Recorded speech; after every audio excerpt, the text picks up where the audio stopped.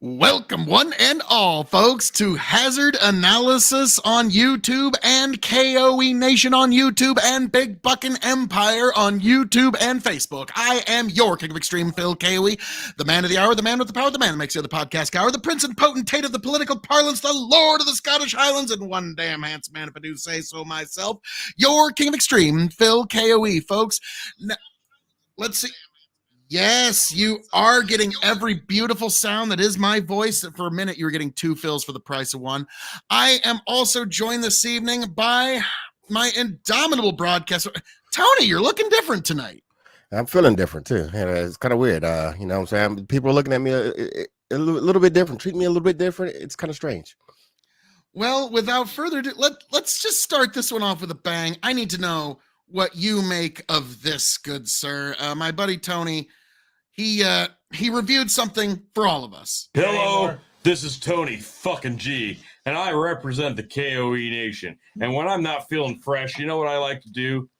I like to jump inside a nice hot Jeep without the top on a country road with the sun beating down on me like 110 fucking proof barrel of whiskey. And you know what I like to dig into? I like to dig into the center console, and I like to pull out my big, thick, throbbing pack of Vagisil pH balance wipes. There ain't nothing more satisfying in this world than the purple pack of Vagisil new pH balance wipes. Look, you just flip this little fucking thing down. You can just throw it. You can take it down, throw that down. You pull out one of these little wipey pads.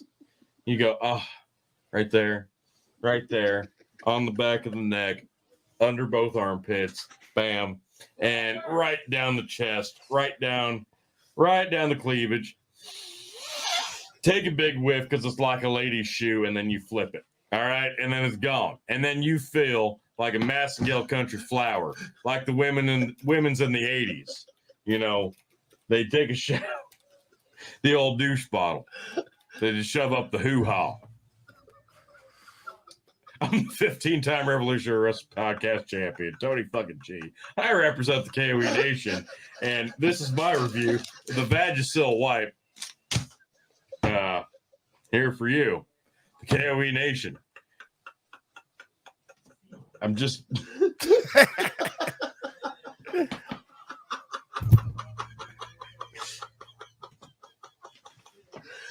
just keeping it real, dogs. I'll catch you next time. So that was my good buddy Tony G's review of Vagisil, Osiris. I feel we've all grown. I'll be honest with you. So I thought the entire time when I heard you laughing, that was you laughing right here. I didn't know you were in the room laughing. That's hilarious. Oh, yeah. Like, Tony just knows how to crack a motherfucker up. What can I say? But, so, you know, other than that amazing review of Vagisil, there's a lot of things to touch on tonight. One, we'll start off with something, and we're going to touch on it quite a bit more this evening, folks. Counterpoints banned on Twitter. That is actually pretty big news there, because I was like, these days, what the fuck do you got to do to get banned on Twitter? Like, you got to go pretty hard in the paint on something. And like, because Elon's like, I'm for free speech within the law. So like, I don't know, like, you and I have both had encounters with Connor many times. And so I'm trying to wonder, like, what could it have possibly been? Because I've reached out to him. I don't know, like, you just heard about it when you got here. So I don't know. Like, this is, as a guy that really likes Twitter, I don't like hearing this. First of all, I question anybody who says they really like Twitter, but go ahead. Well, okay. Post Elon taking over Twitter, fucking based. Okay, it's been one of the most awesome sites of all time. It's really fun. And by the way, you should check me out, KOE Nation at Twitter. You know, sorry, I'm never above shameless self-promotion. But I find this fascinating. Now, like, to me, I wonder, okay, did he make a joke about the wrong group? That's about the only thing, is you make a joke about a group that's going to get offended. Like I'm trying to think, like, what could he have possibly done? I've reached out to him. I said, praying for your brother. He said, thank you, appreciate you, the king of extreme. But like now the empowered man says his account will be back tomorrow. I don't think so. He appealed it and he's fucked. Like they said no. So I don't know if he's permanently banned or not, but this is not good. What's up, beautiful people? Tyler Williams, Bandit. Bandit.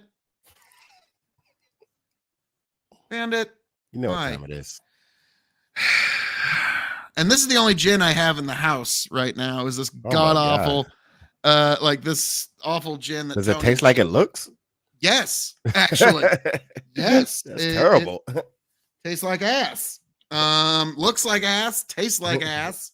'Cause it is. Yeah, this is Product d'Italia. Oh, and they even give you 42 ABV, so at least it can take that little sting off. But all right, well, oh fuck you,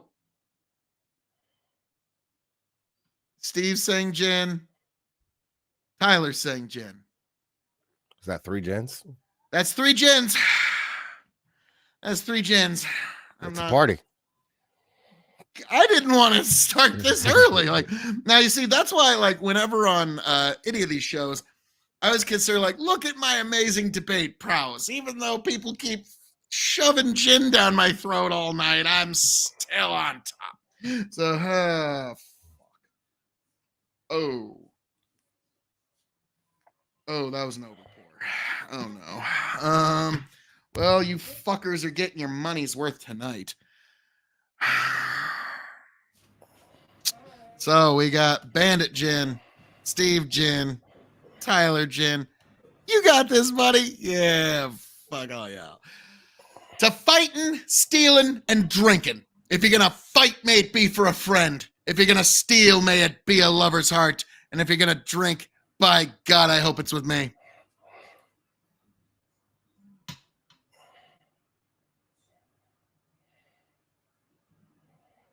Jesus. Ah!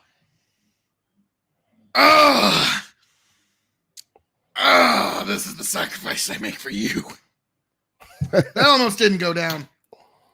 There was a second there, I was like, nope, it's about to just go out. But no, I made it. I need a chaser. Oh, I hate gin. Really, really hate gin. Are you a big fan of Gin Osiris? Nah, I'm good. I don't know why anyone would. Like it amazes me that anyone Bandit, you're welcome. Oh, thank you. Vodka Thank you. or Hennessy is my thing.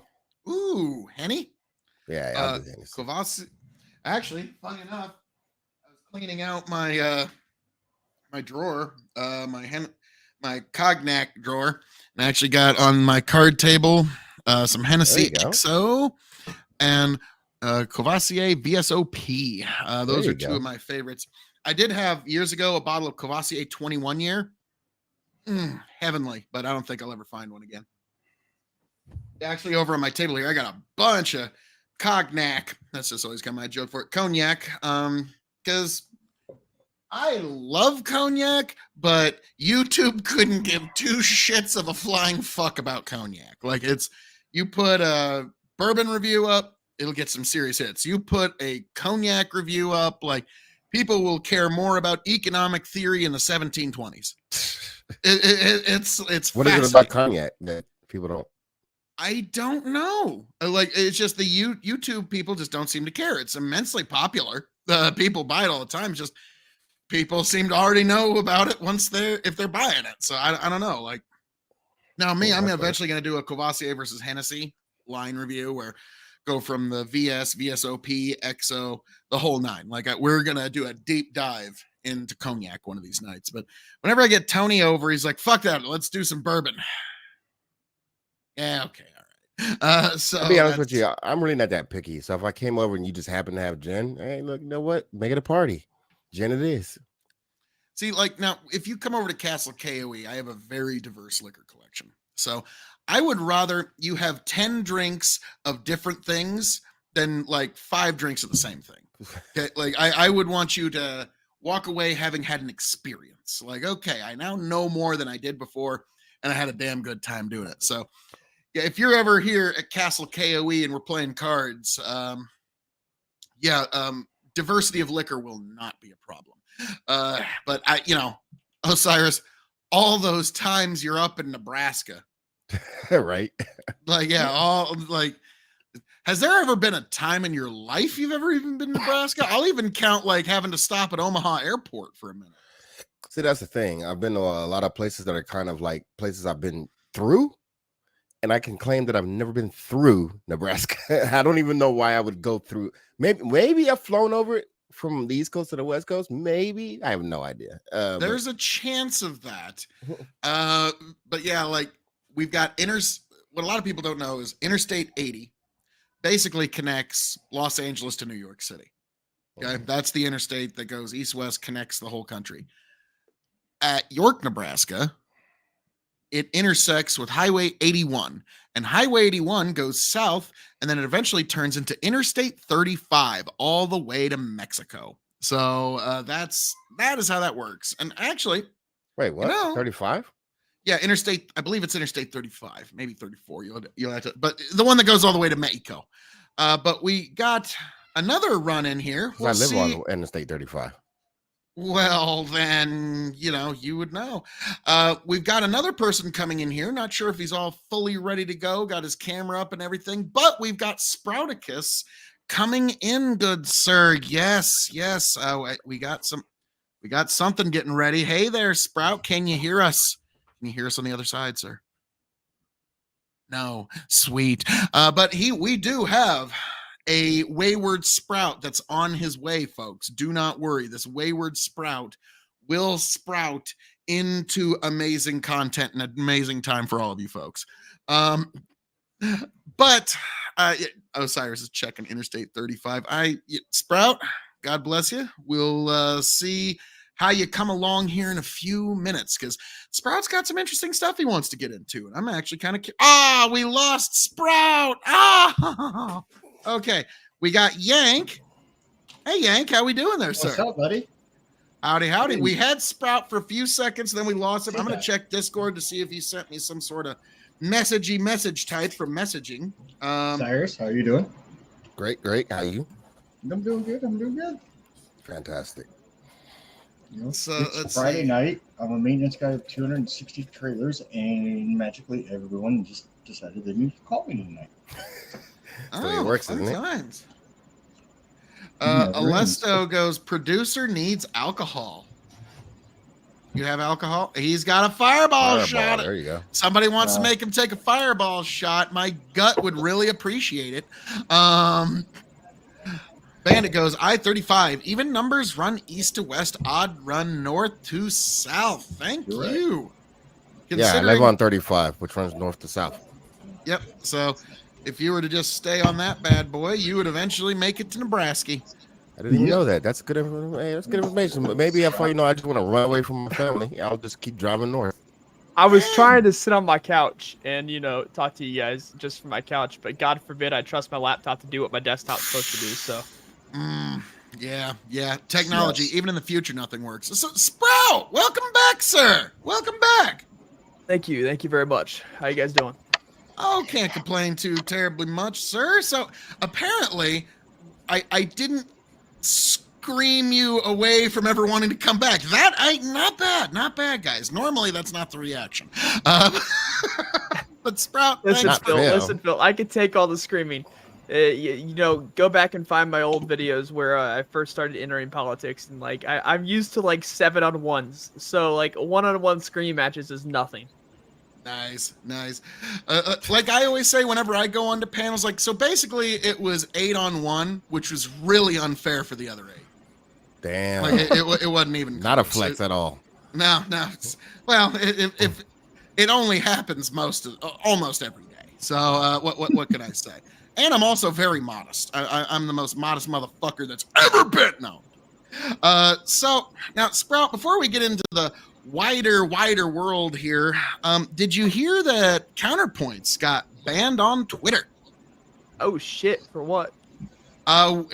Supposedly it was because of a meme. So it's like one of the like that had to be a spicy meme. If even Elon had to go like, ooh, I don't know about that. So like, have you ever encountered Connor, however you want to look at Oh it? yeah, plenty of times. Yeah. Yeah, good shit, chill guy. I don't know what he could have possibly done. Like, I'm trying to think, okay, there's like a handful of groups that you're not allowed to make fun of on the internet. So obviously he made fun of one of those groups. He's in one of the most infamous clips. I have a clip on one of Prime's panels where Maddie Cakes had her pronouns there, but her third pronoun was that bitch. And so no one had used it. We were like halfway in the panel, and no one's fucking used it. And so No I'm way. like, you know, like that bitch said, and then like proceeded with my argument, and then Prime just like froze. Prime didn't know what the fuck to do, and then all of a sudden Connor comes out of nowhere. He's just being respectful, and then Maddie's like, "It's my pronouns. Come on, he's just being respectful." So ever since then, my nickname for Maddie Cakes has been that bitch. But no, he's in that clip, and it's an awesome clip. I'll try and grab it for you if I can. Nice. No, nice. so the real question, Sprout, is would you respect oh my god, what's the guy's name? Connor. No. The guy who was on the panel yesterday with Lethe arguing about the Bible stuff. Fanatic. Would you respect his pronouns? Fanatic. Would you? Yeah. No, his pronouns is race baiting. I've called it out before because that started that same panel. I don't think you understand that. So I called Maddie that bitch, right? And Fanatic was on that panel too. And like 5 minutes later, it's he, him. He didn't have pronouns before, and then he changed his name on StreamYard to go he, him, that N-word, right? So it's 100% race baiting, and in the origin story is me calling Maddie that bitch. That's the origin story of Mr. Fanatic's pronouns. Good lore. Now, what's funny is Ikeow said, because in one of these days, I'm actually gonna have a couple lawyers on. I'm gonna do a show all about O.J. Simpson. It's all gonna be all about O.J. And Ikeow's like, you need to get Fanatic on. He would be one of the few people that would defend O.J. And I'm like, well, there's two things.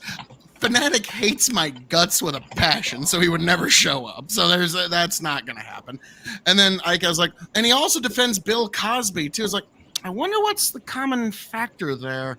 I like if that's the case, I'd just be like, so what's your take on R. Kelly? Too. Let's hear that one.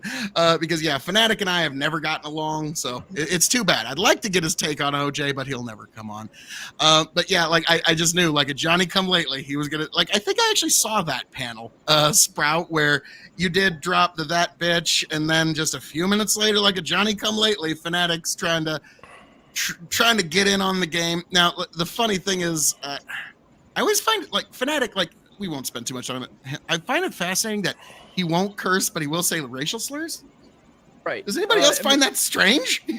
No, because if you grew up in certain areas, those are not considered curse words. You're much more likely to get away with those words in the presence of adults than you are curse words. That's why. Now, that was not my upbringing, but I know that's true. I was about to say, like, I was raised that like slurs were above curse words in terms of like badness. So like I was like, so wait, how like it always fascinates me the way that people mint their own minds, and so that's one that I just find utterly fascinating. But it's 100% race. It's 100% race bait. 100% race bait. But no, like me and Maddie. Me and Maddie have been like chill ever since that. We did an election stream during the midterms. Recently, as this February, I was in San Francisco and stayed a long weekend at her house with her husband. They were great hosts. It was an amazing time. Took us and showed us California. First time I've ever been to California, so that was interesting in and of itself. But no, it was a great time. Maddie Cakes is a great person. I don't think she streams anymore. But once in a great while, if she does, it's a great person to watch. But see, people can say I don't stream anymore either because I don't ever hit go live anymore. I just kind of pop onto other people's shit, and then people are like, what the fuck? So yeah, we got the exclusive, motherfucker. fuckers. We got the exclusive. Like so now, at least 3 of us. I don't know about you, Yank, but like, we've got some sort of interaction with Prime at one point. Like I have I'll never. never. You've never talked. Oh to wait, before? on Ty's channel. That's it. Okay, because I'll never forget. Like my buddy Tony, like he would have to find it, and he'll be here at like he'll be here probably like a little over half an hour. But he made this perfect like side by side picture of like. Grant, I really like Prime, and it was heartbreaking to watch him go through this. But when the Katarana thing hit, Oh my gosh. Tony put a picture of Prime looking down all sad and then put it right next to the picture of Will Smith when Jada Smith was doing the whole like and it was like, oh fuck, this is too like ouch, man, this hurts. I feel I feel really bad about that though, because like I mean I think that was when Twitch poll really had a moment, right? Twitch poll really had a moment of like, you know, we don't jump on this shit because I mean I jumped on it. I'm not gonna lie, I jumped on it and I came hard at Prime. I'm like, what the fuck? And then like a day or 2 later, Prime comes out with his explanation. It's like, oh, you know, may have gotten that one wrong. Well, shout out all to right. the Destiny haters. Stream 'cause number Destiny was 2. the guy Let's who go came for in it. and from the top ropes, as Phil would say, and squashed the fuck out of that shit quickly.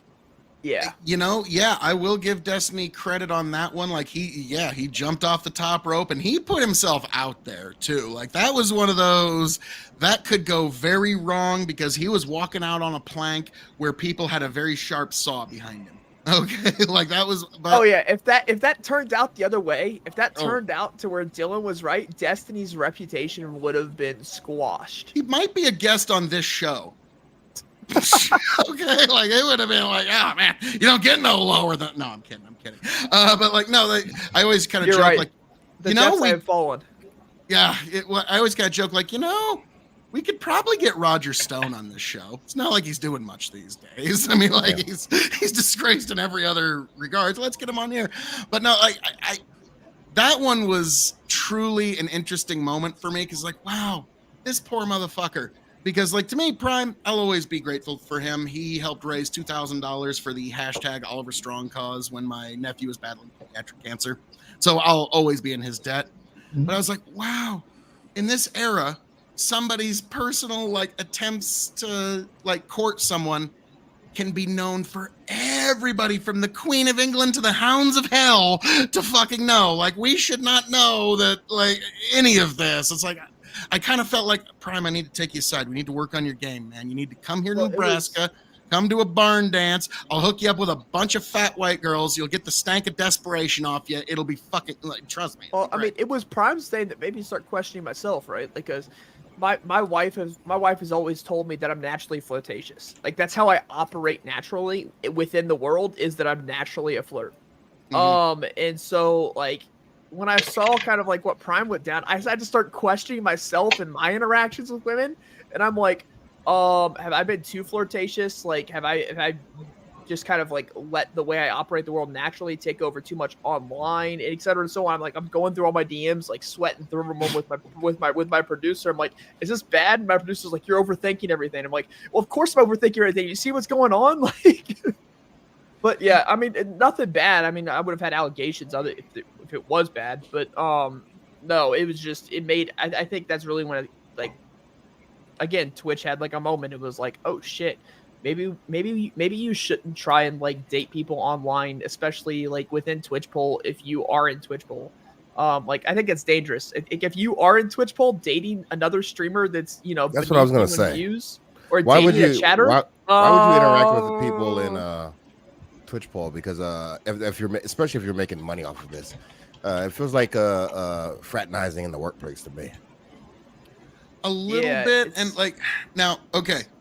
All that being said, there's one thing that needs to be said. Like, Dylan, that motherfucker just wants it more. He's willing to engage in psychological fucking warfare if he thinks it'll win him the game. Like, he went to this, like, dude, he felt like, oh, this just happens to be the girl that Prime's smitten with. Let me go to the town she's in and try to fuck her. Like, whoa, man, whoa! Like that is next level psychological No, warfare. I don't even want to know that motherfucker for hello. You kidding me? Colorado went to Maryland. Oh, so with the oh my god, the other way around. Oh my Lord Almighty God. Yeah, I only know that because I was in Maryland around that time frame because I was preparing for my deployment and I was in Maryland and I met up with Dylan and Colorado was there, but I actually went to like Dylan's grandparents' house and I was like the first person there for like 30 minutes. I gotta tell you, it was the most like awkward thing being at Dylan's grandparents' house. People I don't know at all, waiting for Dylan to show up to like save me because I'm like, I don't know how to talk to these people. I don't know what to do. I'm like, I'm just sitting there awkward in the chair, like, come on, Dylan, hurry up, Dylan, hurry up. But no, they're gracious hosts as well. I had a lot of fun when I was in Delaware, Maryland area. But like, that was an awkward moment, and just like, come on, Dylan, get here faster. Wow. Like to me, that's just amazing. Like, and so just, hey, grandma, grandpa, this dude I know on the internet's gonna stop by. Like, what? How does that conversation even like start, begin, or middle? Like, that's like, what's the start, middle, end of that? Like, that's too fascinating. But like, yeah. So when I saw that whole thing go down, I was like, yep, Dylan just wants it more. And by the way, just a curious call. What are all your thoughts here? Oh, grow the farm up. Prime sounds like another case of when simping goes terribly wrong. Ouch, ouch. Oh, it's Voldemort. How we doing? Don't speak his name. No, he who shall not be named, Voldemort. No, that's Wait, just wait, we have our own fucking drama here too. Wait, did he comment on your YouTube? He did. Okay, Tiberius, do you have me blocked? The fuck? He might. He just orders 66's people for any random caprice that falls in his mind. So I don't see his chat on YouTube, so I don't know. He might. I could actually see that. I could like, oh Lord Almighty God. So that yes, we have our own drama here, but like no, I call it Voldemort, and it's he who shall not be named. That's how that works. But yeah, grow the farm up. And by the way, check out Grow the Farm Up. It's my brother's YouTube channel. He's good shit. And if you want to know about agronomics, definitely check him out. Agronomics. That's a new word I learned today. I like it. Agronomics. Like, that's a word I use every day, but I don't want to get it wrong. So let me just hang on one moment here. Yeah, you go ahead and Google that. Agronomics sounds like a thing that in a video game. Where you have to study the aggro of the bosses. Yeah, I feel like that should be a class at school. Dude, I have no idea. He's still on Twitch, Phil? Oh yeah, I'm streaming on Twitch right now. KOE Nation, all one word. And yes, oh, there you are. it's the same feed. They stream different places. Sprout, this is being posted on like a dozen different channels simultaneously. There is that. Well, it because looks like it came from YouTube, so that's why I asked. yeah, well, we're doing this on, because I'm never above shameless self-promotion, KOE Nation on YouTube, Hazard Analysis on YouTube, and Big Buckin' Empire on YouTube, because this is like a simulcast, way bigger than Nitro and Raw having their simulcast back in 2001. This is the big one. Now I'm curious, Sprout, like, because you got some experience with this. What the fucking, like, where did Dylan get the idea to go to Ukraine? Like, you at least know him better than any of us. You've been in his grandparents' house. You can't be like, no, I don't fucking know this dude at all. Like, what the fuck? Like, I don't even know his grandparents' name or what state they live in, but you've been in their home. So, like, I'm curious, like, where, like, to me, I think all of this is moving towards the eventual Dylan is going to try to run for public office. That's From my understanding, Dylan wanted to have more of a official political point of view and wanted to do less of like have like who the fuck is it? The guy on Twitch that always has like the really, really weird takes, and they're always terrible, and they're always like bordering the Twitch bot, bordering like Twitch TOS. What's his name? Osiris? Yeah, Voldemort here. Yeah. No, not him. God, I'm sorry, I couldn't help myself. Not him. But I forget his name. Anyways, I think he wanted to get away from like bad views, and when someone looks at his Twitch channel to be like, oh, you had that person on, and so he wanted to get away from that. That's why he stopped the Hippie Dippy Championship, and that's why he's gone to more of just like a news giving kind of broadcast on Twitch. And I think that the Ukrainian stuff was more so a tip to go more towards that as the actual news instead of having like political pundits such as me or political pundits such as other people to show up and to argue on a panel. Interesting. Like, because to me, I'll be honest, I've been on his show many times. I'm actually the first ever Hippy Dippy Royal Rumble winner. So I'm basically like Shawn Michaels and Hacksaw Jim Duggan all rolled up into one. Because I also won from the beginning. So I'm like Shawn Michaels and Edge. But I picked up very quickly, okay, this kid wants to get into political power. This kid wants power. This kid wants to get in office somewhere. He's going to find himself some super lefty little pocket of the country, and he's going to run for office there, and we're going to have to deal with him for the rest of our lives. That's certainly a possibility. I can't opine on whether or not he's actually going to do that. That's certainly a possibility, though. Don't worry, I'll opine. I, however, have given up all hopes of political office. There's too many clips of me to where if I ran for political office, they'd all be used against me. So I've given up all hopes of that to not become, publicly hated. There's a clip of me somewhere saying "Shut up, Black," because that was the first part of the guy's username, and so that looks terrible. So if I run for office, that's definitely going to be pulled up by the opposition. So it's like Biden's. Come on, fat. Yeah, so like if it's gonna be like Sprout for office, and like my opposition goes, "Shut up, Black," said by the Sprouticus, said by the Sprouticus. I'm not gonna give away my real name, but yeah, you know what I mean. Now, what's kind of funny for me, on the other hand, in Nebraska, you could take any clip of anything I've ever said on any stream, play it for the voting population, and wow, you got like a 2-point bump off that. Wow, I can't believe it. Like, yeah, fuck yeah, Phil for governor. Now, being the governor of Nebraska is like, being like the district manager of Walmart at like New York. Listen, I'm not worried about state senator. I was looking more federal, but I think I could run for like state senator or state congress if I wanted to. Ultimately, it just depends. Those races tend to be a lot less heated and a lot less like a dirt or mud flinging competitions. Whereas federal offices seem to be more about mud flinging. Interesting. Alesto says simping for Ukraine will get you very far in the United States, so it can be presumed. Ouch.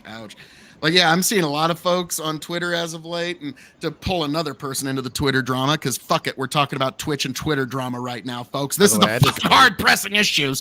I'm noticing a lot of folks that act like if they just worship the uniparty tyranny, that they'll be given special consideration or maybe even get a job. And I'm sorry, like the one who's most guilty of this is Pisco Lenny on Twitter. He's just like, please, uniparty, give me a job. I'll do anything. I'll say anything. Just give me a little crumb of your political power, please. Listen. And it's kind of sad to watch, but like he's not going to be the only one. I get it. They're the people. I wholeheartedly disagree with it. I disaagree with these takes. The reason I disagree with these takes, you disavow. It doesn't. No, I don't disavow. You can say what you want to say. I don't care. Well, the reason I disagree with these takes is because I don't know Dylan personally. Now, I don't think anybody really knows Dylan personally. But given what I do know of Dylan, I think he's actually passionate about the things that he's doing right now. I think he actually cares. Now, you can say it's wrong because you don't agree with that, but I don't think he's doing it for some grand plan to do a thing. I don't think any of this is true. I can't speak about Pisco. Pisco seems like an argumentative person for the sake of arguing, which is why he's a lawyer. So I can't speak too much to that. But I think Dylan is genuine in what he wants.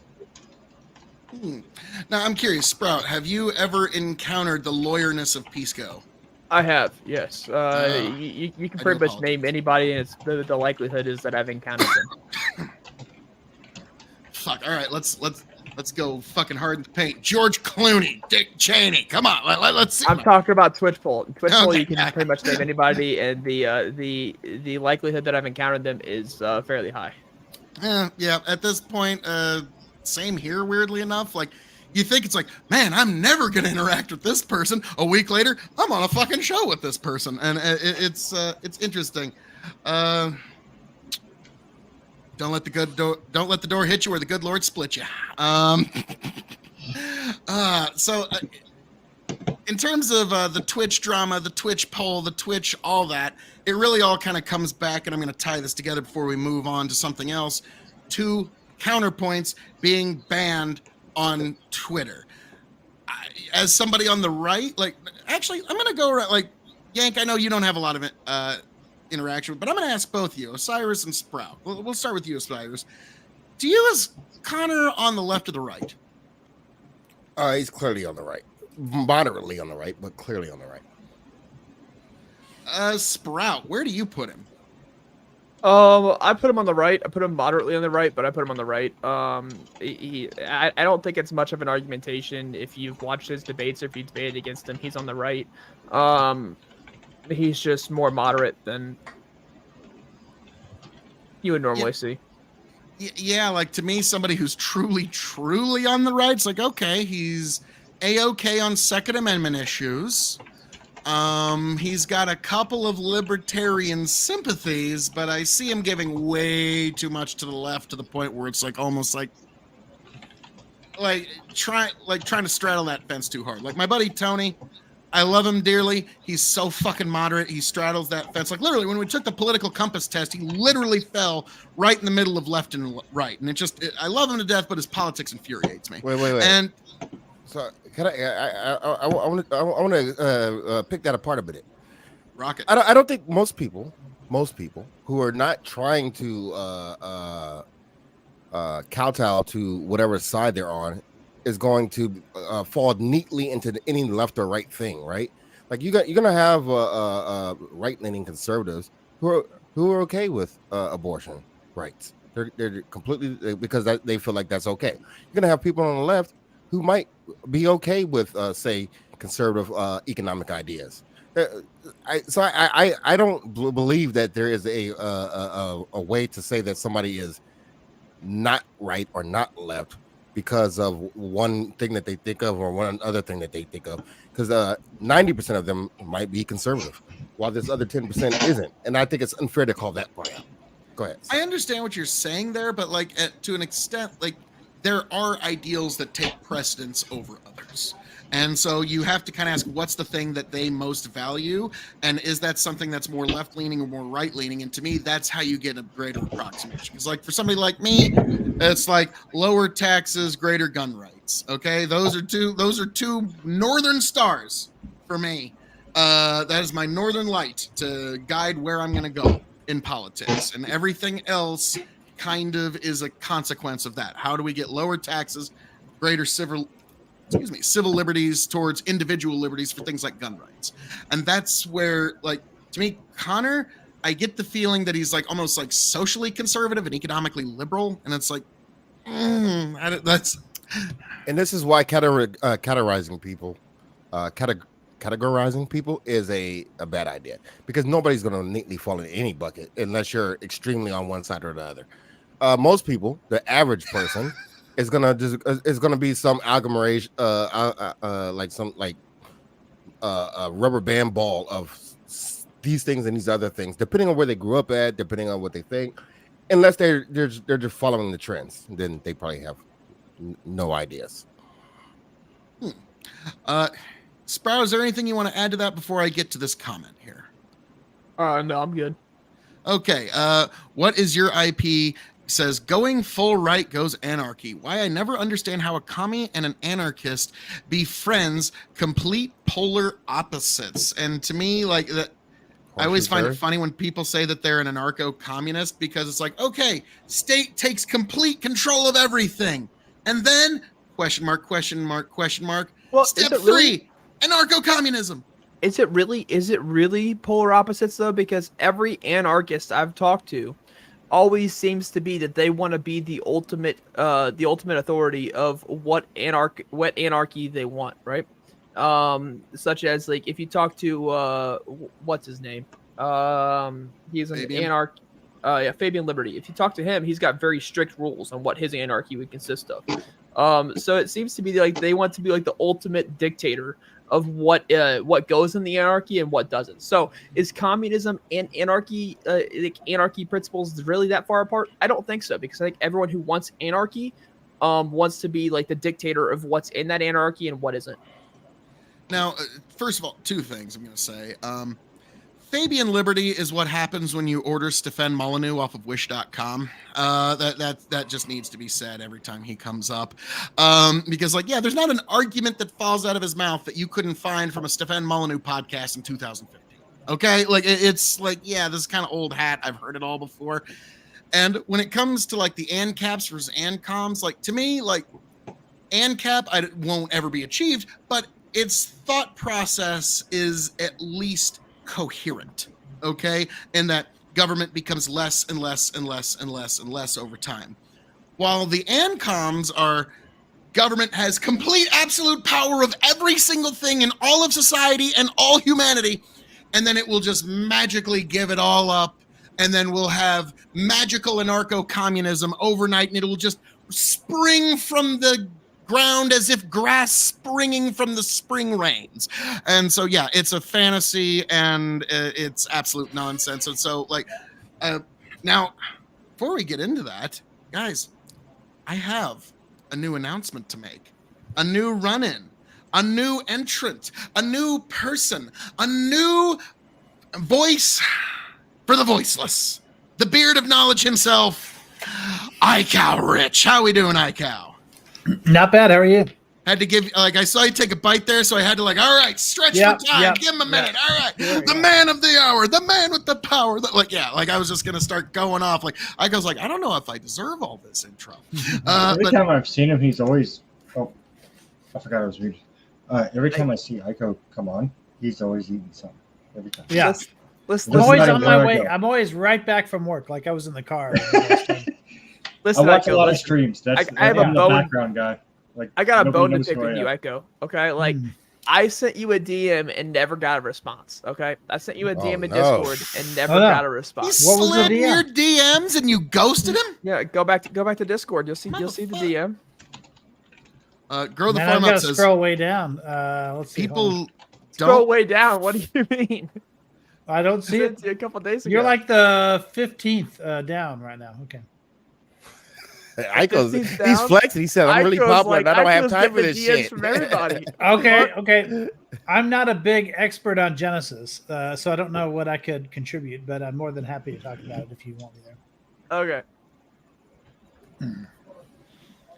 And Well, Yank, you might be in luck because Phil. I sent Phil the same message, and evidently it's supposed to come up sometime tonight. So you're in luck. Oh, okay. Oh, nice.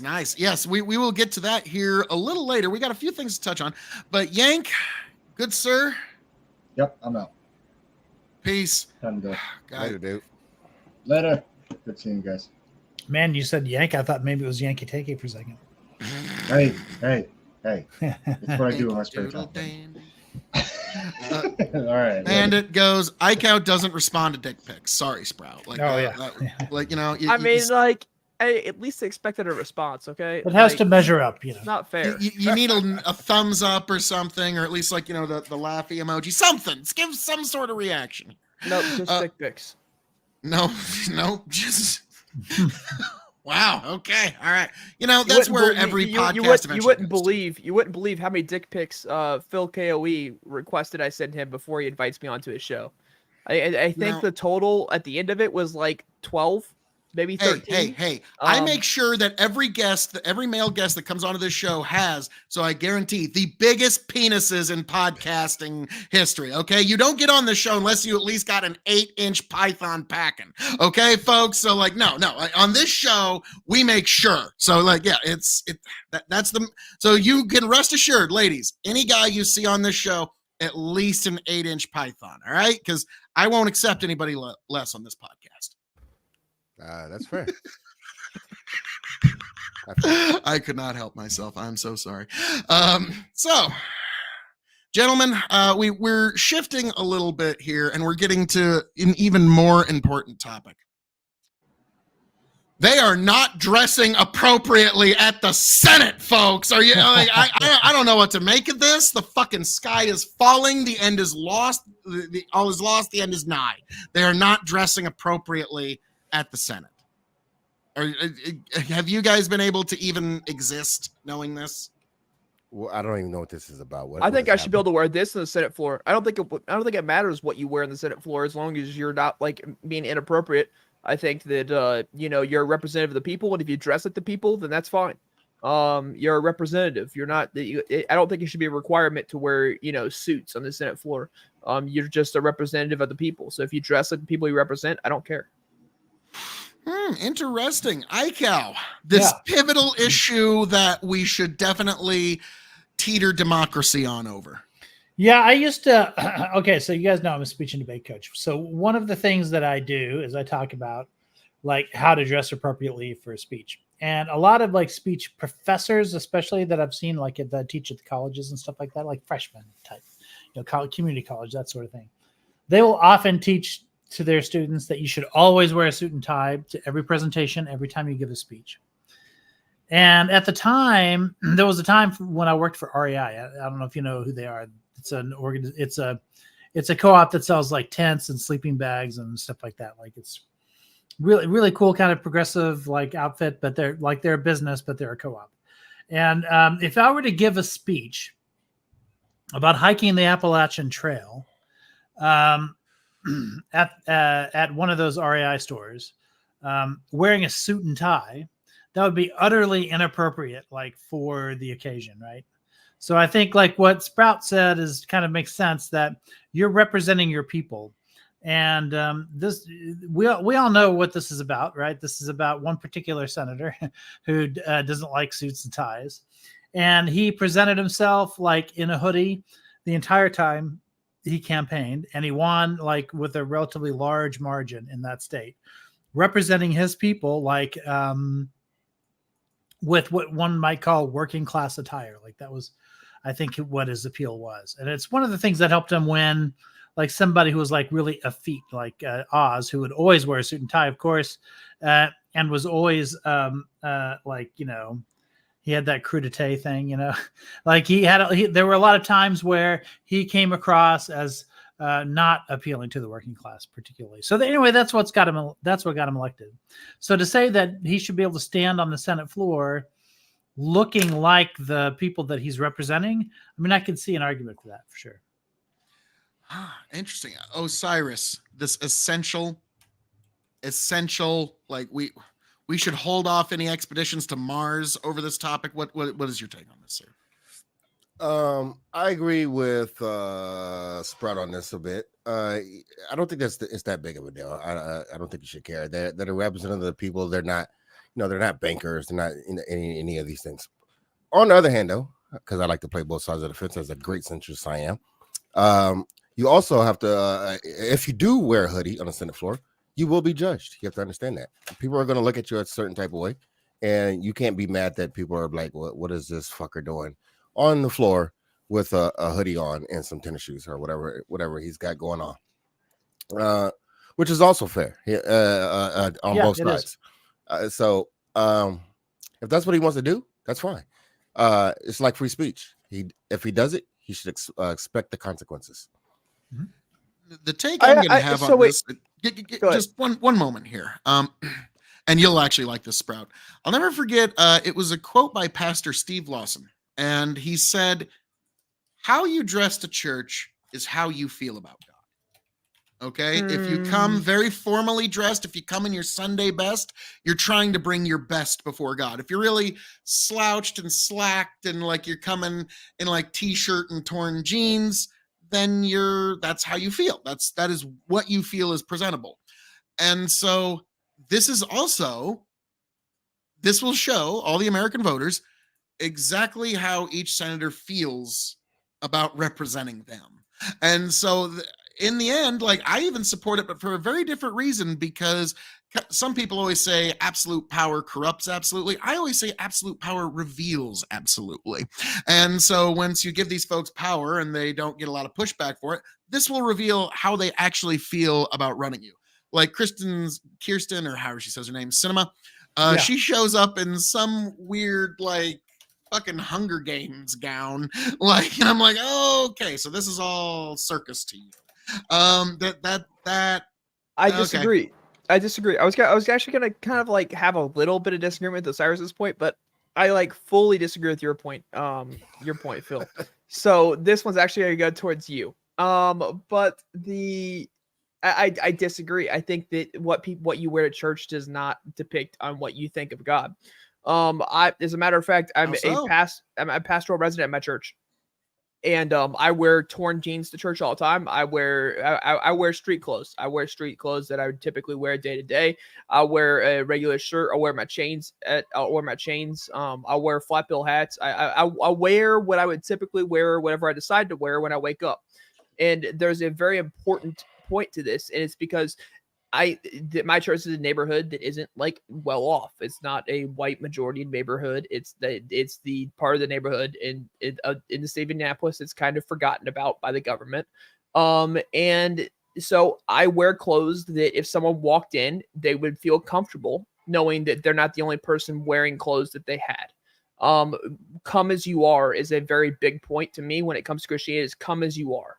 And so I make sure I dress as I am, right? I'm not trying to dress myself up. I'm not trying to make myself look better than I am. I come as I am. And I also believe what Paul said is I've become all things to all people so that by all possible means I might save some. So I truly believe that. That's kind of what guides my ministry, is that I will become all things to all people, so by all possible means I might save some. But if I was times I dress up in a suit and tie, yes. Do I do that like, most of the time? This is how I'm coming dressed. If you were to invite me to your church, like this is how I am coming, because like to me, like I feel like at least a suit coat and slacks, that is reverent. Like so, like to me, like let me ask you something, and this is a legitimate question here. Do you feel, and I'm not trying to like, there's no gotcha here or anything. It's like, so do you feel like when you say like, I dress the way I dress any day I go to work or what have you, or when I set out my day, do you feel that's a very reverent presentation? I don't think the way you go walk out the door in any old day. Like I like, you understand where I'm going with this, don't you? I do, but I don't think that I was gonna say it a certain way, but I disagree with the way I was gonna say it. I don't think that. So if you put gloss on a car, it makes the car look better, right? But if you put like gloss on a piece of shit, it's just a piece of shit now dressed in gloss, right? Like it doesn't make it any better than it already was. Just as the gloss on the car doesn't make the car any better than it was before this gloss, right? So it's as good as it can possibly be if you put the gloss on. So throw a suit coat. No, it's just gloss covered shit. So like I can't get any better than that. By your own admission, it's not going to get any better. So you just will throw the gloss. It can be used as fertilizer, and then it can be better than that.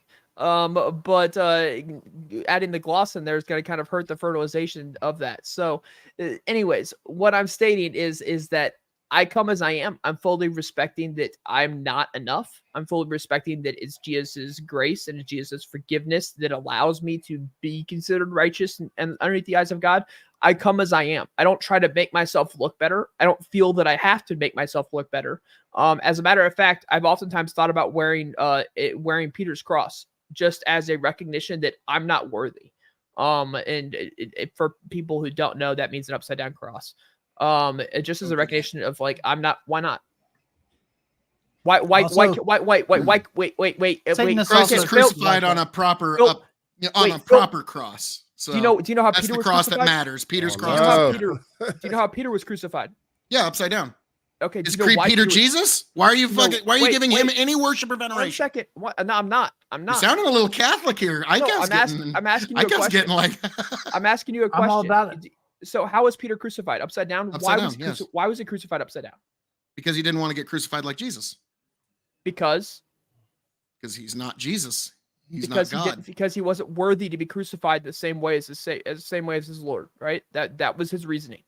Correct? That was his reasoning, but Jesus already sacrificed himself. So that's my reasoning too. That's my reasoning too. Is I'm not worthy. I'm not worthy to be on the same place. Upside down cross is an anti-Christian symbol, as far as I'm concerned. No, it's been adopted. It's been adopted. You're going to offend a lot of people. I'm just telling you. Wait, it's been adopted as an anti-Christian symbol. And some folks try to adopt slurs against themselves to try and turn a negative into a positive. It doesn't make it a good thing. Skulls were adopted as an anti-Christian symbol, but if you look back in Christian history, skulls were a very Christian symbol. It represented dying to yourself.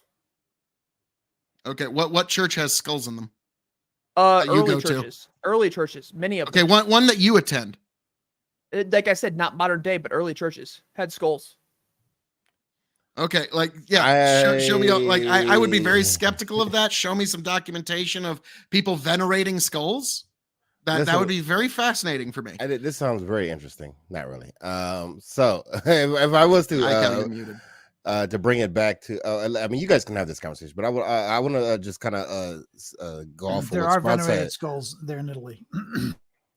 Well, the Vatican venerating the saints and keeping their remains, that's is false veneration as far as I'm concerned, because they're the skulls of monks. They've actually built an entire chapel out of skulls. Yeah, it's the Church of Skulls. Yeah, it's really, really big. Yeah. Check it up. So are they worshiping these skulls? No, it's a symbol of dying to yourself. Yeah, it's a reminder of mortality, is what it's supposed to be. So, go ahead. No, I'm just curious. So what's the argument here? So you think because somebody used a skull at some point, that makes you using an anti-Christian symbol of an upside down cross is suddenly acceptable? Because like, I'm sorry, like I know what you're trying to do, and it's almost admirable, but it's so misguided because you're just so dead wrong here. I'm sorry. Jesus died on the cross, the proper cross, the bottom to top cross.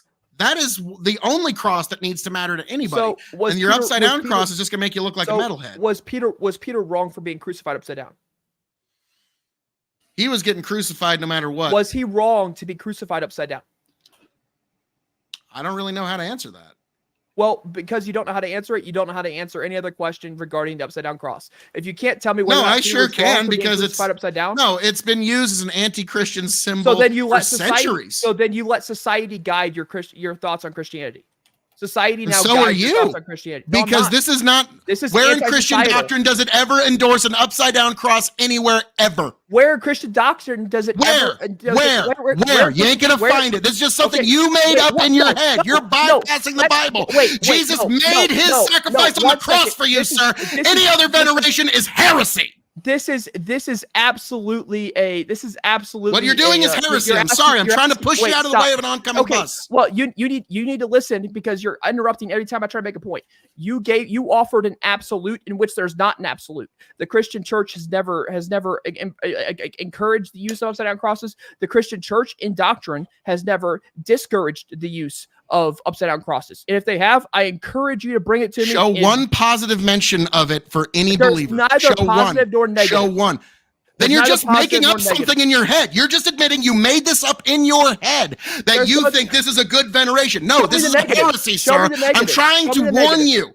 Because Jesus died on the cross, the proper cross for you. No other cross should have any significance to you whatsoever. Period. So wait. Does Paul not have any significance to us? Not as God. No, I'm not saying it's God. I'm saying that. So obviously, you didn't hear me the first time. Not to venerate. No. Wait. I'm not going to venerate Paul in any way. I'll read his writings, and that's it. You need to listen. I'm not venerating. I am offering it as a symbol. I'm offering it as a symbol unto myself that I am not worthy. Do you think that I am worthy? None of us are. That's why Jesus did what he did. So that would be a symbol and that's the only one you need to worry about. That's a symbol unto myself that I am unworthy. A veneration, yes. No, I'm not saying I'm venerating anything. I'm unworthy. That would be the symbol of don't unworthiness. Wear it. If you're not wearing it, if you're not venerating it, don't wear it. It's that simple. But you can wear stuff you don't venerate. To an extent, I'm wearing a shirt right now. You're projecting out to the world. I've got him wearing a shirt right now. The way the things you wear on you is how you feel about God. Yes, very much. 1 second. I'm wearing. So the chains I'm wearing right now show what I think about God. The Under Armour shirt that I'm wearing right now shows what I think about God. If you're preaching the word, yes, absolutely. Okay. I mean, sorry. Guys, you're a pastor, and you're saying my Bose headphones show what I think about God, guys. These headphones right here, yeah, they definitely show what I think about God. Those are quality headphones.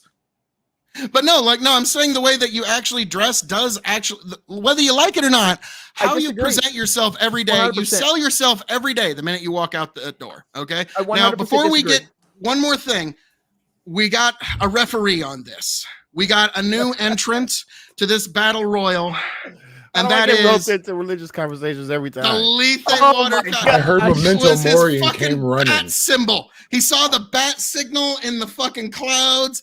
Lethe's like, they're talking religion. I need to get here immediately, motherfucker. Okay. And so, and I go, don't worry, we'll get to what you want to talk to a little later, but we are here in it. Well, hold on, I've Now- got something to say about this too, because Rock and roll. let me just say that like the cross isn't the only thing that people wear, like that related to Christianity.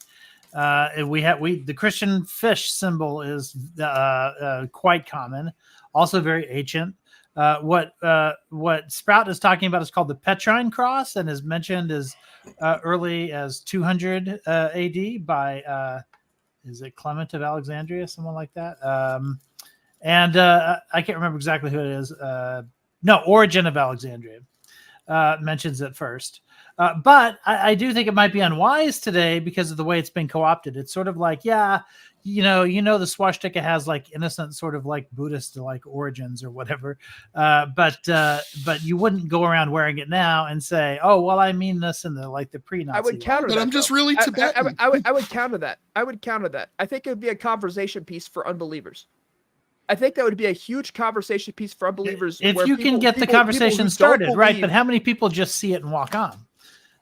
Like those people aren't going to have a You're going conversation. to They're turn just off a going to lot get an more people impression. than you're going to turn on. The impression will be a bad impression. And I'm just saying, I'm not saying there's anything like I understand the idea of the Petrine cross. Lethe's an unbeliever. Lethe's, Yeah. you're not a Christian, right? Okay, so cool. So if you saw me wearing an upside down cross, would that cause a conversation, or would that cause you to be turned more away from Christianity? Would you assume he's a Satanist I or a would Christian? honestly not even pay attention to it. Well, no. Okay, honestly, cool. So, Lethe, if you see an upside down cross on somebody, are you going to assume that person is like a metalhead Satanist, or are you going to assume they're a Christian? I couldn't say. I can say. Exactly, Sprout. wait. That is why I say I am pleading with you. Do not do this. This is a heresy. You're going down Hold the on, wrong hold on. path. It's not a heresy. Hey, wait. Can I get the middle ground here? Because I am not a church going person, but I got a vague understanding of what's going on in the church. And because I live around a bunch of church going people. So what I would say is, if you see the upside down cross, that's gonna be for most people, that's gonna give a moment of pause. Like, what the fuck's going on here? Now, I'm not saying anything Sprout's saying is wrong. It's completely factual, I think, as far as I know. But it will give today's people a moment of pause. Now, I'm not saying that they're gonna instantly say he's do the whole he's a bigot, racist, blah, blah, blah, like he's the worst person on earth. I don't think they're gonna do that. If given the conversation, I'm pretty sure he could explain himself, because I don't think it's that big of a deal. But for some people, it is a deal. That's my take on that one. Should we have to really kowtow to their ignorance if they don't understand what symbols mean? Yes.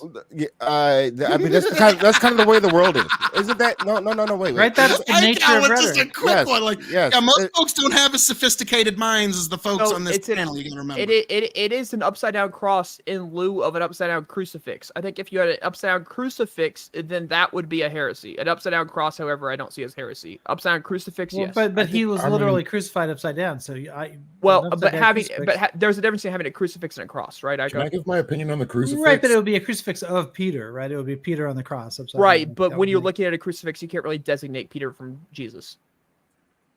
I think that's the same when you see a cross. So, but my People thing just is, assume that you're talking Oh, about wait, Jesus. one, and wait, he's one being second. My thing is, my thing is no one's gonna put a crucifix of Peter. Has anyone ever made a crucifix of Peter? I don't know. I'm sure by order of elimination someone. I has. was about to say, I mean, I'm sure almost somebody has certain somewhere. a Catholic did somewhere. Okay, Catholics make idols of everyone. Okay, I there might be okay. an idol of you somewhere, Sprout. Okay, like There are certainly like representations of it, paintings of it, probably Okay, statues of it. paintings I would agree with. However, actual like sculptures, anything like that, I don't think that they've really made crucifixes. I would of not at Peter. all be shocked if there was a sculpture of the crucifixion of Peter. But I mean, I can't say that I'm aware of one. Now, Steve's just trying to troll where he's claiming to be Muslim. But unfortunately, Stephen, this works for all the derivative heresies of Christianity, whether it be Islam, Mormonism, or Jehovah's Witnesses. All of their books say that the Bible is valid. So if you believe the Quran, for example, if you believe the Quran is true, it states that the Bible is true. If you believe the Bible is true, the Quran is false. So, but sorry, I've got Steve. a back. I have for a coming. backing. I have a backing to why I think a crucifix would be upside down crucifix would be different than upside down cross. Anyways, I think an upside down crucifix, you are putting the image of Peter onto the crucifix, and in which I think you would be worshiping Peter. And if you're not Catholic and you don't believe in worshiping saints, then the Catholics don't upside- worship saints either. Okay, well, I don't know what the correct word. I don't know what the that's a- correct. I don't that's know a what the whole correct. hour. I don't know what the correct wording of that would be, but you guys It would like be venerating. Okay, We I venerate don't- the saints. So if you're not a Catholic, then you'd be. If you're not a Catholic, and so a lot of the dogma outside of Catholicism would be venerating And Orthodox and Okay, High Church okay, Anglican outside of and Orthodox Christianity. certain Lutherans. Okay, There's, outside of it's a okay. tradition that goes through many denominations. Okay, I'm a Protestant. Sprout, So if the you're a beard of Protestant- knowledge cannot be One second. outbearded. One second. If you're a Protestant, so I think I will agree with you at a certain point. If you're a Protestant, because I'm a Protestant, there's many Mhm. Protestant denominations of Christianity. If you're a Protestant and you're wearing an upside down crucifix, that would be veneration of of Peter, which therefore would be considered incorrect or wrong to do because you're venerating but that's some- not true of all an Protestants. image. Like I just named several Protestant denominations where Lutherans veneration are of the saints Orthodox. is acceptable. Lutherans are Orthodox. Come on. Lutherans are not Orthodox. They're Protestants. Yeah. Luther was They- the they- original they- Protestant. they- he was the they guy who lean- nailed There's a the Lutheran theses church of 2 blocks from my they house. They lean closer to Orthodox than Protestant. If you look What? at like if you No, look no, at no, the no, no, no, general no. scale of All Protestant no. and Hey, Orthodox, they Sprout, lean Sprout, towards give me the just- Orthodox side. Give me just You're 30 talking about the seconds here. guys Give who me just invented 30 Protestant. seconds here. They Okay. baptize infants. Yes, they're not. I don't think they're No. Protestant. No. Like, here's the thing. I was raised Catholic. I went through catechism. I was an altar boy. No, I wasn't. I was educated in all of the kind of general Catholic ideas. And the way that we're all educated is there was 2 great breaking offs. There was 1,000 years ago, the Great Schism, and 600 years ago, I was educated to call it the Great Apostasy. The Great Schism, all Eastern Orthodox churches, whether it be Greek Orthodox, Russian Orthodox, what have you, all you need to know about any of them is they don't recognize a true and full Trinity. They say that the Holy Spirit only proceeds from the Father, not from the Son. So they're heresy. Like, as much as I hate to say, like all the Orthodox traditions are heresy. Lutherans are part of the Protestant Reformation about 600 years ago. So those they're not in any real relation there. But like, so for anybody that encounters one of those, Lutheran I'm a church leans trad closer guy to the online and I'm Catholic Orthodox. church. What's that? The Lutheran church leans closer to the Catholic church than closer to, like, let's say Baptist church. Like, Doesn't the mean they're not Lutherans lean Protestant. closer. But what I'm saying is they Everything lean leans closer to closer to Catholic than Orthodox. Baptist. They lean Come on, closer man. to Orthodox. Is what I'm Reformation. saying. Let's go. We could also use. So- There's other denominations we can use. I don't really want to go down this path, but what I'm saying is the Lutherans have kept a large majority of Catholicism that the other Protestant denominations have not kept. Like, what do you mean? Many of the traditions, such as baptizing infants, that's one of the big ones. But many of the traditions Lutherans have kept. I think you might be thinking of Presbyterian. No, I'm talking about Lutheran. Because like I remember one of them does do infant baptism, but I don't think Lutherans it's do Lutheran. infant baptism. I don't know. Damn. I was gonna have my producer. I know this. Jamie, can you look sorry, that I'm up? sorry. I'm sorry. I know this for absolute because I have a very good friend and his wife who his wife's dad is a Lutheran, and their baby got baptized as an infant. He disagrees with it and says that she was never baptized. She's my niece. Me and my wife were considered their godparents. Or declared their godparents at this. He considers baby dedication not a baptism. So does his wife. But to their parents, that was a baptism. So what I'm saying is that Lutherans do believe in infant baptism. According to Okay, Google, so- there are like at least 60% of denominations of Lutheran that do believe in infant baptism. So maybe my Yeah, but weird infant one's baptism weird. isn't what makes one Catholic. No, I I'm mean, not saying it's what makes that's one something Catholic. that I'm saying it Catholics- makes it lean Similar closer to. views. Yeah, but they're still Protestant, which is to say they protest the Catholic Church. Okay, They don't I'm viewing it recognize as a scale. the leadership of the Pope. That's really Okay, what it comes down to. Okay, so Even the Lu- Orthodox I was recognize the leadership of the Pope. By the way, okay. Grow the they farm up. I acknowledge his get it. authority. I get it. There's different denominations and there's different dogma for different denominations, and not every person Sure. of a denomination knows the dogma of other denominations. So Right, what I'm but they're saying, easy to find out. I mean, you I can don't just know look about it up those on their last two, websites. Bandit. right? But But look, I'm sorry. I'm sorry. Wait, the wait. One second. I'm sorry. I don't know everything about Catholic or Lutheran. Like I'm not How Catholic dare or you? Lutheran. So like I I can accept still your apology. preach I can still preach the word of God and not be Catholic or Lutheran and not understand Catholic or Lutheran because that's not what yeah, I of course you can. participate in. Of course you Okay. can. So So- one of the dirty heathens in the room wants to know why all the Jesus loving folk, you guys do love the Jesus, right? Yes.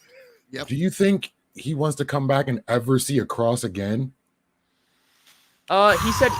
He said take up your cross and follow me. Oh snap! Leafy's like, That son sounds of a horrible. biscuit. He stated saying take up your cross and follow me. Now, That one what- I what- don't All right, so remember. let me just say, here it is with the Lutherans, okay? Why we remember the saints. The Lutheran reformers understood that there was great benefit in remembering the saints whom God has given to his church. The Apology of the Augsburg Confession, Article 21, gives 3 reasons for such an honor. First, we thank God for giving faithful servants of his church. Second, through remembrance of our faith is strengthened, such as we see mercy in God extended to his saints of old. And third, the saints are examples by which we may imitate both their faith and their holy living according to our calling in life. The purpose of our remembrance is not that we honor the saints for their own sake, but as examples of those in whom saving work of Jesus Christ has been made manifest his glory in his holy name and praise his grace and mercy. And then it quotes Hebrews 12:1. Okay, Therefore, we've since we gone- are surrounded by so great a cloud of witnesses, let us also lay aside every weight and sin that clings so closely, and let us run with endurance the race that is set before us. So it's Okay. the great cloud of witnesses that are what the Hebrews are calling like those who came before us, like, you know, we've who gone set the example. Yeah. That's what we call the saints. I will say, Sprout, you can interrupt wait, anyone wait, one second. anytime except during scripture. We've gone. Well, that's why I tried to stop when he starts talking scripture. I'm sorry. I don't have my ADHD medication today, so I'm sorry if I'm more interruptive than I am. I Nope, literally rock it. ran out of it That's on Thursday, so par I for don't the have course. it until my doctor fills it again. But the we've gone way off topic, and this may have been 100% my fault. I think that I started trying to make this point by saying that, like, if you are Protestant, and I guess when I was saying Protestant, I said the wrong word, right? If you're Baptist or if Maybe you meant are, evangelical. if you're an evangelical Christian, Okay, then that's a better then phrasing. venerating Saint Peter, as in like the crucifix of Saint Peter having an actual person on the cross would be considered wrong or incorrect per the dogma of evangelical Christians. I agree. Because you are making the portrayal of Saint Peter where you're not to worship false gods. So Jesus Christ is the only person, however, that you should have like a actual kind of like image of, if that makes sense. Yeah, that's if you had said evangelical instead of Protestant, I would not. Have Like I said, I was any using the problem wrong with the words. reason. Evangelical Christian, like that would be Right. considered wrong. But Mhm. so that's personally what I'm saying as to why I wouldn't wear a upside down crucifix, but I would wear an upside down cross. Well, it's something I had to do the other day, which was very difficult for me because, like, you know, I didn't know this, but the Catholics and Protestants don't have the same 10 commandments. I only found this out. What? Yeah. The second commandment in Catholic Bibles, where they talk about graven images, is not there. And they basically take the 10th and split it into 2. So there's still 10 there. I didn't know this growing up. And look this shit up. It's George Carlin, when he even Wait, does is that his. true, Aiko? Is that true where Catholics and Protestants don't have the same? There commandments? is a difference in the ordering of the 10 Commandments, and it depends on because we have different scrolls that order the 10 Commandments in different ways. So people don't realize this, but Why Martin Luther worked with a lot of Hebrew sources when he was putting together. yeah. basically So what we there know are as the 2 Protestant councils. Bible. There are So 2 your 10 councils. commandments are the same as the Hebrews, Sprout. Yeah, so there are two councils. There's a Christian council, and then there's a Jewish council. There's the Council of Nicaea that everybody knows, and then there's the Council of Sanhedrin, which was a Jewish council. And of course, the Catholics use the Council of Nicaea, and the certain Protestants, when they're using the Ten Commandments as canonized by the Council of Sanhedrin, so they're basically pointing to Jewish authority for this. Whereas the Catholics are pointing to Christian authority, which, 6 half dozen, whatever. And so the way in which they order the commandments, and you're right, they kind of like split them and like they try to, they basically have the same things in them, but they're in different orders, or maybe a couple of them are squashed. Wait in a the same second. commandment. No, That's what, Phil's right. Phil's right. I guess so. If they have the same Hey! thing, where Squirrel finds is a nut once in a while. where is thou shalt not make unto thee any graven image in the Catholic Ten Commandments? Because I don't see it. I looked up the Catholic Ten Commandments. I don't see anything about graven image in the Ten Commandments. I for grew up not Catholics. knowing that was a thing. Because when you go to a Catholic church, it is graven images everywhere. I grew there was I never needed to see the Passion of the Christ because we had 12 different statues on the walls depicting the 12 different stages of the crucifixion, and each one got more and more bloody and gory, and it was I did not know this was a thing. And so my daughter, so it's all right, to purify my home, I'm going to get graven images out of my home. And but it's not just two. There's more than two different versions. There's 6 or 7. Well, I'm just all you have stating to do is look the up graven Ten images Commandments in isn't right. Wikipedia. There's a very handy dandy chart. But if I may, you might kind of might appreciate this, Sprout. But it's okay. The crucifix is a graven image of God. I cannot get past that once I made that realization. There's just no way for me to rationally move past that. And so I had my grandmother's crucifix, or my grandmother's rosary, and my great grandfather's crucifix, which had been in our family for 120 years. And my daughter, she's not Catholic in any way. She's very devoutly Protestant, but she asked, Dad, can I please have this? So she took it with her to when she lives with her mom. And so I know there's some Protestants that wouldn't exactly like what I did there, but I think I think I did the right thing there. And my grandmother's rosary I gave to my brother, so his kids can and so that was I don't wear crucifixes. I don't have any crucifixes. I have crosses. I don't Well, have graven images I'm looking at now. Graven images is in all of the versions of the Ten Commandments.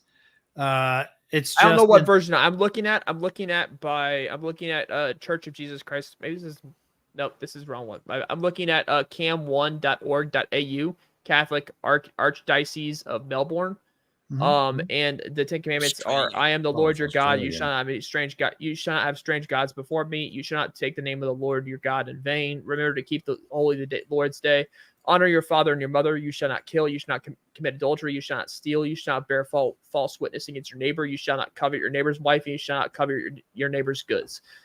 Nothing about graven images in the Archdiocese of Melbourne. Yeah, that's rolled into have no other gods before me, right? Because the graven images are images of other gods. Graven images would be an image of Jesus Christ. Such as I. No, think that's not what it says. says. It says, "Thou shalt not have any other gods before me," and graven image is supposed to be in that context, or at least that's one. Thou shalt not make unto thee now, any graven image. Now, listen, a golden statue of Donald Trump would be a different. That happened. That that's just would a be human. a graven image for or sure. I once I did research, it's talking about making a graven image of God. You're not supposed to make but they're talking about other gods. And Jesus they're talking about competing gods. On the cross is a graven image of God. And I don't trust me, this is a very difficult decision for me. Okay, because I'm not saying you don't have you can't believe that. I'm not saying you can't believe that. I'm just telling you what other interpretations of that are. Is that when they're talking about graven images, it's right next to having no other gods before me.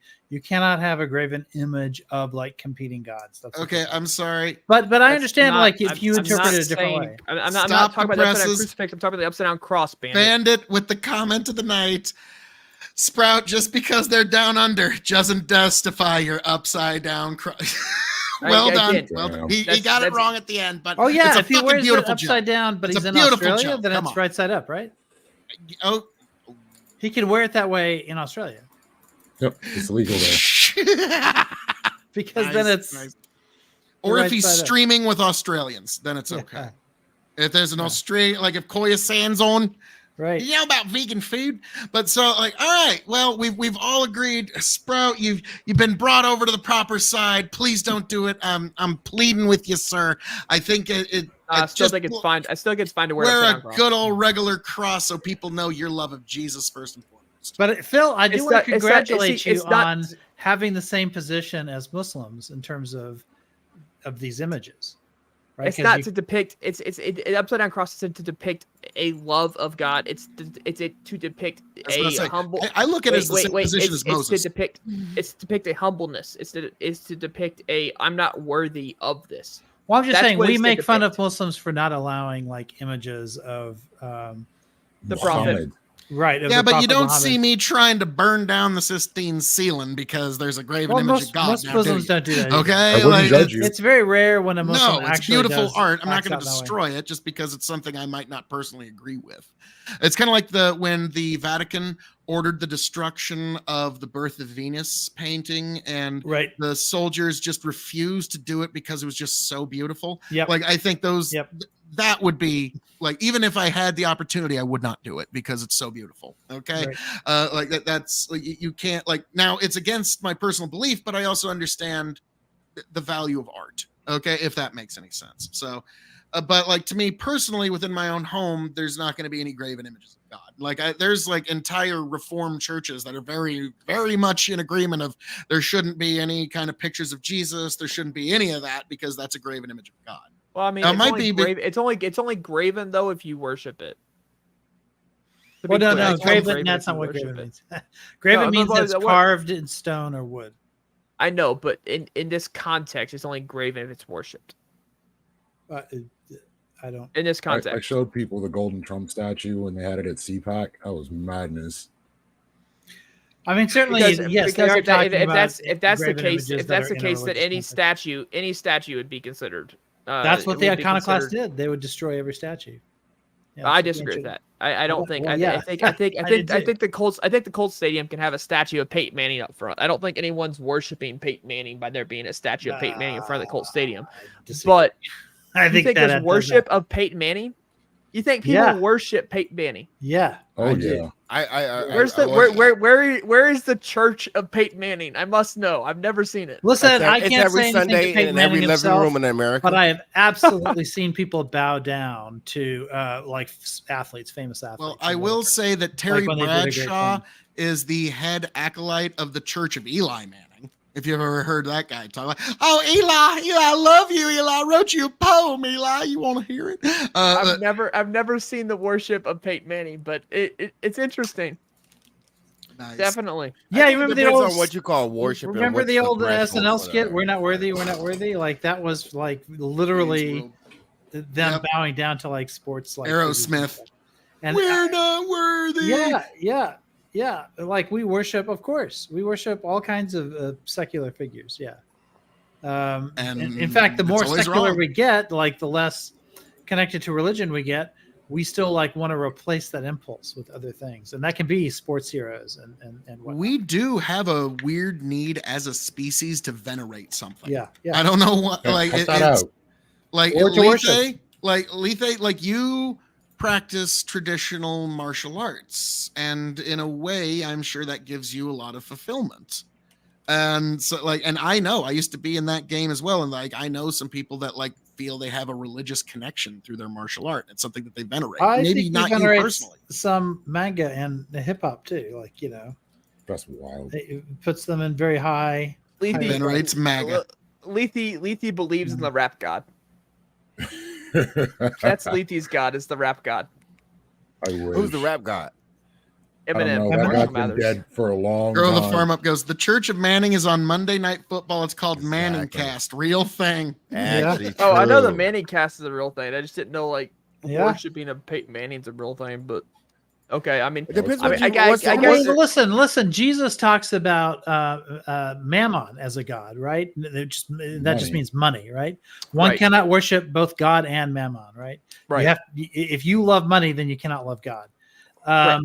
So Yeah, this kind of like worship of things If you that are just not try and like- get more and more money, and that's all you're concerned about is getting more money, then like, I would consider you worshiping more money. Worshiping. Yeah, money, I mean, right? the rich man who wants to follow him, he tells the rich It'd be man to Joel give up Osteen. everything he has and follow me. And the rich man walks away sad because he knows he cannot give up his money.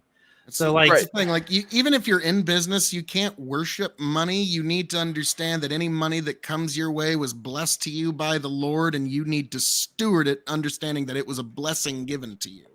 Okay, and so that, like, if you have that attitude, you will. and you must care for the least of these.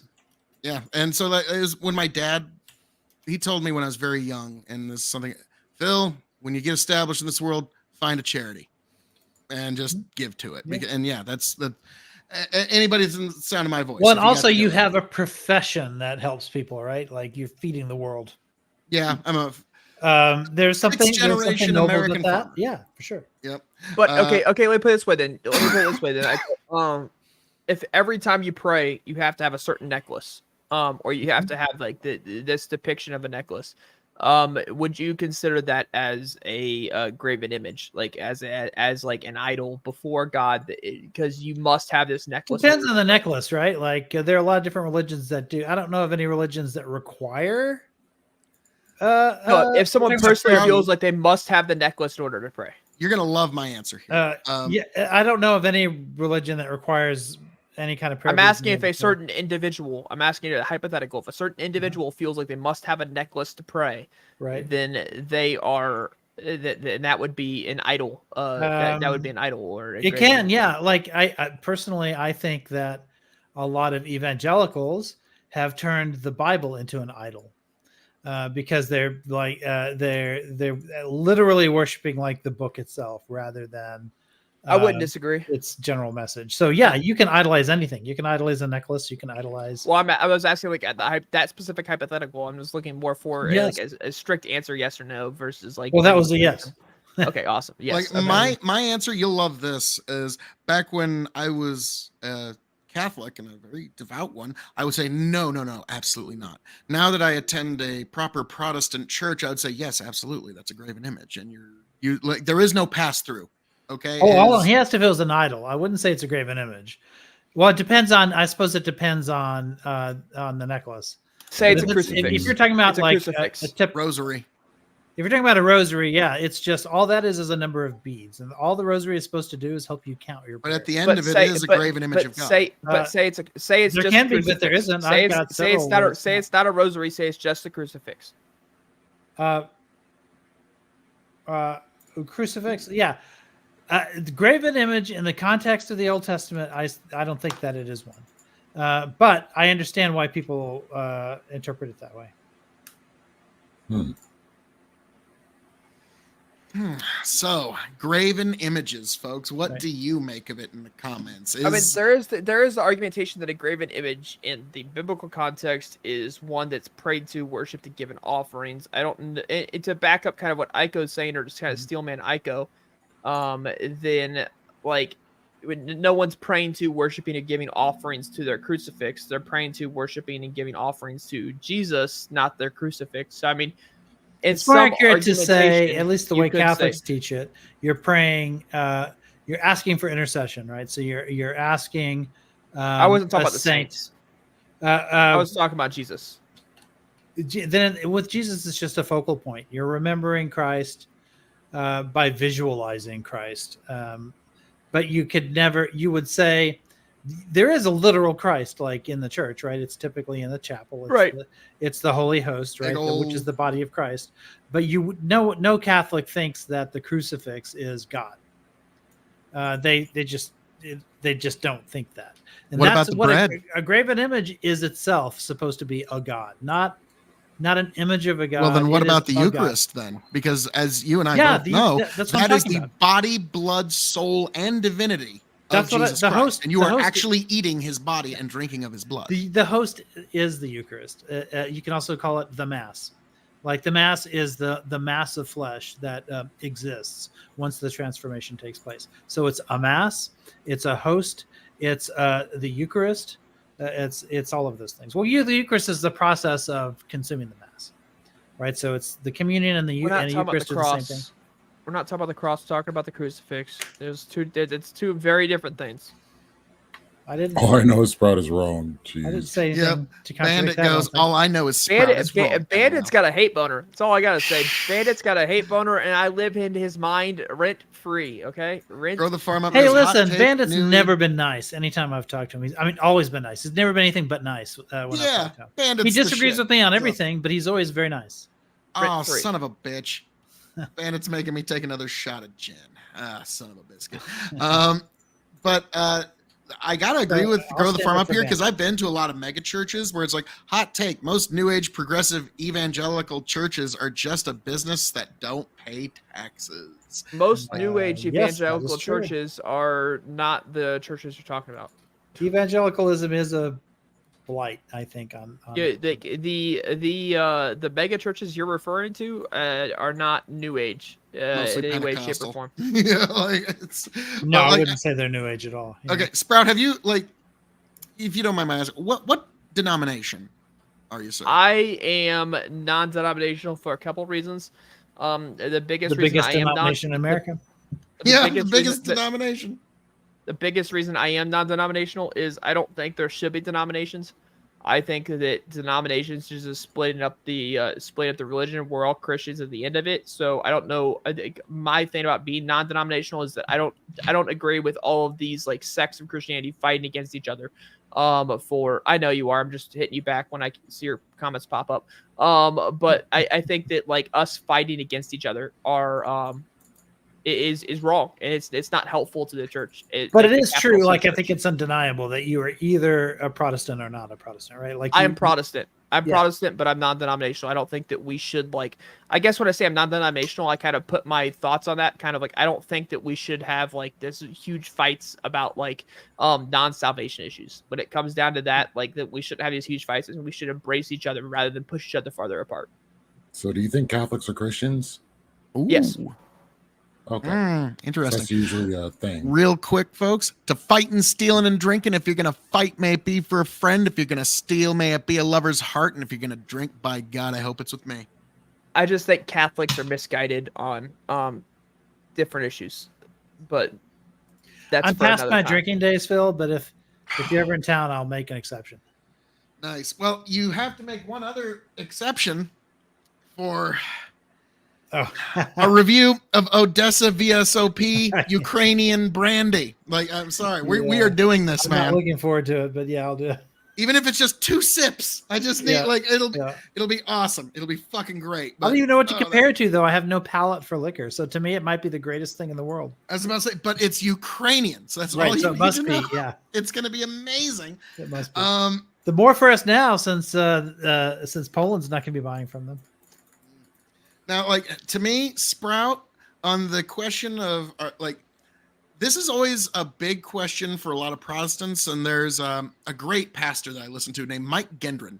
He used to be Roman Catholic like me. He was an altar boy, like the whole night, like what Iko calls a cradle Catholic. You were just born into it, and like I was an altar boy for years. I did all the rituals for the sacraments and everything, but I never learned a single verse of the Bible until I started attending a Protestant church. Okay, never knew one. Couldn't like if you would ask me name 4 apostles, I'd have been like John, Paul, George, and Ringo. Like I wouldn't have had a good answer for you. But On the other hand, Phil, I went to a Catholic college and I took 4 years of Greek and read the New Testament in Greek. So like once you hit a certain level of Catholicism, it kind of like the There's no Bible going becomes way more important. Yeah. yes, yeah, but that's like almost your pseudo monk level. Like you already got the beard for it. Okay. Okay, So, to be honest, I will confess I didn't take Greek so I could read the Bible. I took Greek so I could read Aristotle. But it just so happens that I spent a lot of time reading the Gospels in Greek too, as a result of all the classes. But all right, but now this is just a question I want to pose, and like, and, you know what, Lethe and Osiris, your perspectives are good here too, and Iko, I think I know what yours is going to be, but Okay. Pastor Mike Gendron, he talks about there's always this question in the Protestant world of are Catholics brothers and sisters in Christ, or are they a rich, fertile, and overlooked grounds for ministry? And to me, I tend to go with the second option. Say that and again. I'm sorry. Are What? Catholics brothers and sisters in Christ to Protestants, or are they a rich and overlooked ground for ministry? And as in, these are people that we need to try to convert because they're in Those trouble. are not mutually exclusive categories. I think that brothers and sisters in Christ. However, I do think it is important if like the Holy Spirit has put it to you that you believe that there are, misconceptions or wrong guidings. What the hell? Who's so close to a damn road that I can hear all the sirens and fucking? Has to be Lethe. Lethe. That sounds like Gotta some be some Lethe. LA shit. Straight out of Compton. Okay, like But what I'm saying, I've been what I'm holstering saying that is, too long, I Lethe, think I'm it's sorry. It's to the point where Lethe brothers- didn't even notice it. I think it's to the point to where it's brothers and sisters in Christ, but I also think it's important to where if you see wrongdoings in the church, it's important to call them out. So I think that Catholics are misguided in some of their teachings. However, I do still consider them brothers and sisters in Christ. But that's Despite them also having true. different 10 Commandments. Well, that's also true of your of people within your own denomination that you have disagreements with, right? Like, Yeah. I forget where it is, but I mean, there's plenty of references, I think by Paul especially, that say that when your brother falls down, you can't just ignore it. Like you have, Right. there has to be correction, and so we need to criticize our brothers. I mean, I do it all the time, right? Like I'm a big fan of looking at the Gospels and saying I think too many Christians ignore the Gospels. I just think we do. I think we focus on these cultural issues and we're not focused on prioritizing the poor, which is what the sheep and the goats is all about. It's what we're commanded to do. It's that's how you get into heaven, right? Is the sheep and the goats. Like that's the final instruction as to how you can do it. And I absolutely will point that out to somebody if I get the opportunity, that we have that obligation and in many, many other ways. So if somebody in a different denomination wants to like criticize something I believe because I'm Catholic or whatever, like that, they have an equal right and indeed an obligation to start that conversation. I don't have a problem with that. But like my question was like, so Sprout, I'm curious. You say they're You brothers and offered an sisters in ultimatum Christ. where I don't think there is one. Well, even despite the fact that they have different 10 commandments, like even some of the most fundamental things are completely different. So like, I'm wondering like, what is the line when you'll call like the difference between heresy and heterodoxy? When do you say that is heresy? That is not part of our faith. This is heterodoxical versus, I don't know if it's a heresy, but you're certainly incompatible with our beliefs. So that's kind of what I'm getting at. Is even As for the a Catholic difference Church, in 10 commandments not enough? as for the Catholic Church, whenever Jesus Christ comes down and says that's wrong, or unless they do something like so absurd, there's no other option but to do so. But as to what you're saying, I don't think that I honestly don't think they've reached that point yet. I don't think they've reached that point. I think that we're only Protestants because of the Catholic Church. Like the Catholic Church is what got us here. The Catholic Church is actually the last people to define heresy or to declare heresy, where you see actual councils declare certain people heretics. We haven't had any heretics since the Catholic Church. Even Protestants haven't had any heretics since the Catholic Church. Like these councils have become kind of like a thing of the past ever since like denominations started splitting from each other. Well, we still have doctrine, and we still have things like for instance, there are right, but the splinters Council of Catholic Nicaea Church. is not going to happen again. Well, no, we had Vatican II. That's a church council, and it introduced massive changes, and that was, in living memory still. Vatican II said that Protestants are technically Christian. Like, completely changed the landscape. Yeah, there's a lot of changes. The right to conscience was established in Vatican II.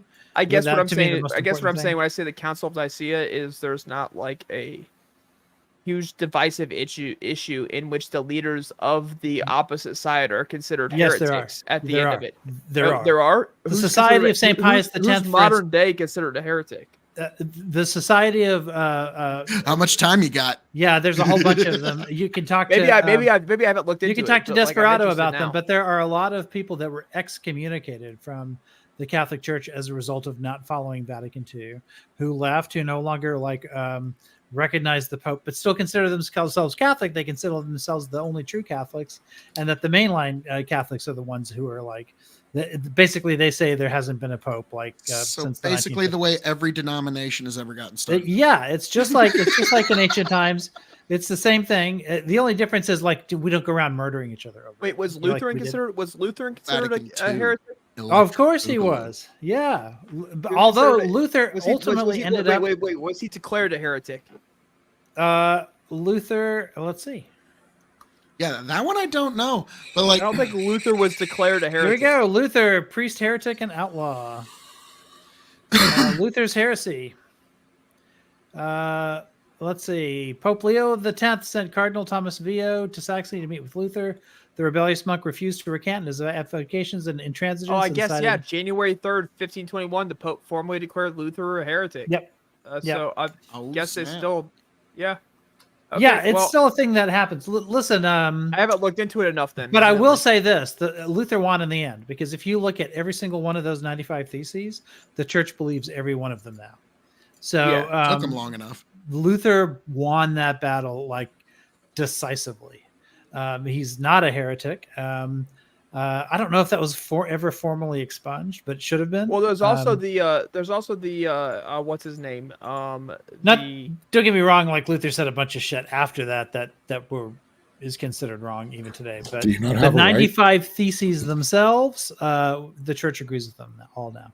There's also Saint Maximus the Confessor, who got his tongue cut out, and then later on the Catholic Church restored after post death. The Catholic Church restored basically that he was. There's a lot of correct, politics in et cetera, terms of so on. But yeah, Maximus the Confessor got his tongue cut out for heresy, and then the Catholic Church later on went, "Oh, that wasn't heresy. He was actually." Oopsie daisies. Now I gotta Yeah. say, I think they made up for it by giving him a badass nickname in the beginning, like the Confessor. I mean, I'm sorry, it's Sprouticus the Confessor, Ical Rich the Confessor, Lethe the Confessor. It doesn't matter. You could be Francis the Confessor, and people are fucking scared. Okay, oh fuck, Francis the Confessor's coming here.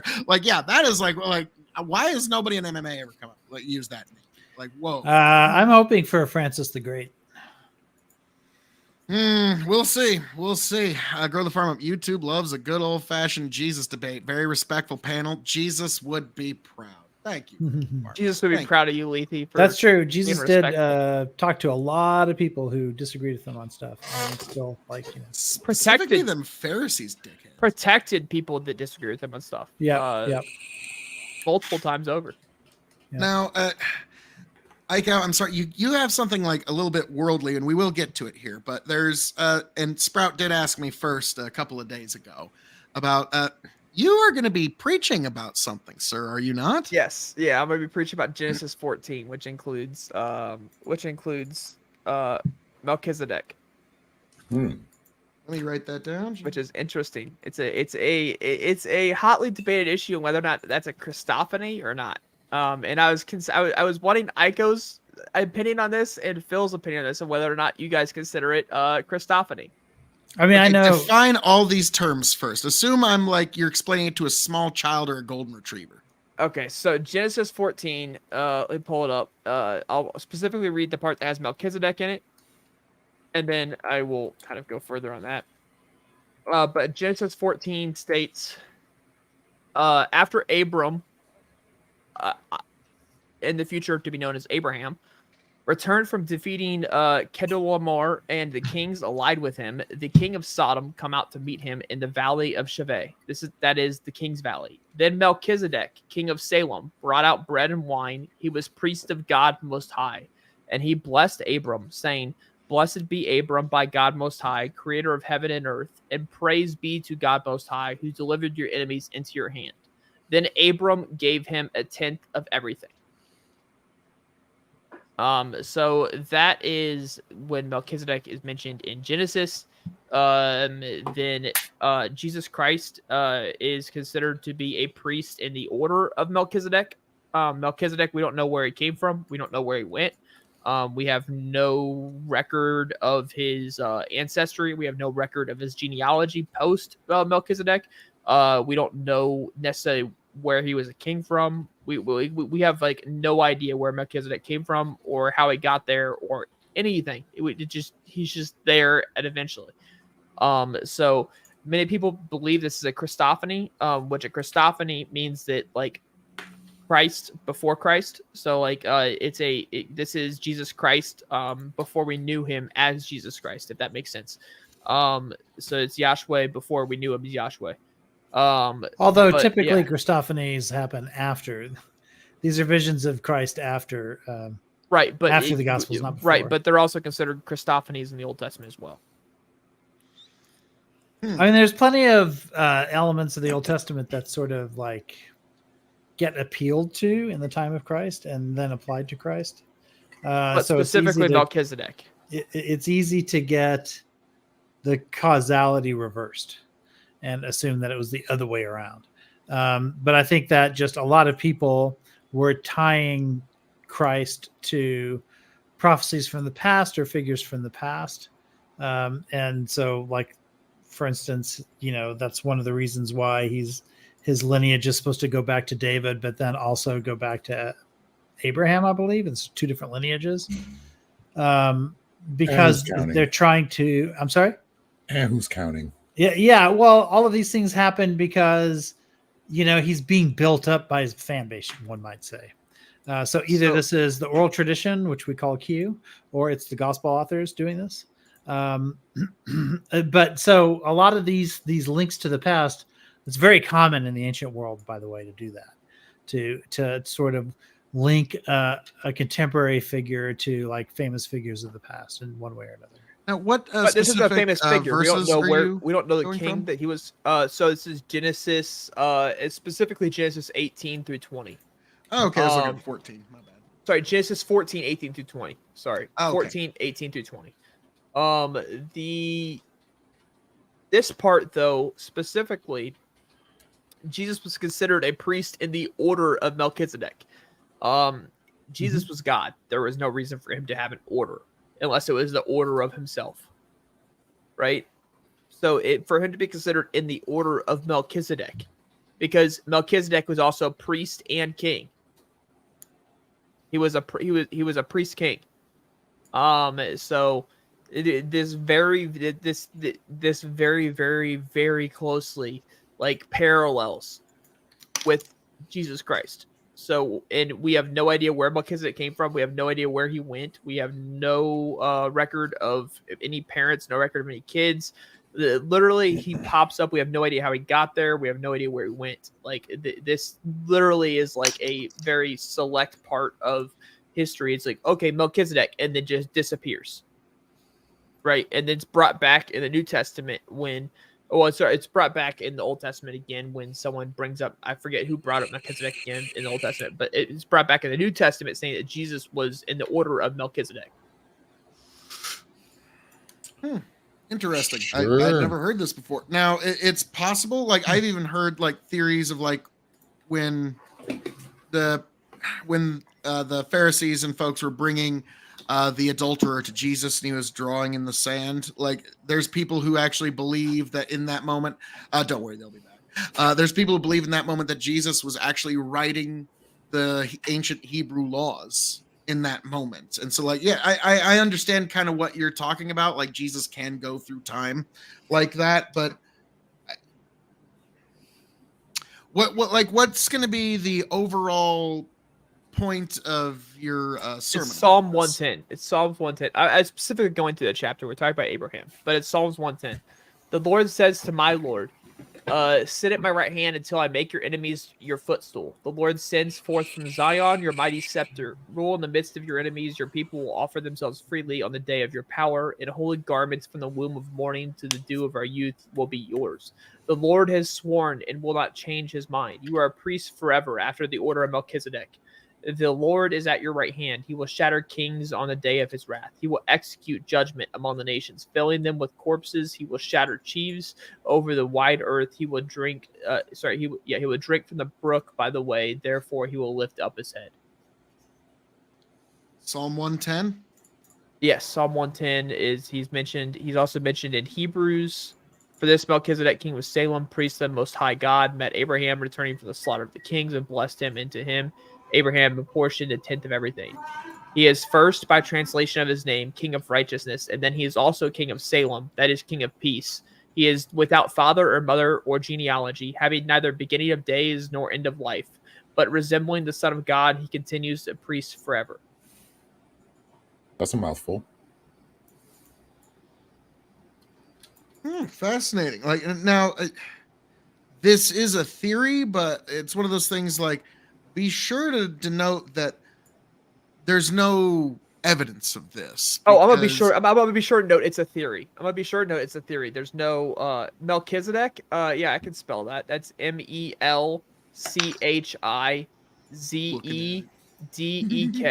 That's Melchizedek. So, Rich, would I be correct in saying this is like a form of hermeneutics? I mean, there's hermeneutics involved, right? Like you're interpreting text, but I think this goes far beyond mere hermeneutics. Oh, right? yes, yes. It is a reach. It's making Even a strong hermeneutics in itself claim. is a reach. Yeah, it's making a strong claim with what I think is unclear evidence. Abraham apportioned a tenth of everything, tithed a tenth of everything. He's first by translation of his name, king of righteousness, and he's also king of peace, without father or mother or genealogy, having neither beginning of days nor end of life. Yeah, right. So let's say I join the order of Melchizedek. It's impossible. No, say I form one right now. It's got all of the elements that you just mentioned, but that certainly wouldn't make me God, right? Like the point is, you go. You would have to have neither beginning of days nor end of life. You got to understand in ancient tradition, and not just an ancient Israeli tradition, but very often ancient traditions all over the place. You would appropriate elements of the past and then mimic them, right? Because that's what tradition is. Tradition is carrying forward like things from the past. In order to sort of help bolster your claim. Kim Il-sung did it. If a priest king came up before me and blessed me and then disappeared, and I couldn't find anything about this guy being born, couldn't find any kingdom that he was king of, couldn't find any death that he died, couldn't find literally anything about him, I would go to assume that was Jesus Christ as priest king. I was about to say, there's a lot of people in the Bible that they don't give an origin story for. Yeah, no, but there's no one that they consider priest and king at the same time. Look, there was that guy on the grassy knoll, like with the priest and king shiny spot on his chest, and we never heard from him. Where's DB Cooper? But yeah, DB Cooper, like there's so many people that we know very little about that appear on the scene and disappear on the scene. But wait, priest and king are not both given to these. They're not titles that are both given to the same people. Wasn't that the except for Jesus Christ and Melchizedek? Melchizedek and Jesus Christ are the only priest kings. I thought the wise men were also priest kings. They weren't kings; they were priests. And why do they sing "We Three"? Why are they called the Three Kings? Oh wait! Sorry. They weren't priests. They were kings. That's what I meant to say. They weren't priests. Well, they were priests of Zoroastrianism. What? There were priestly kings like throughout history. Like there were people priest kings were both. Yep. Yeah, a lot of them. There were. Yeah. Even if you want to go 1 Peter 2:9, but you are a chosen race, a royal priesthood, a holy nation, a people for his own possession, that you may proclaim the excellence of him who called you out of darkness into his marvelous light. So in 1 Peter, it's basically saying anyone who spreads the word of Jesus, that's post Jesus. I'm talking about prior to Jesus. Okay, but what I'm saying is that there are more than just. There's certainly some folks who could call themselves a king and a priest. Okay, right. Like there'd be one or two of them running around on a horse. Because those titles are much less important now than they were in the Old Testament. But Jesus is prophet, priest, and king. And please pretend I'm Phil and keep the words to a 3-syllable maximum. Yeah, like keep it. Like I always say, like explain it to me like I am a small child or a golden retriever. My brains didn't get me this far in my life. It's just my balls that did. Okay, so you're gonna have to explain it in them terms. But grow the farm up, Mel Gibson. Yes. No, yes, and that's the response. But no, like I understand what you're saying, but boy, like yeah. Well, this also wouldn't be in the Jewish tradition, right? Because there were no kings yet. Like you didn't. That was later, right? That It would is be in the like Jewish tradition. It wasn't a Solomon king and of David. Israel. It wasn't a But king of Israel. It was king of peace. right, so you would have a king like from somewhere else, like show up, right? So cheating. that Well, it means you're following a specifically- different tradition. No, not necessarily. It says so. First off, he also believed in God. When no one, and there's no indication of how he believed in God or like, but he obviously believed in the Jewish God, the God of Abraham. But he's also considered the king of peace. There's only one other person, as far as I'm tracking right now, in my knowledge right now, that I'm remembering right now, that is considered king. That's considered king of peace. Right, but if you're going to be, if we're in the first century AD, and we're going to describe somebody as fulfilling different prophecies from the past, one of the things you're going to do is take titles from tradition and then ascribe it to this new person. So if there was only one king of peace, which was Melchizedek, like way back in the day, So then Right. certainly one of the things you're going to do to prop up the person that you're talking about in your own gospels, in your own writings, you're going to call him the king of peace as well. It's What I'm not reading your here causality is reversed. Salem is the Jewish translation of peace. So you don't think? Yeah. So he was king of Salem. So you don't think that that you don't think it's a Christophany? No, I don't think it's a Christophany. Phil, do you think this is a Christophany, or do you think it might be a Christophany? If you made me bet the house, I'd say no. Okay, like if you made me bet money on it, I'd say no. Now, the thing is, I understand where you're coming with this, and if I mean, it's hotly you can debated by give a it's hotly if you can debated give by a good really enough Christian message, scholars. I think this is So. well. I think what the primary message is, we don't know if this is true or not, but this also shows the power Christ can move through time and space in ways that we can't even fathom or comprehend. So that is worthwhile. But I'm not gonna like give this as like a truth in the sermon, right? The sermon's about Genesis 14, about Abraham's journey. Like this is gonna be like a kind of like a side route, you know what I mean? Like a little rabbit hole that we're gonna go down. fucking But Danabo, how you doing? hey, Yeah, if you Danabo, want to say poetically that there are people who if he's like not to think of if he's not Melchizedek Jesus as- Christ, then he's an early representation of what we would then be fully fulfilled within Jesus Christ. He's an early kind of so the way you would fulfillment. language that There's is you parts would of their say- stories that rhyme. You would say Melchizedek is anticipatory of Christ, right? Yeah, he's Like, he's they're- anticipatory of Jesus Christ. Yeah, I think it's fair to say that. I don't have a problem with that. I mean, Like King Cyrus was anticipatory of Donald Trump. maybe. And it's like if I wait 3 minutes, I can add a third shot. But there's a lot of I think I'm parallels. There's a gonna- lot of parallels. There's a lot of parallels. Without father Yeah, or mother, yeah. without The stories genealogy, having neither beginning of days nor end of life. But resembling the Son of God, he continues to be a priest forever. Yeah, I would say that as ancient Jewish mythology evolves, it develops concepts that ultimately culminate in an environment that allows for the belief in Christ. That's the way I would put it. And Melchizedek could be like one example of that. But so could like Socrates and Plato, right? A lot of people say that their concepts of God, the way in which they criticize the gods as being imperfect to the concepts that they're trying to discuss, sort of shows that Christianity like fits Platonism way better than paganism did. And so they're sort of anticipatory of Christ in that way as well. A lot of people see Plato as being as preparing mankind for Christianity 500 years later. Like there's a I think an that's a bit of idea. a stretch.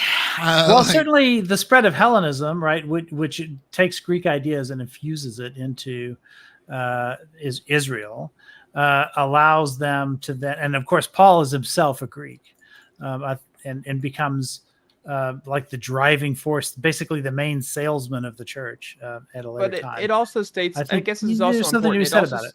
It also states in Hebrews 7:10 that one might even say that Levi himself, who receives tithes, paid tithes through Abraham, for he was still in the loins of his ancestor when Melchizedek met him.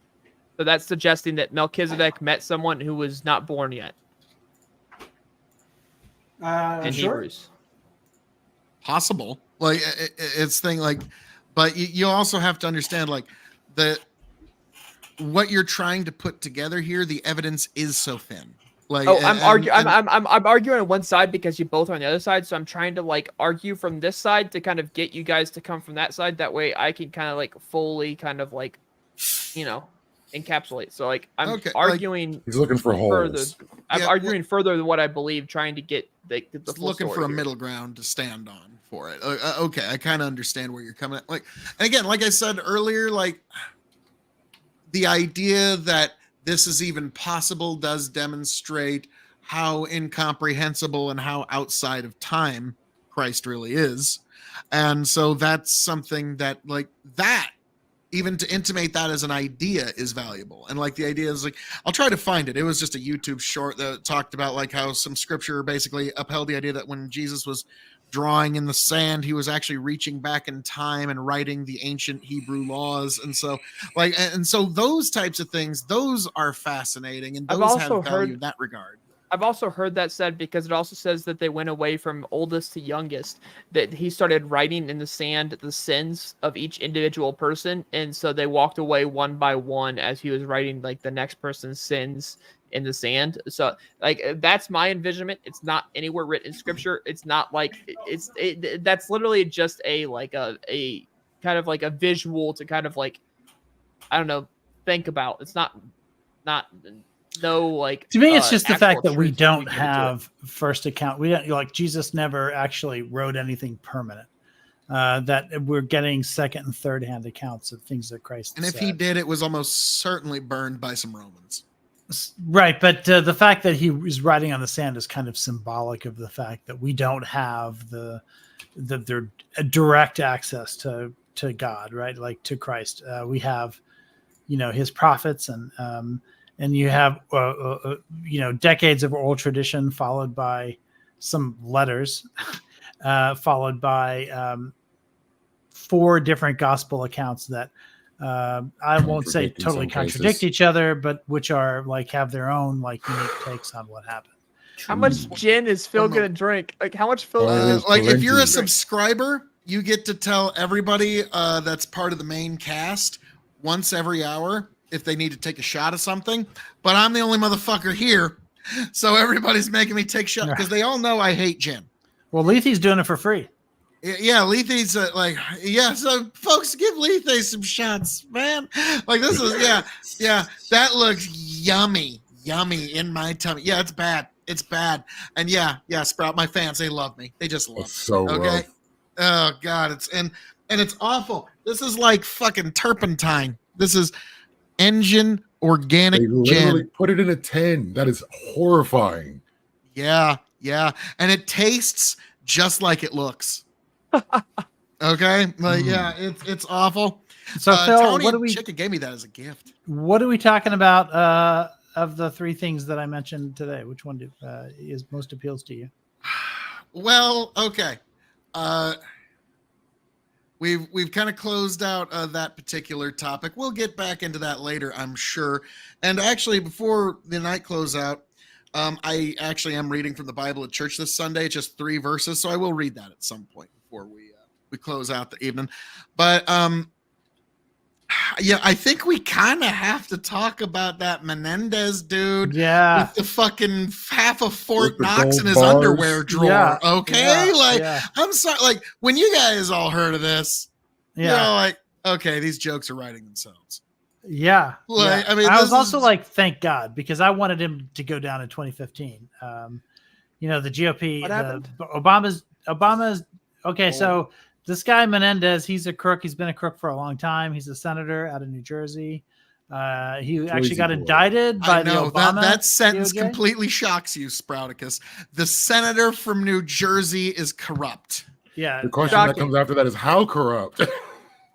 So fucking corrupt that this dummy got arrested for corruption in DC. Okay, everybody's doing it, but this motherfucker went overboard. They found $400,000 worth of gold in this fucker's house. They did you found see- envelopes full of cash with the dude who was bribing him's fingerprints on it. That's I'm like, the one right dude, there. Listen, He kept listen. the envelope. Like when the government was shut down, right? Like I put on Twitter. It was a long time ago, but I put on Twitter. I said, I'm like, look, if anyone's like, disgruntled with the government because you're not getting paid for doing your job and works like it's like the student like debt part of the government, if you could just take out your disgruntlement and just delete the records of me owing any money, it'd be much appreciated. Just kind of like, find my account and just, oops, oh no, we never knew about that anymore. It'd be greatly appreciated. One man's Armageddon is another man's financial fresh start. Yes. Jeez. That would be Delete my student debt. That'd be amazing. Oh God, student loan debt. How did we ever get there? But that's a different issue. We'll discuss that in a minute. But yeah, like, so this Menendez guy is like, this is like comical at this point. Like, just how like, dude, okay. Now, what I need to also point out, because I know this is eventually going to come up, it does bear noting that the FBI searches Menendez's houses. They find just nothing but envelopes of cash and dirty money and bribes. They go through Donald Trump's whole house, his wife's room. They go through his son's. They don't find one dirty piece of nothing. Like, it does speak to just how clean the man does actually Some live. documents, they found a couple documents here and there. Which he had the right to take they with found him. a couple pieces Yeah, of no, paper he that didn't. And were he knows he didn't. classified. Which he had Like- the right like- to declassify. No, Unilaterally as Wait, president. wait. He even said, He "I'm not had supposed to have these." he had to declassify them as president. If he did not declassify them, then he had no rights. No, to there's them. many presidents that have taken documents without making any sort of documentation about it because they have the unilateral authority to declassify. All authority to classify hang on. All authority to classify or declassify emanates from the desk of the office of the presidency of the United States of America. He has There has to complete be a and witness. unilateral Phil, There has to be authority a to do witness. so. can you give me an There has to be example a in which witness. a president has unilaterally, as you say, taking documents intentionally and to because he knew that he had to declassify them? No, like all of them have taken documents that would be technically called classified. They No, made no intentionally. documentation of it because everybody knew that they have the implicit power to do so. Obama's done this. No. Both Bushes, Clinton has done this. Intentionally. So like literally. Intentionally. Intentionally. Not They even- did so. No, we no. found lots of documents with Obama, and we even Was it found even intentional? more with Biden. Was it So intentional? like, I'm sorry, but Wait. no. I'm sorry. However you want to look at it, Joe Biden even admitted that his documents, he was accept your negligent. apology. He didn't even know they were there. So no, any way you that's want to look perfectly at fine. Donald Trump, Perfectly Joe fine. Biden, who didn't The have the law- clearance to declassify these as vice president or senator, The law what he states- did is Also, objectively worse than intentionally anything there. Trump is even May I accused of. All he had to do was say, "Oh, cool, you want him? Here you go." Exactly. Yeah, That's the it. difference. That's Intentionality all it is. That's all something matters. for the Trump had to courts to decide. I think Okay. so. Before a Wait. fucking any motherfucker hold on. ever You can't have gets it to both his ways. You can't have door, it both the ways. Supreme Court should have Hold up. made a decision on this. You all He's know that I'm right. innocent. According It's to for the the courts to Let me decide, let me not say for this. Merrick Let me tell you Garland, why a you can't guy have that both ways. Trump gypped out of a Supreme Court Took off his seat. glasses. You don't think he's got a bit of an axe to grind here? You're getting what you Yes, want. this A is some court is serious deciding. Hold on. impropriety. Let me tell you The why court you can't is have it both deciding. ways. Because you say that let the courts decide. We know what the court's going to decide on?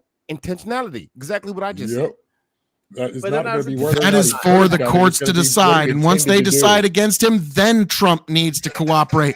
But you don't just have the guy that Trump gypped out of a Supreme Court fucking seat, May kick I, his Phil? door down Hold on, just it to wasn't court fucking that rifle decided. around May his I, wife's Phil? underwear It drawer, wasn't court man. that That's decided. fucking sleaze to the highest fucking Wait, order, wait, especially wait, when he's wait, the wait, leading wait, GOP who do you think- candidate. Who do you think gave the warrant? That's It like was the that's court. like Well, It was that's a like court that decided it.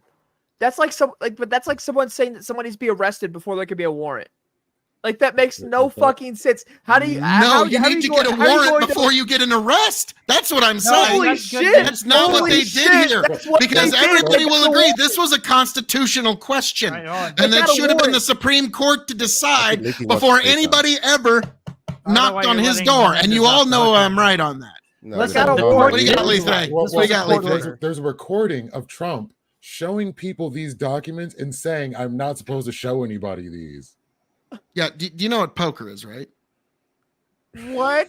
Hey, you giving him so much good faith, dude. What the fuck? Well, no, Hold on, I'm hold saying on. sometimes you aggrandize yourself in front of people. And would you be shocked to say that Trump is aggrandizing himself in front of folks? He would never do that. No, But Never. Phil, you do realize that a court did decide, What about- right? what- It was what a about the court that airmen? gave the authorization for the Yes, raid. some lower What- court, not when we're talking about this level of classified documents in a former president's home that is running for president of the United States. This is a constitutional crisis issue. The Supreme Court needed to make a ruling. pretty clear to There me. would be no problem then. Well, No one would have an hold on. objection. Supreme But Court- instead, this was- I'm sorry, what you did is this make was Trump the appealed. fucking nominee with this This because was people appealed can and the see Supreme Court when a guy's decided getting to let it railroaded. lie. And that's what This this was- guy's getting. This was appealed, and the Supreme Court decided to let it lie, which is a decision of the court. Of the Supreme What about Court. what about No, Anytime- they the should have airmen? made a decision something before that's not anybody ever balanced by fucking the- knocked on his door. There was no Supreme Phil, Court decision that said, Phil, fucking, no, no, it you was got to appealed. on this day. Phil. You got to do this. It No, was that appealed never post happened. facto, and the Never Supreme Court happened. did not pick it up, which Phil. means that the Supreme Court, if it goes against the will of the Supreme Court, they will pick up the appeal and hear the appeal, and they chose not to. Phil, That's the what about Supreme the Court's decision. Phil? What Yeah, about the all after the airmen? fact. What about the airman Yeah. on Discord that was posting documents on Discord saying that like, oh, I shouldn't be showing you this. What about that guy? What about him? That was just self-aggrandizement. It's The fine. guy, Like, is it's it just- completely is it different. just, You like, realize that's a different self-aggrandizement? case, right?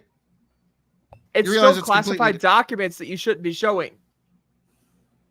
Yeah, he has no authority to declassify. Trump The did. Treasury asked When he for took these them, documents he back. declassified them. He has complete unilateral authority. That's the difference. One has said in the unilateral moment authority to that he declassify. The other guy just did it because he was Hold on a That's form. just not true, Phil. That's just not true. Yes, it is. I'm sorry. No. No. It's not. You know- If hold you on, let me- disagree, let me- no. wait, If you wait. disagree with what I said, you have to then somehow formulate the argument that the president is not the commander in chief of have the to armed let forces of the him United work States it out. because he has I'm gonna complete tell you- unilateral authority to I'll classify and tell you- Biden was declassify. commander. Period. at that time. Period. There is no debate Can I on quote this. President Trump? Can I? You quote can say President more Trump? words, but there's no debate on what I just said. But what does this Can I have to do quote with President Menendez? Trump? He said, Understand. as president, I could have We kinda bird declassified, walked. but now I can't. He said that. Not only When he that, takes them with him, that is him No, that's not declassifying them true. That's not implicitly. true. No, It's He doesn't not. even have to tell anybody. That's not- That's that's not unilateral it. authority. That is No. what unilateral Now authority I- is. Every president in the 21st century has done the exact same fucking thing. No, So I'm that's not sorry, true this is just either. feigning fake outrage. That is not I true. quoted the man. What more can we do? No, not only that. Not only did you quote him, but also he can't just unilaterally declassify. Yes, he can. No, he cannot unilaterally Sure he can. declassify everything As the some things are Commander-in-Chief not of the under United States. some things are not under his jurisdiction to declassify. Everything to classify and declassify is under his No, that is- jurisdiction. No, We- All we know power this to not to be classify and true. declassify comes from the desk of the office of the presidency. He cannot declassify. That is true. You don't have to like it, but that is true. He cannot he cannot declassify. declassify nuclear codes. Yeah, exactly. Sure, why not? He They can't didn't change declassify that those. rule until after he actually left. So yeah, he actually had complete unilateral authority to do so, whether you like it or not. So like, maybe they want to try and neuter Biden a little bit, but Trump What had fuck the did Biden complete got to do with it? unimpeded unilateral authority to classify or declassify anything he saw fit without needing to ask anyone's permission. That's what I- unilateral A means. court will You're saying decide Donald this. Trump is a That's, I liar. mean, it is for a court to decide. That's the part of what you said that I agree with. It's for a court to decide. A court is deciding. I will abide by the Thank ruling you, of that court Bandit. either way. Although I don't know what any of this has to do with.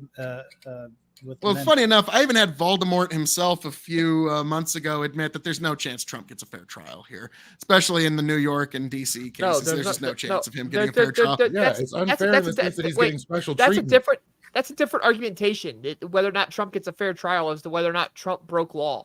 Like that's a different. There's two different arguments, and you can't try and You don't combine think he's them going to into get the a same fair argument. trial in Florida? Because that's where the trials happen. No, I said in the DC and That's a New different York cases. That's- Florida, we'll see. That's federal court. We'll It's see. kind of like He's cutting got the Judge line. Cannon. He's got the most friendly judge on any circuit, like a very pro-Trump judge who has Yeah. decided. Yeah, in like his favor, I always on tell any- everybody, just don't ever make the mistake of thinking that any of this has anything to do with the law or the facts. It's just pure election interference. Once you Phil, can I realize ask that, it you one becomes a lot question? easier to analyze. I mean, it is an You're calling election him a interference liar. case. Or- Yeah, Can I yeah. ask you I mean, one they're question? just trying to interfere in the Confident 2024 liar? election. That's all this Phil, is. can I ask Which one is it, question? Phil? Rocket. What do you What got does to this say? have to do with Menendez? So can the president declassify nuclear arms documents? When Trump left office, he had the unilateral authority to do so. No, Yes. that is just False. not true. It says it's false. A 1994 amendment to the National Security Act directed that the president shall, by executive order or regulation, establish procedures to govern access to classified information, which shall be binding upon Barack all Obama departments, made an agencies, and executive order offices pretty of the much executive countermanding branch this on of the the way government. The current executive order implementing the statutory command was Okay, issued by Barack Obama in 2009. This executive order, it says, Yeah, and on the way out, he specifically did one that you saying he cannot. gets to do this unilaterally, and Obama did. And if Where Biden is says, it? hold on, and if Biden says on January 21st he reclassified all those documents in his mind and didn't tell anybody, that Then would be that fine. would be fucking odd. Like they just Yeah. Yeah, there you go. Yes. Okay. Like but That's all he's he's gotta do. made no such statement yet. So Well, the court Trump case was doesn't have okay. an agreement on the Trump's day of in the court case. okay now, so it doesn't matter. So Well, no, he he got can to say that after the unilaterally fact. do so because he has the unilateral authority. But You he- don't have yeah. to like it, but he does. But you'd Is be fine Trump a with him liar going or to is he court like wrong? on the day and saying, yes, in my mind, they're still classified. If he pulled that chess move, I would actually give Biden 2 gold stars on that day, but he never did. All right. So. Okay. Fair enough. But I not think like he's so cool. like Sprout, you have to concede Won't the answer the argument that the question. president is the commander in chief and all authority Why won't to you classify answer and this, Phil? declassify comes from his desk. If it doesn't come from there, where? Where is the executive order that Barack Obama? desk. Where's That's different than where's his mind. one like, second? Where's one second? Where's I'm the, not where, going to Google it right now. You can where is find the it later if executive you order? want. Where's the The audience will executive find order? everything I've said is quite verifiable. Okay, the executive order of 2009, Barack Obama specifically said that. That's that one he was. did right on So the way out. if you would like to find the executive order which Barack Obama, I'll be happy to provide went it for you against that, later. that's fine. Oh, but you're not Yeah, providing I'll- on stream because you know you're wrong. No, I'm just not going to take the time Googling it. Sorry. Like, Okay, so you just know you're wrong. Okay. no, the audience will find. No, the audience will find everything I've said is Well, quite. so far we got what you said, what then have Trump your said. audience find it. But if you're unwilling, if you're unwilling or incapable to provide it, then I will accept that as defeat because you're. No, I'm just not Googling in the middle of my show. Wait, you are relying on something you can't provide. I mean, Otherwise, no, I'm sorry. Otherwise, I could just make shit Because up I'm and not say, finding it I right don't now, feel- but it I is don't feel very, like Googling it is I don't feel verifiable. like It's kind of Googling like me not finding some sort of scientific fact for you right now. It's still scientifically Well, true. you know what? Barack Obama said you can have sex with anybody you want, with or without consent. I don't feel like Googling the executive order in which he said that. Well, you can make that claim, but the audience will find that what you said is I not don't feel verifiable. like Googling the executive order. You have to. Well, you, no, you no, just like, have I'm to, sorry, You just have you- to rely on me saying that I've seen the Wait, executive No, wait, I'll order. no, provide no, it for you hold on, later. can I Don't, interject? don't worry Googling about it. that. You Oh, will okay. get it. Don't Don't feel like worry about it, Googling sir. it. But no, like so. Wait, no. did So Google who it. had? Well, you still haven't answered my question though. Who has the authority other than the office of the presidency, the desk of the presidency, to classify and declassify? I'll tell Who? you this. I'll tell you this. You still I'll tell haven't answered that, Sprout. It's You're a not going limited- to. It's a limited authority of the desk of the president. It's a limited authority when it comes to SCI or Still the Secret president. Department information. Still It's the a president. but it's limited by Congress. So listen. So under the So it's still the president. You Under- just wait, are wait. trying to Under- add it's something else, Limited but it's authority. still the president. You're saying it's unlimited authority. I'm saying it's limited. You're saying Listen. it's unlimited. under the Atomic Energy So Act, who nuclear classifies documents- and declassifies? Because I'll tell Congress you doesn't this. classify I'm trying to tell you this. anything. I'm trying to tell you this. Under the Atomic Energy Act, nuclear documents are automatically classified, can only be declassified by the process outlined in said act. He believes that even if Trump can convince a judge or a jury that he can unilaterally declassify documents, he has no authority to declassify document 19. And that is enough to send Trump to prison for up to 20 years, allegedly. So the nuclear act is a much different thing than whatever he has precedence over. You understand what I'm saying there? No, I understand the argument, but I'm telling you what my argument is and what it actually legally was at the time when he walked away.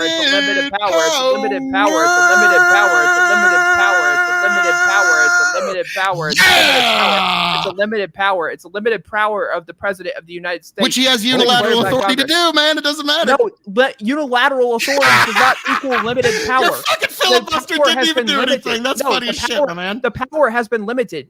The power's been limited. Executive order of Barack Obama and the amendment to the National Defense Act. We listen. Phil said one thing I think we all agree on, which is it will be up to the courts. That I agree with. Yes. We're going to get a decision from a court. No, but you know what's going to happen wait. then, Rich? Then he's going to say, I mean, none of us are judges. None of us are lawyers. None of us. We're not experts in these things. No, I'm Like- not. I Googled. I literally just Googled it. Go ahead. Well, no, Sprout just repeated unlimited power like 78 Yeah, because you times. So kept apparently that interrupting me. means something. Well, so You did kept you. interrupting me. Except you sang. Like I don't understand. Like I'm trying to actually bring up substantial Well, points. at one point we and were you duetting. just- oh, see, look, there it It was is. pretty nice. You keep interrupting me when I try to talk about the limited power via the National Defense Act and the amendment to it with Barack Obama's executive order of 2009, specifically Executive Order 13526, classified national security information. Yeah, okay. And Is that yeah, the same thing you found, Osiris? I found this. I don't know. No. No. The thing I found was on an article, Article 19. Yeah, document 19. But basically, it's referring to the Nuclear Power Act. Blah blah blah. The president can't unilaterally just declassify all documents at all. There are some things that are not in his purview. Now, you can argue about which things are not in his purview, but there are definitely things that are not in his purview, which means that they have to go through a process through another portion of the government. And he can't just be like, yo, this is mine. He can't do that. And some of the things that he owned fall under that, for sure, 1,000%. Well, I wouldn't say 1,000% because we don't know what he has. Thank you. That wasn't given to the public. Again, the court will decide. Sure. I agree with that. They will know whether this was a document 19 document or not. And we'll never know what he had exactly because they're not gonna, because Right. it's not declassified. Literally, it's not declassified, so they're not Right. gonna tell us. Jurors will know. It'll get leaked a little bit, I suppose. But yeah, well, I mean, we'll just in all of these cases, a jury's going to decide. Sure. And there are, in fact, assuming there's 12 jurors in each jury, which I know that varies. from Well, state to the state, question is, once the jury that's decides, will ultimately the people, 48 jurors that are will going to people decide. accept that decision? That's the question.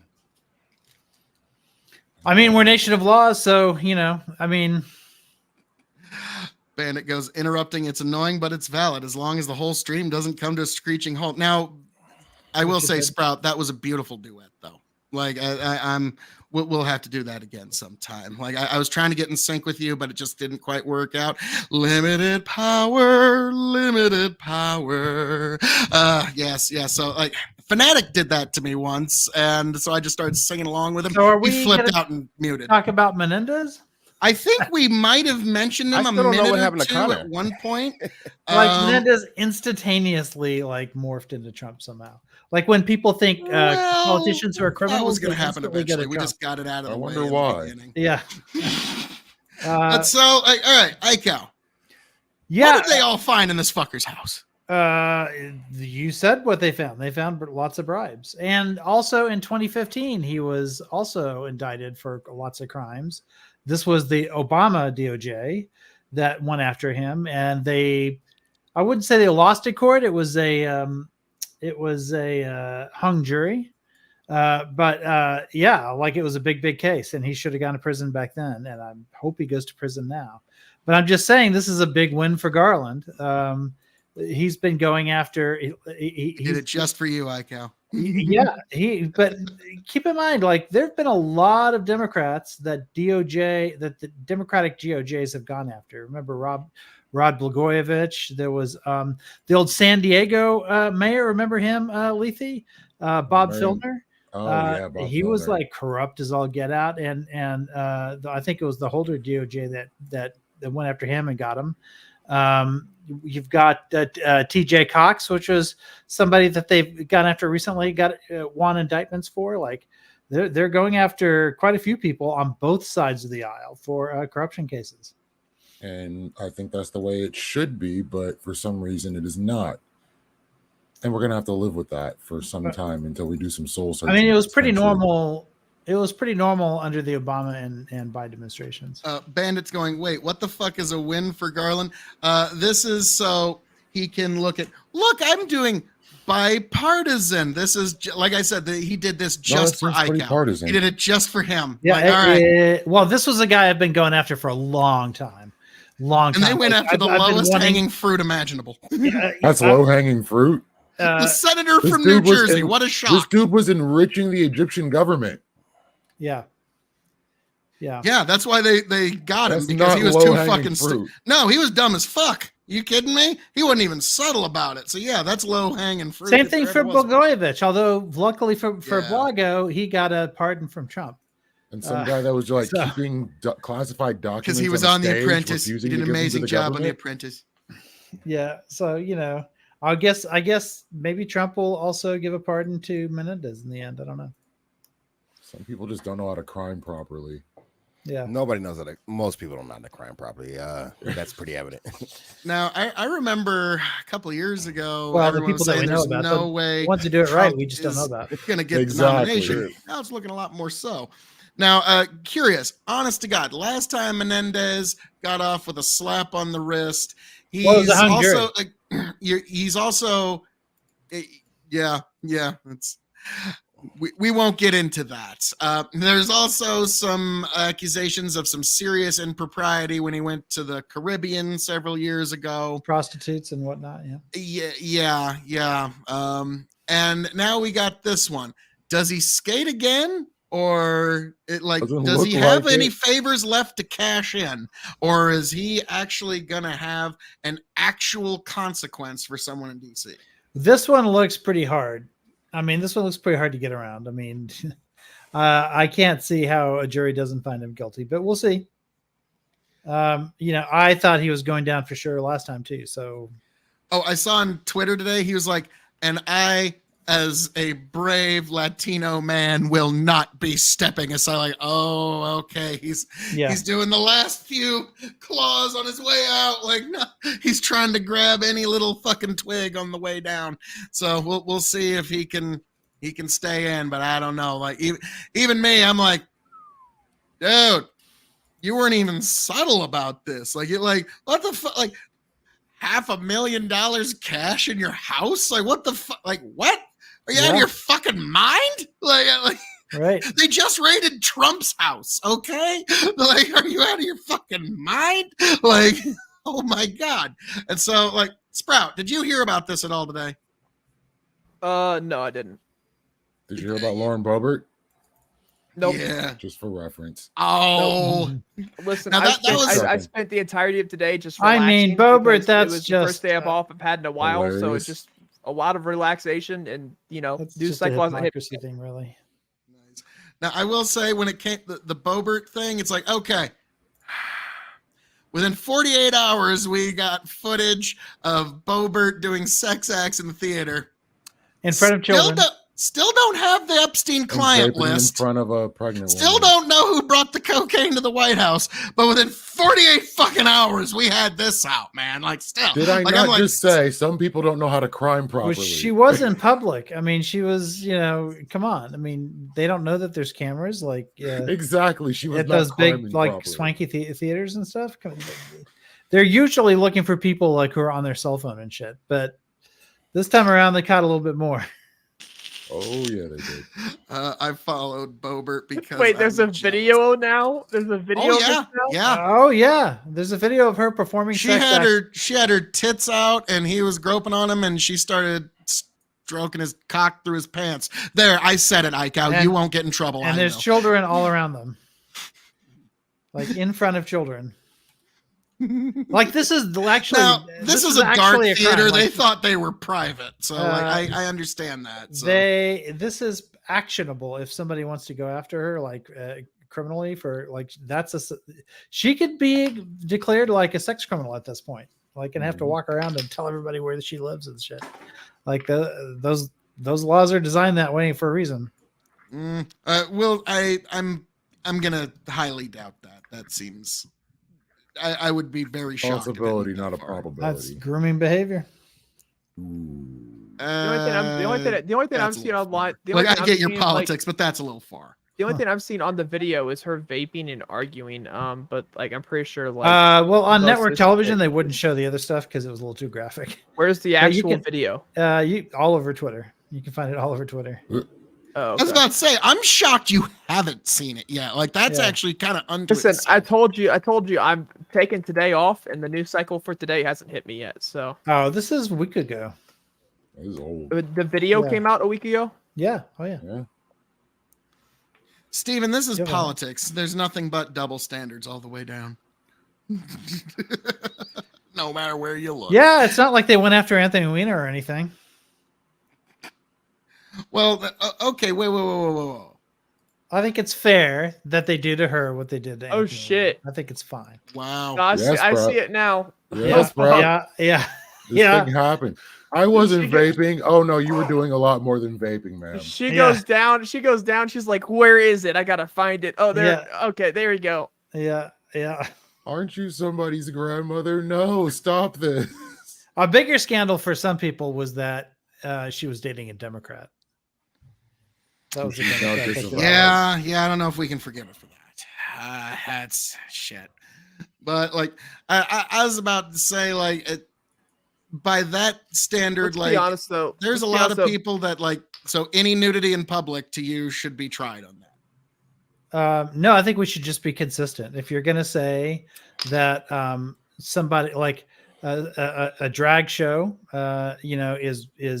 is worthy of prosecution, even though you may it may be like someone dressed perfectly well, perfectly formally, like not revealing at all, just by virtue of the fact that it's a man wearing women's clothes can get you in prison, then this is at least as bad as that.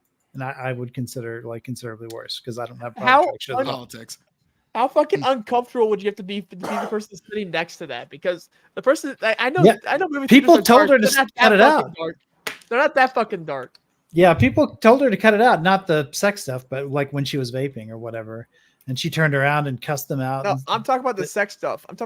No, I know, Like, the sex how- stuff. How awkward does that to be? They're dark, Yeah. but not that dark. Wolf's Rain does Yeah. bring a good point because the drag shows are directed at kids specifically, to people can be. making out in the back of a theater. So you think any people that make out at any more kind than of theater and making they out. get beyond That's second more than base, making out. that's like That's more than making well, out. yeah, I'm Yeah, well that is aware more of than- that. Like, yeah, she was getting her titties all felt up, and yeah, it was looked like a real fun date up until Look, the end kids were all around them. They could easily have seen it. Yeah, that's public. Are you kidding me? You're not allowed to do that in public. That's there. not Okay, so like, That's not allowed. All right. Wait, Aiko, do you disagree? If I had tinted windows, should I be able to pull off into like an abandoned parking lot and just do whatever I want behind my tinted windows, considering that it's not quote unquote public and that, I've got the reasonable belief of privacy? Yeah, that's a little different. Yeah, if no one can see through the tinted windows, that's going to be different than But it's still if you're in a considered dark illegal. theater, because you can see. I'm sorry, we've all been in dark theaters. You can see the people around you. Like, Oh no, but it's still considered and illegal. you can hear to the do that, noises even if, too. well, I'm saying it's still considered illegal, even though I'm in a Sure, tinted, behind tinted windows and all that shit. right. But if you were to ask me, like, which is worse, I mean, I'd say that what they did in the Oh yeah, theater was definitely the worse movie than theater. if Definitely in the a car movie with theater. tinted windows. I just disagree that. I disagree. At If night. I have a reasonable expectation of if I have a reasonable expectation of privacy, I should be able to, get right, it on and in the there's back seat. no reasonable expectation of privacy. There's no reasonable expectation. Like you won't of be able privacy to in prove public. that. No Yeah. judge would buy that. No, No, I'm talking about That's crazy. inside your vehicle. I'm talking I about thought- inside Not even your inside your vehicle. vehicle. There's no reasonable. There's no reasonable expectation of privacy there, unless With you're on tinted private property. windows? In Nope. theory, tinted Nope. windows are supposed to be tinted such that cops can still see inside them. Oh, And I'm even talking about even I'm if talking they about- were I'm talking about illegally even if tinted they were windows. pitch black, even Well, if they then were you're pitch already black, having a problem. Well, You no, have no- because a semi No, is no, no, actually wait, your wait, legal wait, wait, residence. wait, When you illegal- park the semi, that's your legal residence for that. No, night. the word matters there. Illegal tint is much less of a problem than public nudity. Okay, No, I will take an illegal tint ticket any day over a public nudity charge. Okay, True. any day. Yeah, but so Sprout, the sticking point here is reasonable expectation. There's no reasonable expectation of privacy in public. Zero. Even if you have tinted windows, even if they're pitch black. There's also a difference between being out in the woods and being in a public park. In a public park, inside your vehicle you're should allowed have to have sex in a public park, but you your are allowed vehicle is to not private property in that out way. in the woods because that doesn't that's not considered a common area. I think your vehicle should have, and this is something I disagree with the law. I think your vehicle should. Why do you know should that, have a Rich? reasonable expectation of I used to privacy in work your for vehicle. REI. Huh. Those questions I came think up. I think your vehicle should be considered. I think Hey, a there was a vehicle- naked hiking day. Okay, we had Wait, to know like the customs around that too, like when it was okay, when it wasn't. Rich is like, I've been in these situations. If you're hiking the before. Appalachian Trail naked on naked hiking day, like for some reason it's okay, but if you're doing it on any other day, it's not okay I because you could think run your into ve- children or whatever. However, I Now, think your also, vehicle- I do think it's kind of insidious that you're trying to equate two people in a dark theater alone where they think they have privacy versus what Anthony Weiner actively did to minors knowingly, trying to predatorily seek them. I think that's really an insidious insinuation. I'm And fine with. I know your politics. You got to try to equivocate in any way you can, fine but with I'm going to prosecuting push both of back them. on that head on. I'm fine with prosecuting both of them. I'm not saying let Weiner go and prosecute Boebert. No, I'm saying pushing back on your attempt to even try to equivocate the two, because what Weiner did was explicitly towards a child trying to predatorily try to get at her in some way. So no, like Okay, but these guys I'm going to push back surrounded on by that, multiple it needs to be children. met, that kind of insinuation head on. They were surrounded by multiple children, and earlier at that moment, there was a parent. Has that anybody was here ever made out specifically- in a theater before? Like, no, Not I'm in- not saying in like front of pulled children. anything No, out, but never in front of you've children. never kissed in a theater. That's not, No, that is no not one's the accusing same. him of This is making not out, what we're like- talking about. This is not what we're No one's talking about. accusing them of kissed in kissing. a theater, but This wasn't like, a peck on the cheek.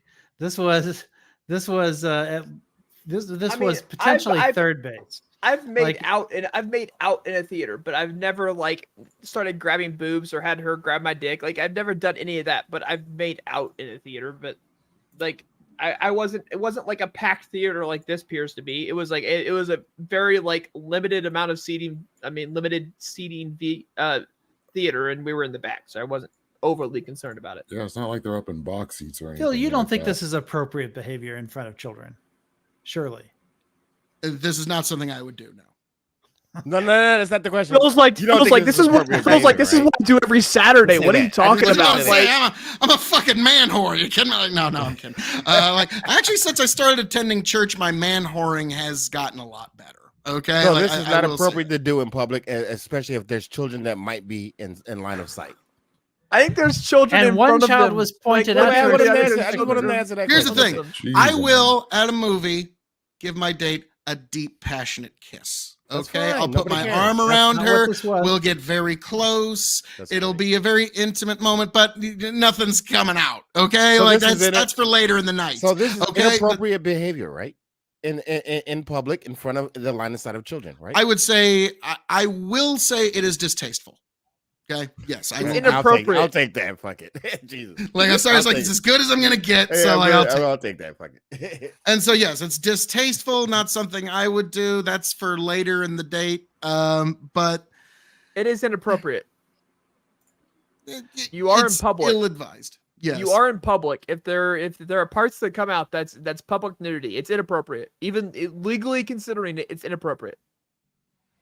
Ooh. So all public nudity is inappropriate. Yes. Aiko, do you agree? I would need to know more. Oh, Public nudity, like if you're at a nude beach or whatever. No, that's not inappropriate. If you're A if you're- nude beach is not public. What about the Yeah. pride parades where A kids are nude getting beach is not exposed open to to the sexual public. things It's a early? membership. Yeah, I oppose that. Yeah, Nobody Kink of Pride argues is against not. for that Hey, here. I'm Nobody's very arguing much for against that. Kink of Pride. Yeah, Yeah, nobody's absolutely. arguing for that here. Marvelous. Excellent. I'm on that Excellent. side. Even Vosh is against Kink of Pride. Like this is not a controversial. Yeah. I don't know. Vosh. He did a whole Vosh video and on it. his age of consent thing. It's a little. But that's not what No, we're talking no. about. He's Yeah, That's we're not talking what about his Kink of Pride stance. Yeah, I'm just saying, even him. That's I don't look at him as any kind of exemplar of anything. That's my point. That's why I said even him. Like even he has that stance. Like it's very hard. There's not a lot now. Now don't get me wrong. Like I've been at Mardi Gras in New Orleans, and I had a friend who was gay, and he wanted to go to the gay parts, and they were going crazy, right? But that was at a certain section, like where it was after midnight. It was like not a place where children were allowed. That was a whole different story. Like they could do their thing in a zone like that, but in a public like parade that's considered to be family friendly, where everyone's bringing their kids and all that kind of stuff. Yeah, there shouldn't be kink at those events. We found some agreement here. We folks. shouldn't And have. if We that's the shouldn't case, have a then Lauren yes, Boebert. I will float say at that it Pride. was inappropriate. I will even give you the word you want. Inappropriate. We have Okay, it. there we We go. have it, folks. We finally fucking got there. It was public lewdness, right? Phil's face is as red as a tomato, but we have it. All right. But it was public lewdness, right? Like that's the crime we're talking about. It was Yes. lewdness in public. How Yeah, is sure. it not nude? Because beaches that are nudist beaches are membership only. It's privately owned land. And they are very, very specific on membership only. It's considered a club. And in which legally clubs have different rules around them because they are clubs. So like I need to look at what it is. If I go into a building, it's a club. If they allow vaping or smoking, I can vape or smoke inside the building, even though it's federally illegal for public businesses because it's not considered public; it's considered private. Not to mention Okay, swinger parties. So this is just Texas, okay? But here's public lewdness in Texas. A person commits an offense if the person knowingly engages in any of the following acts in a public space, or if not in a public space, the person is reckless about whether another is present who will be offended or alarmed by the person's 1, active sexual intercourse, which agreed that was not, 2, active deviant sexual intercourse, which that was not, or 3, active sexual contact, which that clearly was. So an act of sexual contact where other people are present who will be offended or alarmed. So they were surrounded by children. That if that law is worded that way in Colorado too, which I don't know if it will, I'll have to look it up. But in Texas, that would be a violation of the law. Look Which at it that. should be. Punishable by a jail sentence of up to 1 year. Oh no, it doesn't say up to 1 year. It says a sentence of 1 year and a $4,000 fine. Look at that. Phil's uncomfortable as hell because he knows that'd be a violation. I mean, and maybe in Colorado it's different. I'm just I'm just to be like, fair, this oh, is okay. Texas. Like we'll see. But like, do you really think anything's going to come of that? Do you think she's No. actually going to get charged? No. for it? No. Most of these laws don't get charged. Like, but it is there. If a prosecutor wanted to charge her, like it could happen. I think what would happen, Lawfare what would isn't have to really happen vote. is somebody in that theater would have to lodge a complaint and press charges. Is what I suspect would need to happen. And like again, like it looks bad to us because it is one of those night vision cameras. But like, Yeah, sure. I'll like, yeah, there's been folks like Look, we've we all all been in make the club lapses or in something judgment. where yeah. you know. I'm not Let's be saying frank. that. Wait, but you've been to a movie theater. You know it's not that fucking dark. You can look to your right and be like, "Oh shit, they're fucking going at it." Yeah, true. Because the shit, in That's why Colorado. that's why the folks are in the back. That's what the back row is So for. in Colorado, Yeah, it's but called they- They're public not in the back where they're row. at. They're obviously not in the back row. Yeah, Yeah, in should have Colorado, it's ordered called better public seats. Did you forget the indecency. video? Like, Well, they didn't No, I'm order saying better for every seats. other theater experience in the world, when you're saying, well, it's not that dark, like, well, that's what the back row has been for since the 1950s. you should have told Lauren Boebert that before she did it. Well, here we go. Hey. This is Well, Colorado. she isn't sending me her fucking Okay, here we advice go. checks. So This she's is just wrong. Colorado. Got it. The law defines public indecency as doing one of the following in a public space or anywhere it is reasonably expected to be seen: an act of sexual intercourse, lewd exposure of intimate body part. But here's the part that does apply: or lewdly fondling or caressing someone else. There it There it is. is. PDA, public display of affection. So that's a clear violation. Now this one's a much smaller penalty. It's only 10 days in jail and $300 in a fine. I think Lauren Boebert should spend those 10 days in jail. I mean, technically, Jesus Christ. technically, they could do that.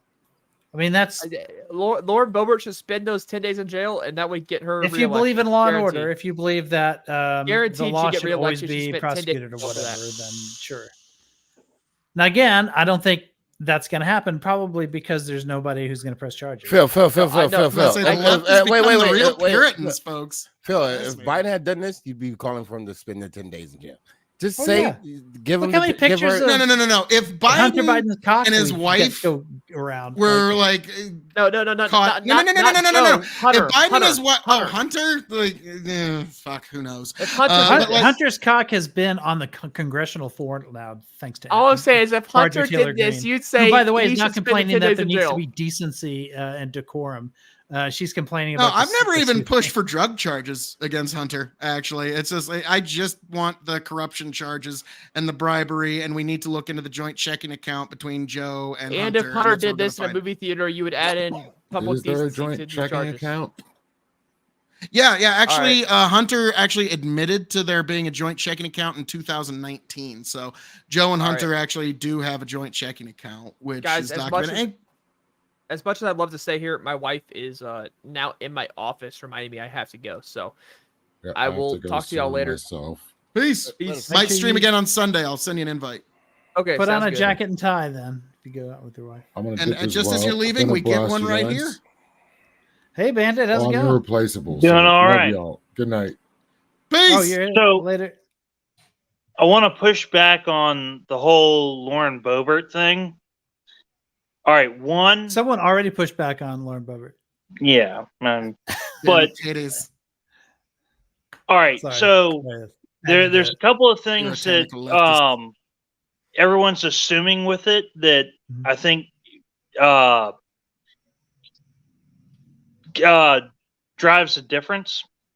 Is it wasn't a movie; it was a play of Beetlejuice. Yeah. How many kids are going to a play in Colorado to see Beetlejuice? Oh, several. There was a kid right behind her. The reason why she was told to stop vaping was because there was a kid in the seat right behind her, and the mother said, "Listen, my kid, doesn't react well to smoke. Could you please stop vaping?"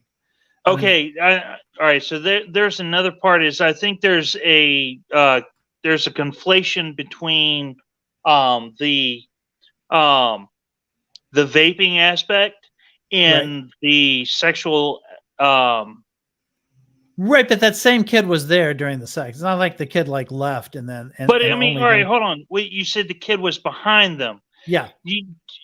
All right. If you think that same kid saw him reaching over and touching her and her, I don't and know then also who saw what. Like there were people wait in before all you directions. respond. There was a strong aspect put on towards public nudity. Feeling someone up is not the same as public nudity. Oh, I didn't say nudity. I never said nudity. Well, Indecent I'm exposure. There was several points It that was- were made It was between when it was sexual fondling of somebody else, I think is what the law says. This was That's clearly what it was sexual to- fondling. Now the thing is, what a lawyer would say is like, well, there was nothing under the clothes that was done, so like that's going to be something that would be the pushback there, and That's especially with certainly- what you said in Texas, Yeah. which was what you're going on originally. Yeah. That wouldn't be enough. Like now, don't get me wrong. Like I said, inappropriate. If like that was happening, like, dude, will you knock it the fuck off? Go get a room, you two. Like, yeah, sometimes just yell at people to get a room. Yeah. Who here wants their kids to be sitting behind somebody who's all right? Well, crazily Well, it was just groping each other? look, in Texas, it's just active sexual contact. So if you're grabbing somebody's dick, I would argue that is an act of sexual contact. All right. There's kind of a strange dichotomy, and I don't want to get bogged down in it, but there's all right. First of all, if someone is in the row before in front of you, you're not going to see. I mean, you can pretty much just anything below this, you're not seeing from the people in front of you. Yeah, I understand what you're saying, but there were people in all directions, to the left, to the right. But if anybody were sitting in front of them and then looked back for whatever reason because of the noises that were being made or something like that, they would absolutely see what was going on. Like, and certainly the people to the left and to the right. So, but that's a little bit of a reach. No, the thing I want to point out. Well, there was a reach. For sounds being made, you're kind of going into the there being sexual acts being performed. They were, first of all, hold on. I want to point something out. I want to point in Colorado, they call it, hold on. Fuck, what was the other term? There were fondling or caressing someone. There were fondling or caressing. Sorry. Let me rephrase. Cardinal knowledge acts. Well, that's not what the law says. Yeah, it says lewdly fondling.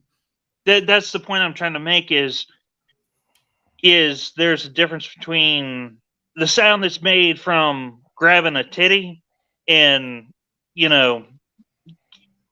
grabbing, riding the baloney pony. Doesn't matter. Hold on. I want to make this point. I have to make this point.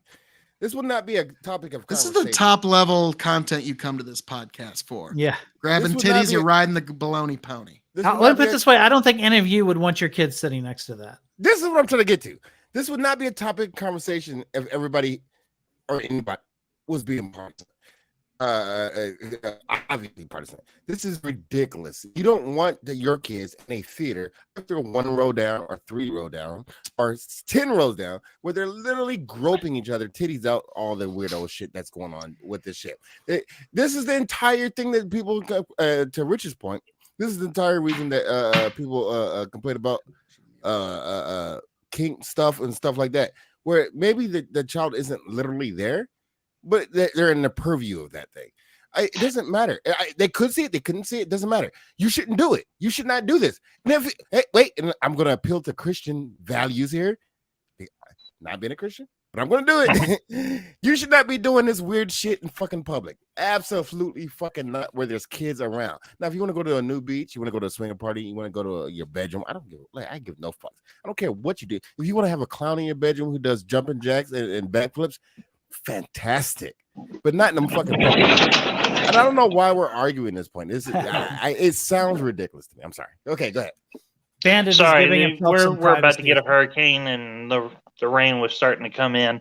But I do have a response to that. I do have a response to that.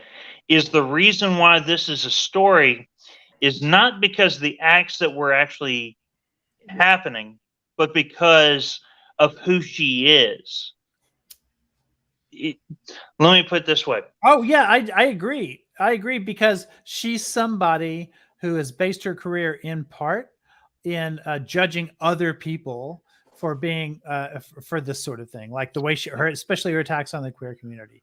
So it's regarded, anytime you do something that's hypocritical to the values that you present to others, it's always going to make it worse. right? So when a Christian conservative is caught, having gay sex and cheating on his wife, or whatever, that's going to make big news, right? Whereas with a regular guy who like supports LGBT rights, goes out and has gay sex, like no one's going to notice that. It makes a big difference who you are and what you outwardly say you believe. 10 to 10. Ika, would you leave your kids with Joe Biden? Yeah, sure. I would have no problem with that. I would too. Osiris, would you leave your kids alone with Joe Biden? Give me good evidence that he's besides being an old man that's creepy as fuck. Give me good evidence that he actually does something. Would you leave him with Donald Trump? That's the big question. No. I would too. It would be Joe Biden Wait, last. That's for damn sure. I don't think Donald Trump does anything to Are your kids grown? There's no evidence Trump does anything. I mean, no, but I mean, we have videos of him like looking at a 12-year-old girl saying, "I'll be dating her in 5 years." That's kind of creepy. I don't think I'd want anyone like paying that kind of attention to, especially if you're talking about if your kids are you like. Think Joe's trustworthy around children? I think he might wander off and like. It's one of those things that like. Acting inappropriately around children. Like if we're gonna go like super dirty politics, it's one of those like. So I'm not saying that every Democrat's inappropriate in grooming kids, but they all decided that voting for somebody who's really inappropriate around children is not a deal breaker in Joe Biden. I just don't think most people think that that's true. Hold on. To be fair, Trump is waiting until they're of age. Dirty. Biden is sniffing them now. Yeah, you know what? I sometimes inhale air in the presence of other people. Like I understand that hold on. Inhaling air and sniffing are two different things. And if you're going to conflate them, he's a close talker. I agree. I don't like close talkers around me typically. But no, I don't think. I mean, we all have like Donald Trump literally said he would fuck his own daughter. You have pictures of Trump and of Biden that you can like misinterpret in ways that always happen. Like they do this with Trump and his own daughter multiple times, especially after quotes about how if he weren't related to his daughter, he would be. And I don't take that seriously either. I don't think this. I don't think Donald Trump. I don't think Donald Trump wants to fuck his own daughter. I think he just says wild shit. Yeah.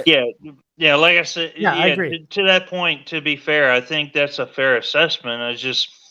When the rubber meets the road, I think that's where the divergence between where I would assume Phil stands and where you and maybe Osiris stand. I don't know. It's just I mean, shower time. Ashley, well, if I can give grace to Donald Trump, I wouldn't literally saying that he would definitely fuck his own daughter. Well, why can't you give grace to Biden? Why can't you do that? Well, hold on. There's a difference between, hey, when my daughter comes of age, she's gonna be a heartbreaker versus. That's not what he said. Hey, that's not what he said. You get in the shower. You need a partner. In 10 years. Now hang on, we got another guest here. I actually didn't even send him an invite, but he got the code in the back way, so we're gonna see if he's gonna play nice or not. But he's always a friend of the show, and he is Barry Satoro. Apparently, how we doing, Steve? Doing fine, just chilling here, watching you guys go back and forth between who's more of a groomer between Trump and Biden. It's entertaining dialogue, if nothing. That's not my point, but yeah. It's it's shower time, Ashley. Yeah, like that. That's horrifying. Yeah. So I would definitely. Joe would be on the bottom of the list of people you should leave your children. So where would Trump be? Above Joe. No. That's fine. Yeah, that's where he would be above Joe. Okay, I don't know where every human being ranks, but Trump is sure as fuck above Joe. Wait. If Joe is at the bottom of the list. Is Trump also at the bottom of the list, but above Joe? To answer your question, for every reasonable person, he should. You're copping out, dude. I don't know where he would be exactly, but he's certainly. Like you don't ever want to leave your kid alone with any grown man, but in the hierarchy, like Trump would definitely be in the middle to upper of the pack. Joe way on the bottom. Shower time, Ashley. That's all you need to know. Osiris, I wouldn't let Trump watch my kids because I would be more concerned with him checking the what the stock market is doing in them, sticking a fork in an electrical socket. What are my poll numbers? But even though, go ahead. That's a far cry from, oh, you got some dirt on you. Are you aware you need of that? You need to have some shower time. Wait. Even though he is multiple times over multiple decades said he's literally checked out young girls and said that when they come of age, he would fuck them. Not to mention, well, hold on. You just gave up the ghost in your own argument when they become of age. He's already thinking of them that way. No, he's already evaluating this fuckability at age 12. That is a legitimate thing to say. Oh, hey. That is not a legitimate thing to say. Also note how they had to immediately try to deflect to Trump when I said every single person who voted for Joe Biden had to ultimately say that Joe being inappropriate with kids was not a deal breaker. Ultimately, you have to admit that if you voted for Joe Biden. That's fair. You have to admit that him being inappropriate with kids, that's not a deal breaker for you. Now, if you say that, can you admit? Now you got to deflect to Trump now. No, you can't just look at that in a vacuum, which is fascinating. You have to try to deflect this man's abuse. No, wait. It's a consistency check. If you say that about him, you have to say it. Why is it so incomprehensible in your worldview, Phil? No, wait. Don't distract, please. Hold on, I'll give you a chance. No, it's because everything in American politics is deflection. Hold on. No, it's not deflection because I don't give a fuck about American politics. We're doing a consistency check right now. If you say that about one man, you have to say it about the other man too. Yes? No? What am I saying exactly? What am I? If you're saying that Joe Biden is a creepy old man that potentially does weird things, I'm not going to get into that. The specifics. Ashley's diary. You also have to say that what Donald Trump says is equally as fucking weird. Well, not equally. It can be inappropriate, but not equally. No, not at all. Wait. There's a difference. It can be like I will concede. Hang on, Bandit. I will concede that yes, throughout his life, he has said things that are inappropriate, uncalled for, things I would not agree with, and things that I would find very uncouth. But that is not on level with Joe Biden in any way. I'm sorry. We actually have two eyes to see what he's done. Partisanship happening right now because I give no fucks about neither one of these people, and Phil is unable to admit that Trump is a groomer. It's okay. I mean, I'm not going to admit things that aren't true. I can put it I know you want to say them because your politics are what they are. I get it, Steve. Your politics are what they are, so you got to say that. I understand, but we love you anyways, man. Wrong as you are. Are we still doing the map today? Hold on. There's a difference between what Donald Trump said and what Joe Biden has done. What has he done?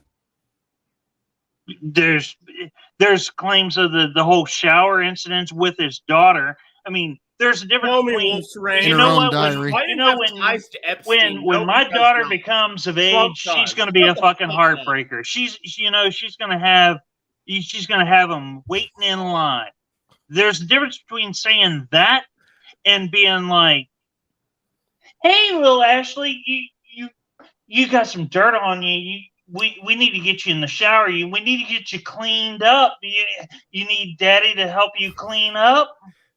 Okay. That's a big fucking difference right there. If you vote for Joe Biden in 2024, all of that is not. No. That's not too far for you. Which one of these presidents have actually done anything wrong? Tell Every one of them. No. When it comes to children. Well, with their own two eyes, I mean, Joe's even had to admit that he's been inappropriate with children and their touch. No, that's not what I asked you. No, that's exactly what you asked. No, I'm asking. He admitted himself publicly, and he says he's going to try and do better.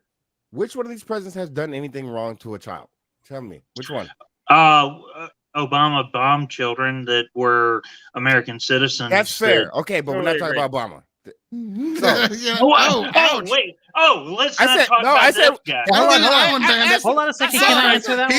He pulled out a fucking ace card we didn't see. I asked such a specific question. Which one of these two presidents have done anything Hold on wrong a second. Can I answer that one real quick? Because I've got to do a fact check on that one. Go ahead. Because it is true that Obama bombed a group of people that included that boy that was an American citizen, right? One of the ways that we know that is because that boy has a little sister who's also an American citizen. And guess what happened to her? She died in a drone attack under the Trump administration. Only that particular that makes it bombing better now. didn't get highlighted doesn't by the make it right. better. Why is it that we keep hearing about the first one, which was bad, which I condemned at the time? Why is it that we hear about that one, but we don't hear about her sister being droned? Because I didn't know about that one, and I haven't. I haven't seen any information to confirm all it. I'm trying to do is there's a reason you haven't seen it. There's a reason you haven't seen it because right-wing media won't tell that story. I will admit that, and I will look into it. And please do. I'm not trying to play partisan. I understand. I think you're good faith. Absolutely. Yeah. I'm just saying. Yeah, That's, so that it's makes amazing it how better we hear then. about one and not the other. That makes it better. Because it's bipartisan now. That makes it all go away, right? No, I'm saying let's condemn them both. That's not what we're saying. That's not what I'm saying. There's a consistency check that needs to be had here. And it's not about what that was a consistency check. It's not because this one person did something. Oh, what about this other? I'm not doing the whataboutism here. I'm saying if you're going to say that this person did something and that somebody's doing something similar, is he also doing something bad? And nobody here wants to admit it. Because I will tell you, if you think that Joe Biden sniffing a little kid's hair is weird, sure. I think Joe, and I also think Donald Trump saying that pondering about what little girls look like when they grow up is also equally as fucking weird. Both of them are fucking weird, all right? In the story, that's weird. All of that shit is weird. Like me and Bandit probably take it one step further because like we see like what happened to Ashley as being unambiguously evil. You don't see Biden having Trump a convicted pedophile like Epstein. Trump does. And that's not to mention his numerous comments. Yeah, the Epstein client list is most of DC. Yeah, are you sure you want to go? Okay, so are you trying to deny that he has access to Trump? I mean, he was on his plane one time. Is that what you're like? With Trump and Epstein? I mean, unlike Joe Biden, who actually went to Epstein Island. We actually do know that now. Well, hold on. With Trump and Epstein, it was confirmed that what happened was that Epstein needed a ride, and Trump.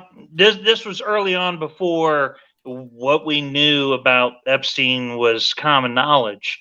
And Epstein basically hitched a ride on Trump's plane. It wasn't the other way around. And afterwards, that's when the whole deal with Trump banning him from Mar-a-Lago and all that shit. Once Trump was apprised of the way that the situation was going, he cut all ties. You have insulary contacts between Epstein and Trump prior to his knowledge of what Epstein was about. Bandit, I just put a link in the StreamYard chat.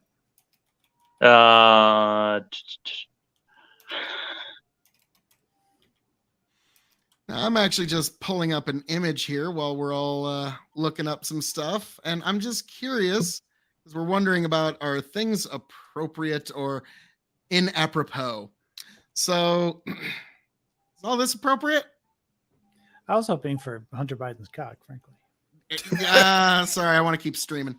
So, like that poor redheaded girl there in the far right of the screen, is that appropriate? Ask her. No, yeah. I'm asking you, actually, Aiko. I'm fine with it. She's been interviewed, actually. She's already given her thoughts on it. She was fine with it.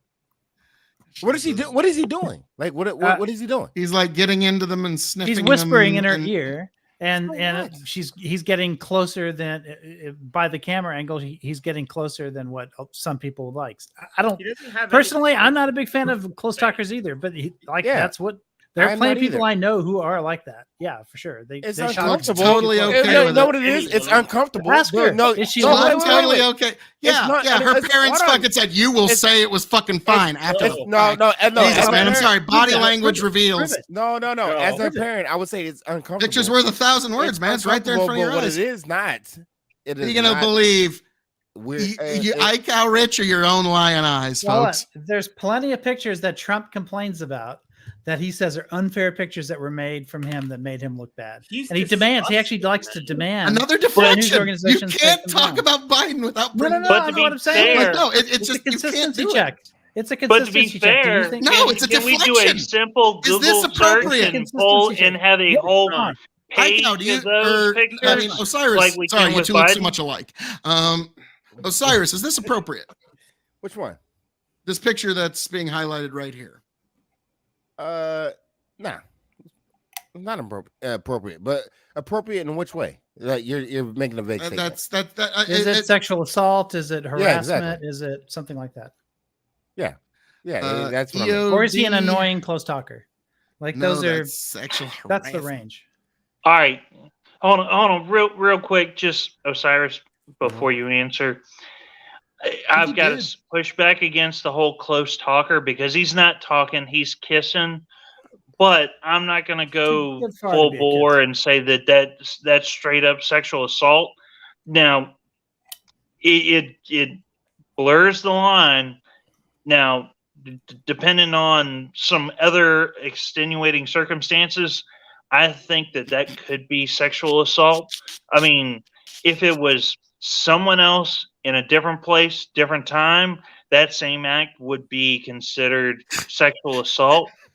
But I that's not the hill that I want to die on, saying that is sexual assault. If you're gonna roast Joe Biden on this, you have to roast Donald Trump on the very same things. He does weird ass shit, and I'm not roasting him on that. I don't give a fuck about that shit. I don't see Trump like actively getting in someone's personal space. No. He says extremely. He's a germaphobe. He doesn't do that. I know. But like, hold on, Osiris. You keep saying he says. You keep saying he says. That's Joe Biden is doing.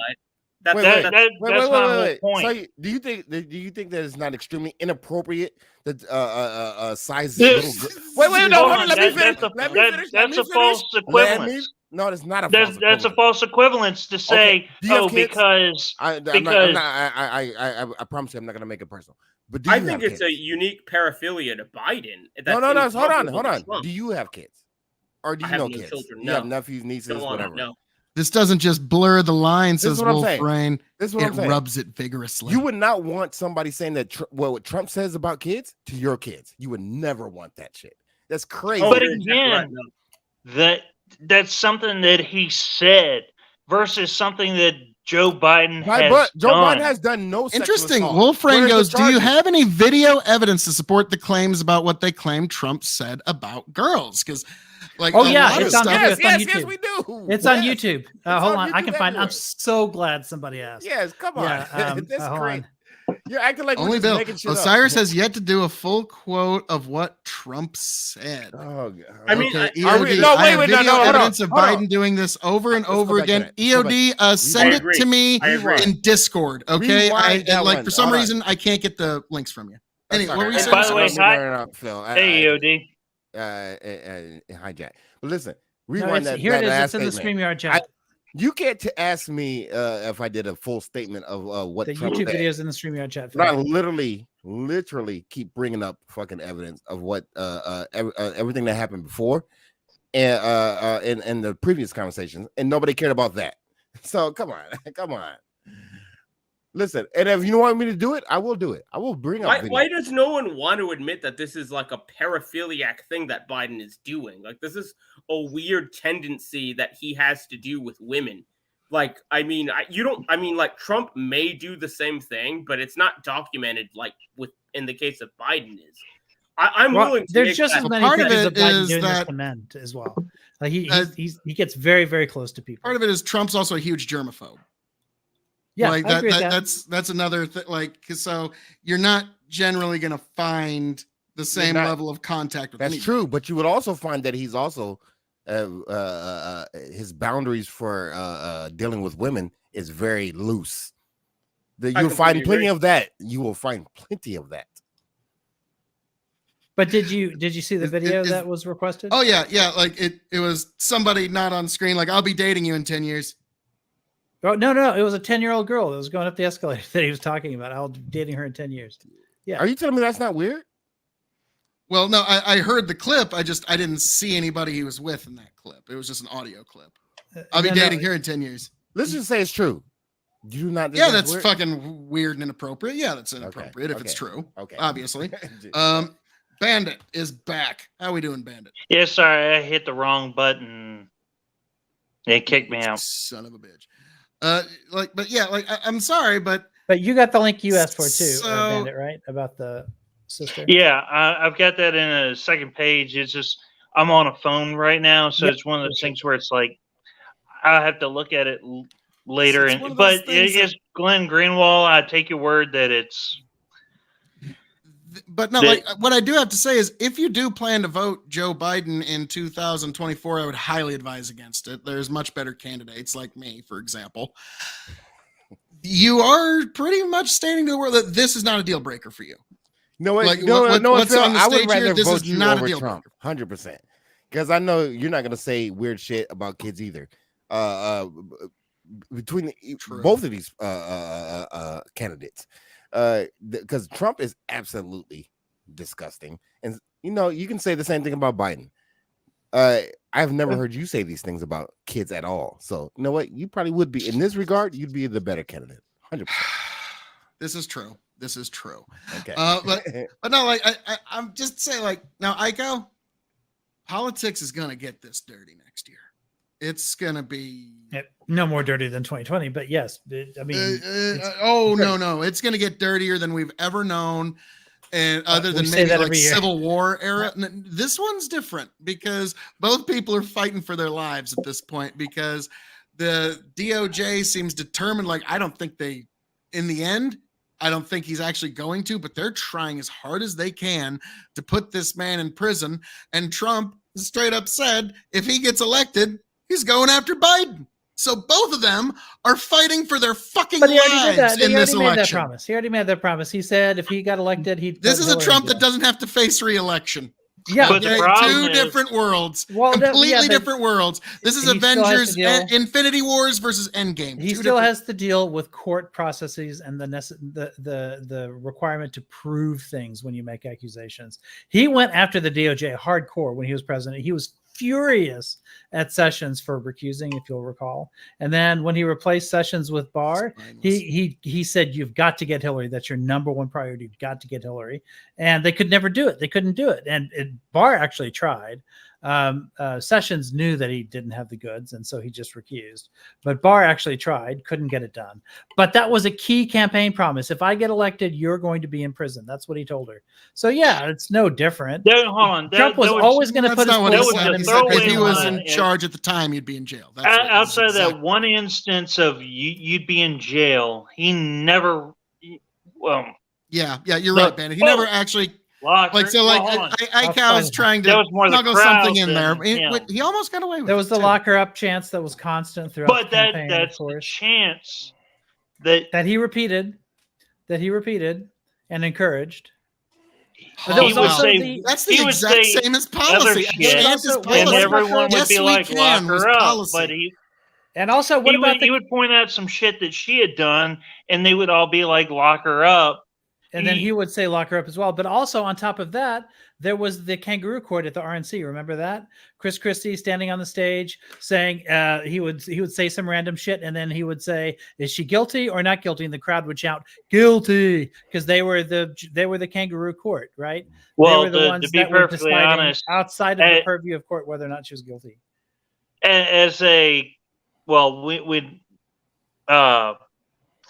I'm not. Whatever the hell that I'm not registered. I was reading, but I might as well be registered. I don't remember that shit, and fuck Chris Christie. Even back in 2016, no one likes Chris Christie. His own mother slapped not a rhino likes Chris Christie. But there was a reason why he was put in charge of that kangaroo court at the RNC. This is Trump's RNC. It was his dog and pony show. He's the one who put people in the places where they did. He was the one that, let his wife give a Michelle Obama speech. He was the one who approved every single thing at the RNC, including Chris Christie, because he wanted. Was that back when was Ronna McDaniel the head of the RNC at that point? No, I don't think she was there quite yet. I can't remember who was though. Yeah, it was still what's his name? The the guy who would be eventually become his first chief of staff. You know what I'm talking about. I need a name because Hold I'm on. drawing a blank. It was Trump's first chief. Wait, you talking about Priebus? Yeah, Reince Priebus. Reince Priebus was the head of the RNC at that time. Now, gents, there's one thing I have to agree with Osiris here when he said that I would be a far greater candidate than either. And for those who are new to the show tonight, I am indeed running for president of the United States of America. And this is my first campaign ad. On that note, I'll be right back. Your piss break. Yep. God bless America. God bless this glorious land. And because this land is so glorious, it needs a new president to match that glory. And that person is Phil K-O-E. Yes, Phil K-O-E in 2024. A man who truly loves America. A man who loves this nation and the people in it. Phil K-O-E, the true alternative in 2024. The man you all need. A man of the nation. A man of the country. A man of the people. A man of nature. A man who is going to point us to a brighter tomorrow. Yes, Phil K-O-E. He is a man of decisive action. Phil K-O-E. And that, ladies and gentlemen, is for America. I'm going to do that for you in Washington, D.C. Whatever that is, you're going to get a lot of that. Yes, folks, Phil K-O-E, a man who will make sure to dot the I's and cross the T's of American government. Phil K-O-E, he will make sure to preserve your freedoms to work on go-karts on the weekend or whatever you call fun in this glorious nation. That's why you need to consider Phil K-O-E. And that, folks, is why I am asking for your vote in 2024, folks, because I, your King of Extreme, Phil K-O-E, have officially announced my candidacy for the presidency of the United States of America. Beautiful, beautiful flag. Old Glory is coming with me, folks, and we're going all the way to Washington, D.C. If you're tired of business as usual well in D.C., do the right thing. In 2024, vote extreme. Phil K-O-E, the choice for you, the choice for me, the choice for everyone within all sundry. Folks, God bless every last one of you, and we're taking this all the way to Washington, D.C. in 2024. Vote Phil K-O-E to fix D.C. Yes, folks, it's going to happen. It's going to be beautiful. It's going to be glorious. You're going to join me, the Cabinet of Extreme. Our inauguration party is going to make the Jackson inauguration party look like a debutante ball, folks. It's going to be amazing. Old Glory's coming with me. What else do we need? God bless all of you beautiful people. Travel well, and in 2024, vote Phil K-O-E.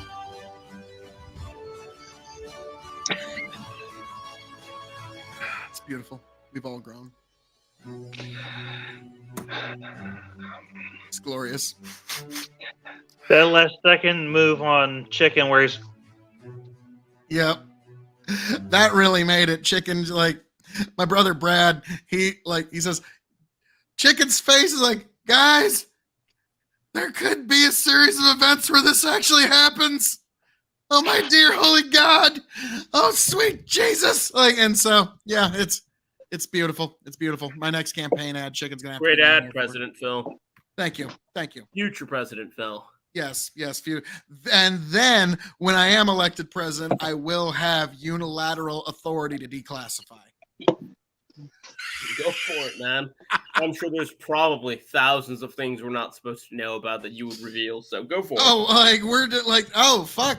Turns out the aliens are real. They've been trying to tell us for a couple of years. But yeah, all for it. Turns out I'm just one vote in the Galactic Senate.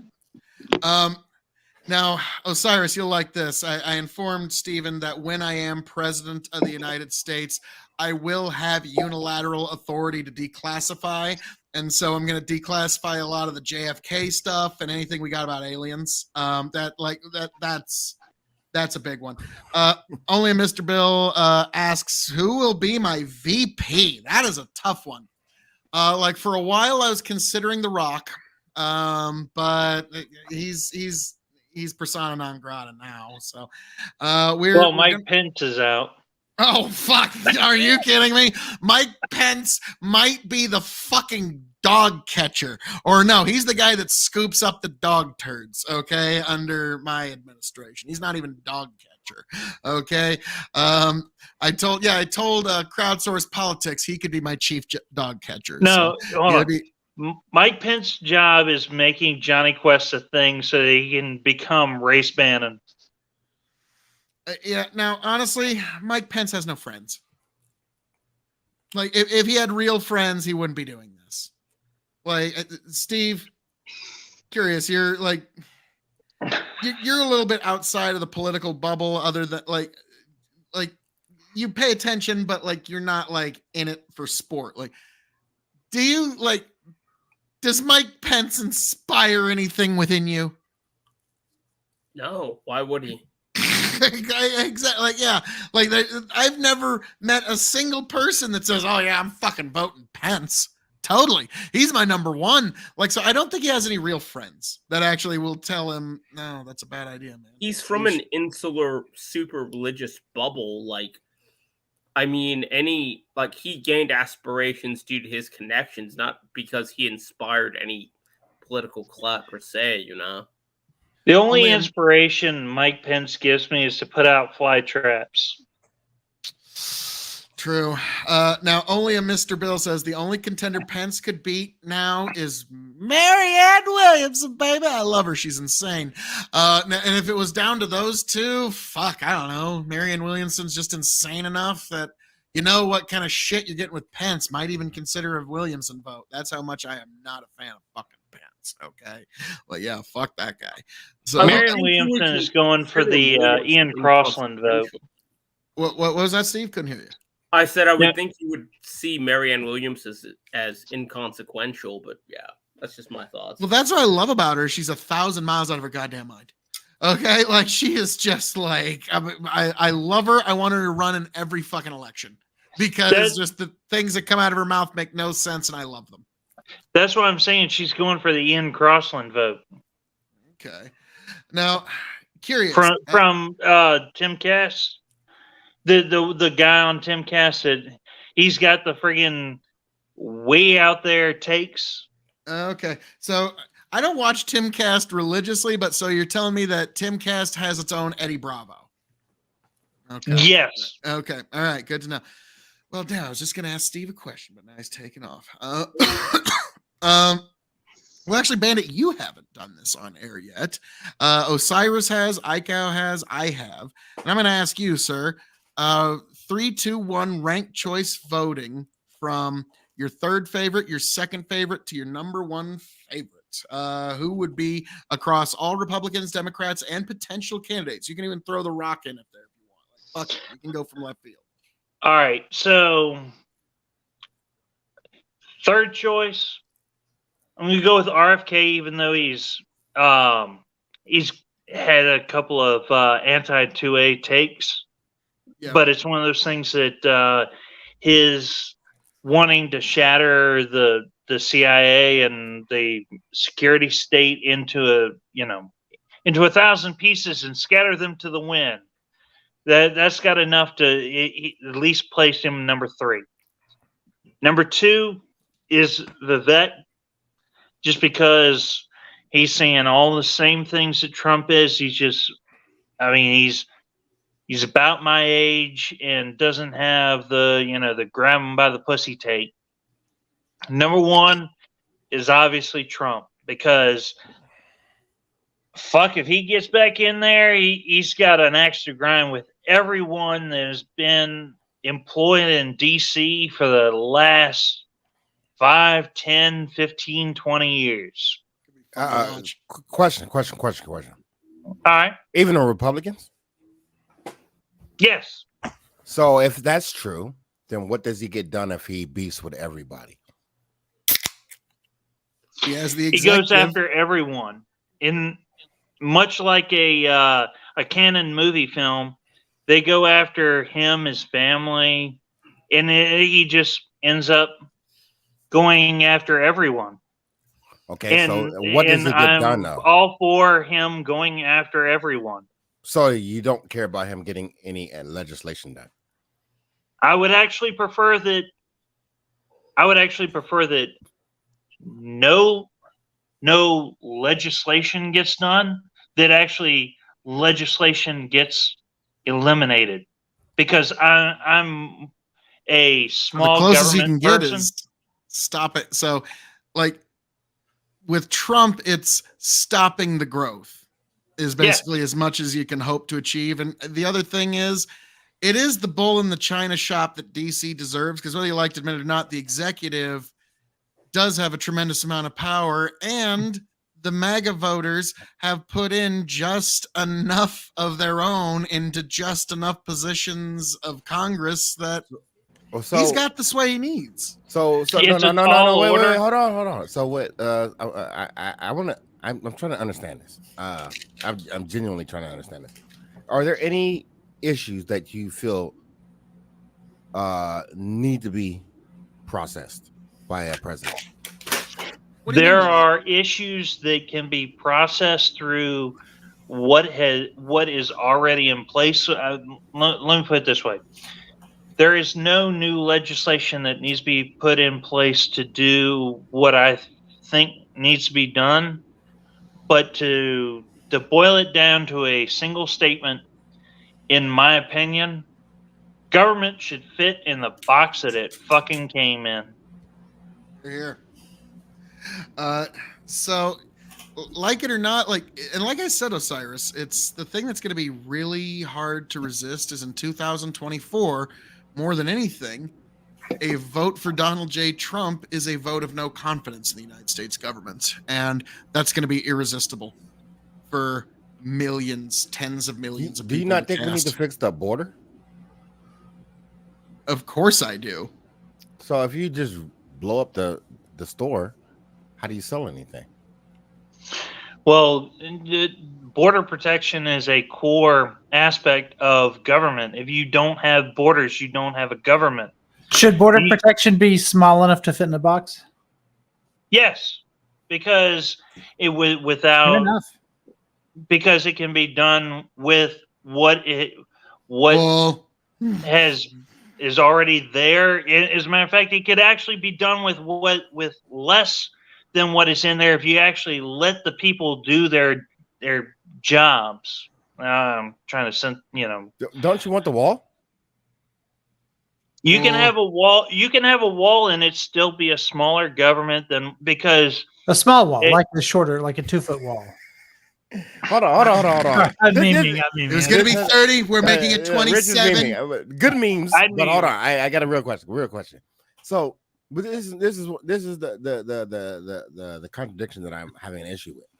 So you want Trump to just go in and blow up the entire system, and then get nothing done, but you want things like the wall done, right? All right, is the system working for you, Osiris? The system. It typically, would you say it's working? Just why don't you let him answer the question, Phil? Hold on. Oh no, I'm asking. Do you think that it's working? No, you're countering him. Hold on. No, shut up. I was asking, is it doing a bang up job, and it's just the way that you think that the government should be run? There is no in the way that the government's constructed. There is no reality in which I think it 100% works for me, because I'm not the only person here. There's 330 million other people here, at least that. Right. Yeah, I think what makes this election different than every other election before is that we're now voting. I mean, assuming Trump is the nominee, we're voting. It's a referendum on two different administrations. There are people who've lived through the Trump administration and through the Biden administration. So you can have a vote of no confidence in government for the last 4 years or for the 4 years prior. And I think that makes it like a very different election than, say, Obama, who was like somebody entirely new. And the criticism of him was that he's an unknown, foreign governments are going to test him. He's inexperienced, whatever. That was the argument against him. Well, here, And you know that I've one landed on a really good argument that anything ICO's new got to try other to than integrate it. his healthcare bill. I mean, like, I don't think it was really anything other than that. You know. I mean, the healthcare bill was his premier. Yeah. I mean, like a watered down FDR type shit. I mean, that's like, going to be his legacy, but Obama's going to be in the minds of the people he who was like he It- still the- bombed and killed other people. I mean, he still taxed. Sure, but which president has been perfectly good? Well, if you're talking about the I drone will. war, it would be Biden, because Biden ended the drone war. So Obama's drone war was bad. Okay, because it's still not going on. Come on, that's nonsense. You know No, that. look it up. Look it up. People give Biden credit for ending. You're the drone gonna war. trust government statistics on that bullshit? No. These They're are still NGO carrying it statistics. on. There's independent statistics. Just like we didn't have special forces in Ukraine until we did. And WMDs in Iraq. The There are- statistics for Obama, you trust, right? Because you're saying No, that he bombed all these people, so you trust those statistics. Obama right? was a fucking liar. No, I But So don't. you don't trust? Wait. So you don't trust Obama? I mean, sorry, because it's a Obama valid did? way to look at the world where there's three lies, damn but lies, this and is government not- statistics. That's not valid. No, this is Of course bullshit. it is. Hold The on, government's hold on, lied to hold us on. enough times No, that they've, hold on, nobody's going to because come when they cry wolf anymore. You can't tell me that you're for law and order and truth and facts, and then have contradictory ideas on the same thing. That's crazy. So did Obama? No. Wait, We're never going to have real law and order on this statement. earth. Let me finish the statement. So did Obama statistics, are they true or not? Obama's statistics. Wait, you're conflating. No, I want him to answer. Wait. You're conflating law and order with whether or not someone was still doing drone strikes. Those are two different issues. But you know what? I'll forget that part. I don't care. What I'm saying is, are the Obama statistics true or false? I don't know what. If I had to bet the house, I'd say no. Okay, Yeah. good. So Good. Great. So why then is anyone Biden ones are calling true. him? He didn't bomb all the kids. He didn't do it. Yeah. It didn't happen. That didn't happen. It was made up. It's propaganda. Yeah. You can't just pick fucking numbers out of the thin air. That's crazy. The It's fact like, is, oh, the same numbers that on that that argument, condemned there's a Obama difference on those drone between strikes. Because the government lies, it makes all the bad go away, folks. These are not government numbers. These The are anti-war NGO left numbers. evaporated with These the are election of NGOs Barack out in Obama. the It's so field sad. that are seeing drone strikes and then reporting them out. That's He what didn't that's bomb what these kids. organizations Golly. do. Then why? Then They why can't did be he not bribed or implode threatened. Libya? Certainly not. Every one of them are just bulletproof. So why do we believe the Biden numbers? Why do we believe that? Why now? do you believe I the Biden don't numbers? believe then? them. That was his whole point. Is he That's doesn't our believe question them. to The y'all. government has lied too many times. We don't believe when they cry Why wolf do we anymore. believe the Well, why are we It's Obama? their complaining fault, then? not Well, why the ours. fuck are we That is complaining? the government's fault, Why the not fuck are we ours. complaining about numbers we don't even believe in? Because these are the lies we have to be swallowed, and these are the lies that you guys like.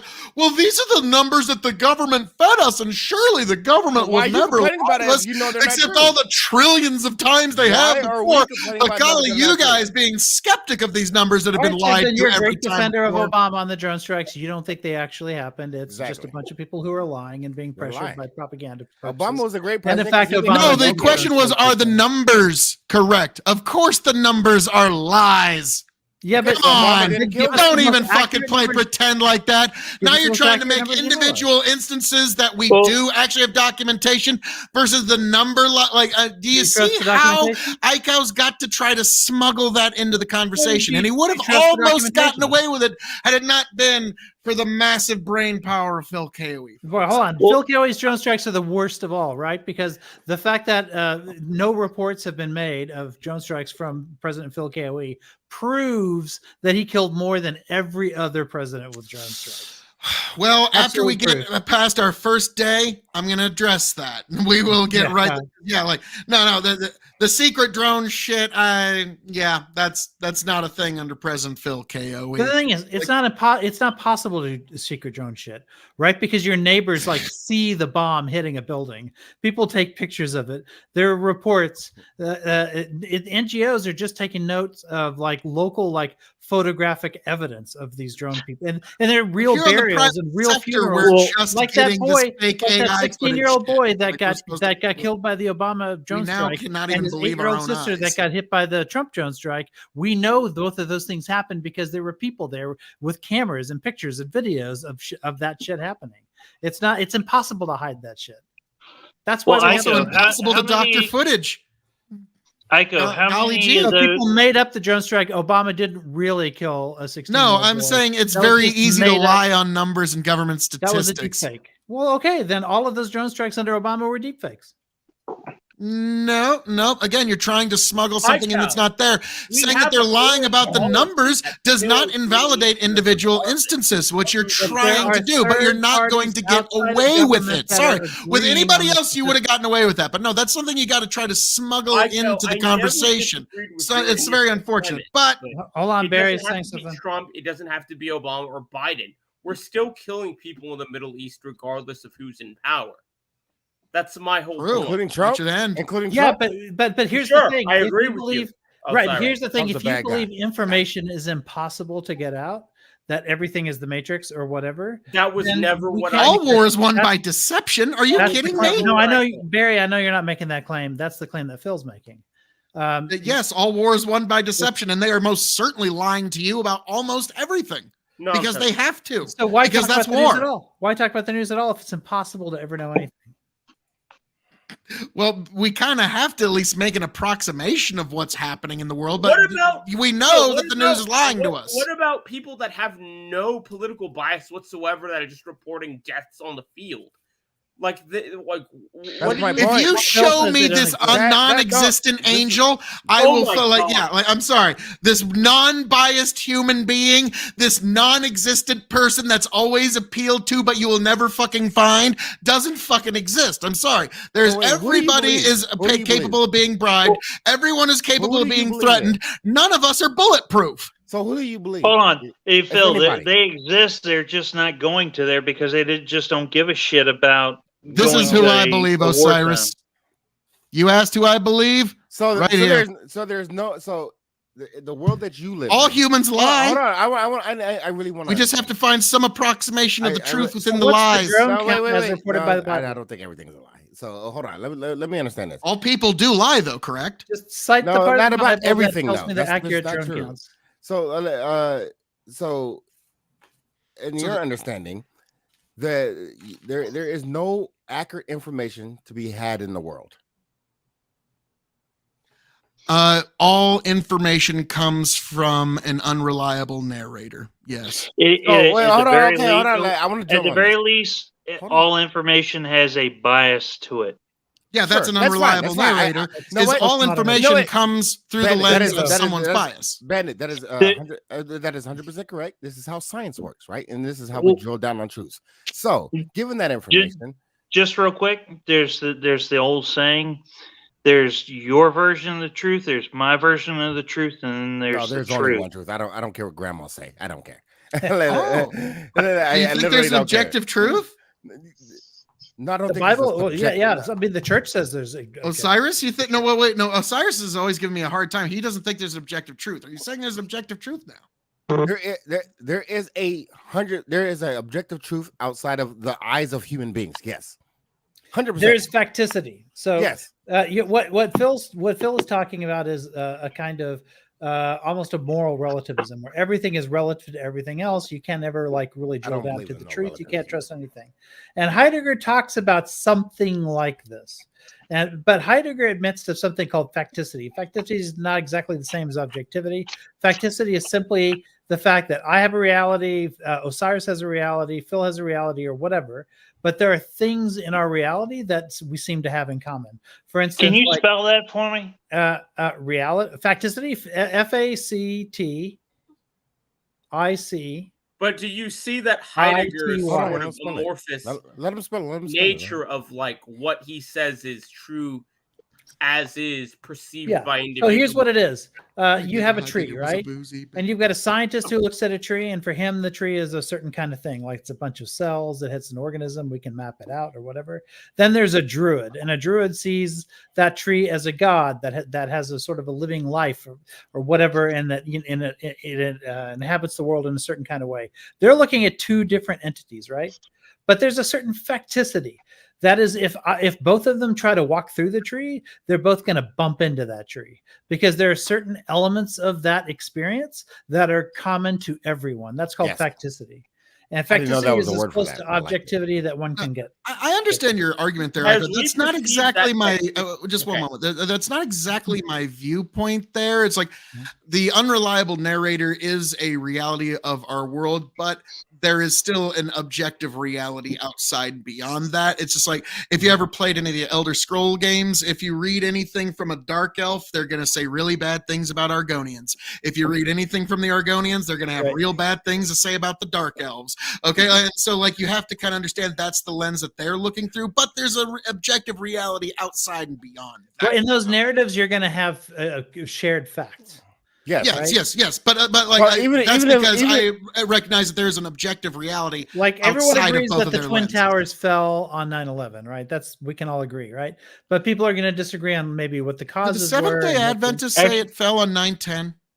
yeah, I'm yeah. sorry, I couldn't help myself. But I'm saying there's certain like No, they would this say is it why fell Wik- on 9/12. This is, by the way, why Wikipedia works, right? If you were to make Wikipedia make determinations of opinion, it would fall apart. It would be a dismal failure. But what makes a Wikipedia work is that people from wide varieties of points of view at least can agree on discrete facts. Yes. And Wikipedia documents those discrete facts, which is why when you look at Wikipedia and you compare it to like Encyclopedia Britannica, for instance, Wikipedia is just as accurate as Encyclopedia Britannica, even though there's no experts like running the thing.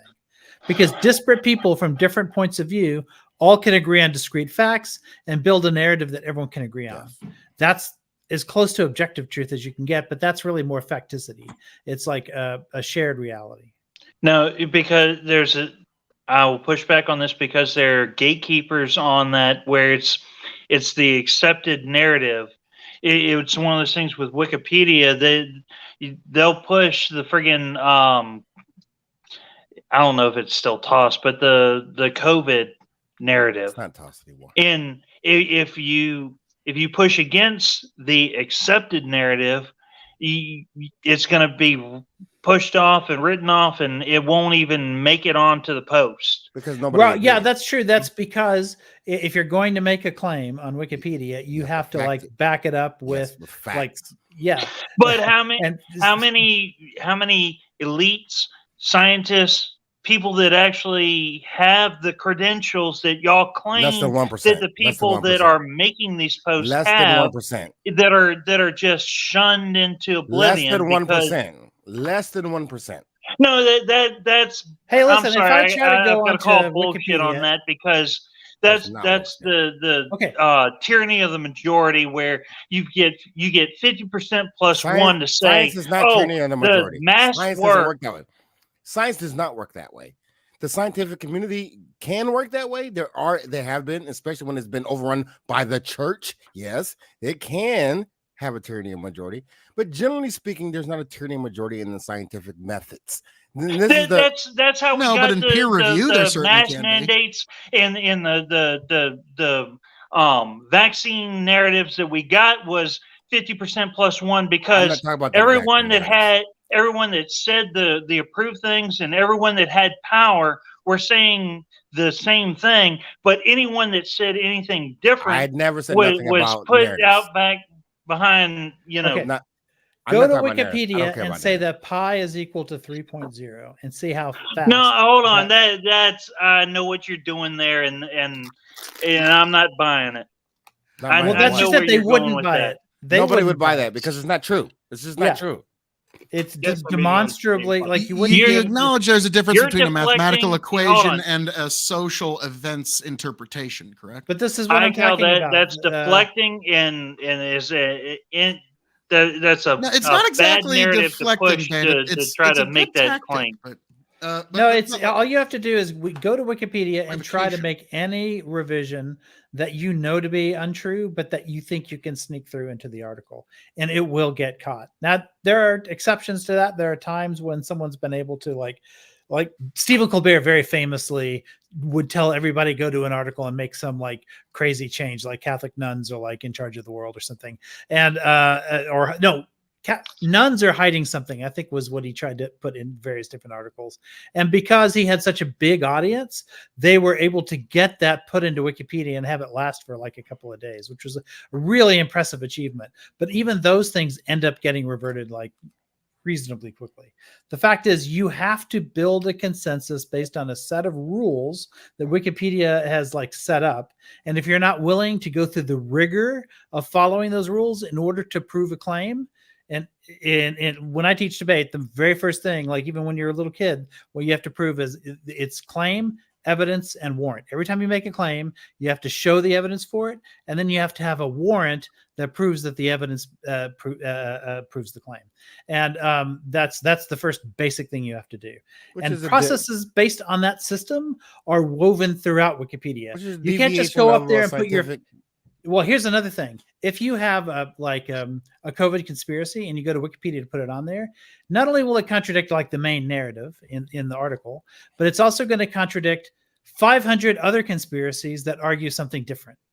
And so all of those conspiracies fight against each other as much as they do against the unified narrative. But the unified narrative is truth is singular, lies are multiple, which is why Wikipedia tends to succeed, because it's built on consensus or rules-based consensus. Yeah, but truth isn't based on consensus, though. I mean, I recommend you go be a Wikipedia editor and see how that process works. It takes a while to learn all the rules. I got enough things taking up my time in my day. But yeah, I just don't use Wikipedia as a source because I know that it's basically up to the mob mentality and, it's up to the crowd. It's not. It's rules-based.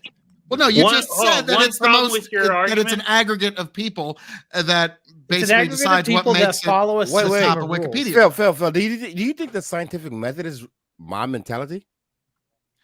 I think that peer review certainly can be, yes. No. The scientific method? No. The scientific method is the greatest tool that the human mind has ever devised. Scientists, on the other hand, tend to be little court toadies that'll chase whatever grant money they can find and whoever they got to suck up to get it. So very, very big difference. Well, Wikipedia, I don't get paid. I've been a Wikipedia editor for decades and I don't get paid. But hold on. You get paid in being affirmed in your righteousness of your argument. Council of Elites. Yeah, that's what I get for being a Christian. But what I'm saying is, what I'm saying is, when you're driving down the street, right? You've got red lights and you've got green lights and stop signs and yield signs. You have all these different rules, right? But unless it's the mob mentality of the people who are in all of these cars, all agreeing to stop at red and to go at green and to follow these like basic system of rules. So you could say, oh, it's a mob mentality. Well, everyone's just stopping. So everyone's stopping at red because everyone else stops at red. They were coerced. They were coerced by the lights. Well, that's kind of an ANCAP world. We could just they were just chasing the money. That's kind of an awkward argument to make when. How many times have we heard about African Americans being pulled over for no reason? What about it? Yeah, what about it? From time to time, we hear about African Americans being pulled over and harassed by the cops for no reason. Yeah. How does that fit into your narrative of, oh, well, these are the laws. When the light is green, you go. When the light is red, you stop. No. But when someone doesn't fit into the group that is being oppressed. Listen, fuck that. You're arguing against straw man and enclosed. Yeah, it took me a minute to understand his argument. I kind of understand it now, but I'll let you go first. Yeah, nobody here is making an argument, and Phil has known me for a long time. I don't make this fucking argument. Fuck that. No, fuck people who break laws. If they break the law, you deserve a consequence. Easy, because I believe in rules, just like you believe in rules. Unless you're to push back on that, Martin Luther King said everything Hitler did was legal. Hold on, and to be fair, I wasn't attributing that law to you. does I not wasn't necessarily saying equal that morality. you made that argument. I'm not saying law equals morality. What I'm saying is that the system that we're talking about only works because the mob decides to follow it, right? We all decide that we're going to stop on red and that we're going to go on green. And so that you could say Guns that's mob tell us to do mentality, right? But that doesn't make it ipso facto a bad thing. No, Right? the- I It think makes you, a I system think that you works. just No, no, deflated no, your own argument by saying that it's the no. mob. He did not. No. What it means? It means that green light means go because we all decided. Yeah. Well, no, And hold there's on. the occasional person that decides that they're going to ignore the red light or whatever, and they may cause crashes and stuff like that or whatever. I have a dash cam. Listen, I have a dash cam. Okay. Anytime somebody rolls coal in front of me, my dash cam picks it up and I send it to the local government, which issues a ticket. I've done that So you're a multiple narc. times. Yeah, I am I am absolutely definitely a a rolling narc. coal narc. I am 100%. I am a narc. 100% a rolling coal narc. Yes, I me love too. doing it. I've done it about a dozen fuck up- times so far. I'm not going to jail All for right. you. Yeah, yeah. So if I could have We a all chance take to off. make the same argument with that, let Phil me just remove vanished. race because Phil we was got rolling coal right there distracted with by his whatever it was. it. We went off on a tangent of it because of it. Let's put it this way: you made the argument of red means stop, green means go, but there's that yellow in there. Mhm. How many times have people been pulled over because they went through a yellow and the cop said, "Oh, the light was red when you went through." You're making a claim. You have to prove it. What are you talking about? Oh, dude. You- Come on. Yeah, I mean, people have dash Are cams you now. are you so- seriously going to sit there? Well, I was going to say stand there, but you're sitting. Definitely. said I'm that. the one standing, motherfucker. He's a stander. I'm the. I got the, and I'm But cheating you- right are now. I you got my serious? lean and stoop. Are you seriously going to say somebody tell that Nina. no one since the creation of the stoplight that no one has ever been pulled over and cited because they went through on a yellow? Hi, That's not The Argentina. cop cited them for going through a red. That's not First the one, question. The Francesco. question is No, the, no, I don't hold think on. anybody said that. That's to my argument. That's to my argument. Can you guess where we're from? the real question would be. No, but I don't think we disagree with you on that. Of course, Yeah. that happens. Yes, of That- course it that happens. goes Hold on, to- you asked me a question. I have to answer it. Okay. So, of course that happens, but you could you're asking a very vague question as if anything happens in the world. Has anybody ever stood in their head and ate watermelon? I mean, probably. I don't know. Like, yeah, sure, that's fine. Well, no, but I'm gonna do that hold tomorrow. on. Let me finish. The crux of the question is at the quantity of which it happens. That's the crux of the question. That's where it matters at. Yeah, Well, you the- can find inaccuracies in Wikipedia if that's where you're going. the point But that I'm you trying to don't- make. You find them at a lower rate or an equal rate to Encyclopedia Britannica, which is really impressive given how expensive it is to update articles on Encyclopedia Britannica like constantly all the time. And Wikipedia just crowdsources. The point I'm trying to make is y'all are trying to put the state narrative in, all right, it's black and white. Green means go, red means stop. We're not doing that. And that when in a perfect world, I'll buy that. when that light is It's black and white. green, everyone goes. When the light is red, everyone stops. And Yes. it catches everything there's a whole litany of examples since before you or I or any one of us is on this panel was born, of people that have been accosted for whatever crime that they were accused of that they did not do. You're trying to say that, oh, cop says you did X. You did X. That's the No one's the arguing narrative was that. put No, forward no. with. I agree with your first statement. I think red light and green light are black and white, right? You can't just say I interpreted that red to mean go, and that's okay if I okay. drive through the intersection Not and cause an necessarily, accident. because and I've talked my way out of this before. 3 a.m. There's no one in any direction. I know. Yeah, I know. Just that. got, like I've done the same That's- thing. But hold on, Like, but that's an like, exception to the even rule. that's not absolute But that's black an and white. exception But it is to the still rule. black and white. It just It's means black and that white, but you accept it just means that a cop might not care, Yeah. but it's still black and white. Like it's still what the law We says. know the rules. The rules are Yeah. black and white.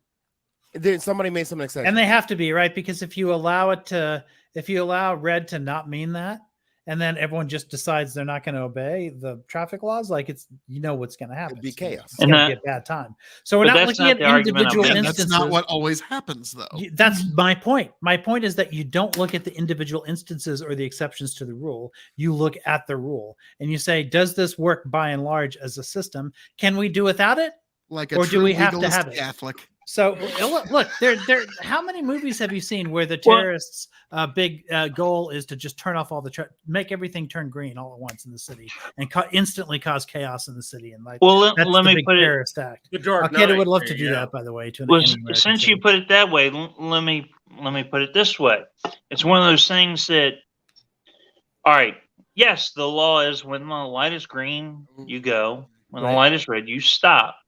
But if you go on yellow, you I can are still hear you. all right. You are Francesco still is allowed to right. go on yellow, but the cop stops you We and had a says moment. you went through on a red. To No, the we had a moment analogy ago. that we've been trying to fiddle around with, with Wikipedia, you make a statement and it's valid because you went through on a yellow, but the cop who is the minder on Wikipedia says no, that's wrong. Well, it's the other Wikipedia editors who have equal power to you for the most part. Well, you can, if you say 9/11 happened on 9/10, it's instantly going to get reverted. But if you put opinion out there that Biden is the best president we've ever had, or Trump is the best president we've ever had, that's going to get reverted too, right? Because it's opinion, and Wikipedia is not an opinion site. Even if someone agrees with your opinion, they're instantly going to revert that. Now, I got to ask, guys. Like, this is a bit of a shift here, but this is a brilliant question. And this is from Francesco T. And I'm wondering what all your still thoughts hear you, are. but I'm Hola, mi gonna go. amigo. Oh, no problem. Justice wasn't created to be perfect since humans are not perfect. Very good point there. Maybe it could be better with AI. That terrifies the shit out of me. How about the rest of the panel here? Let's start with you, Osiris. Probably better. I mean, if it can better let's go, analyze Steven. our judgments and our actions, why wouldn't it be? RoboCop. Osiris, what are your thoughts? RoboCop always did a better job than humans. I would have to understand what this AI is doing. I'm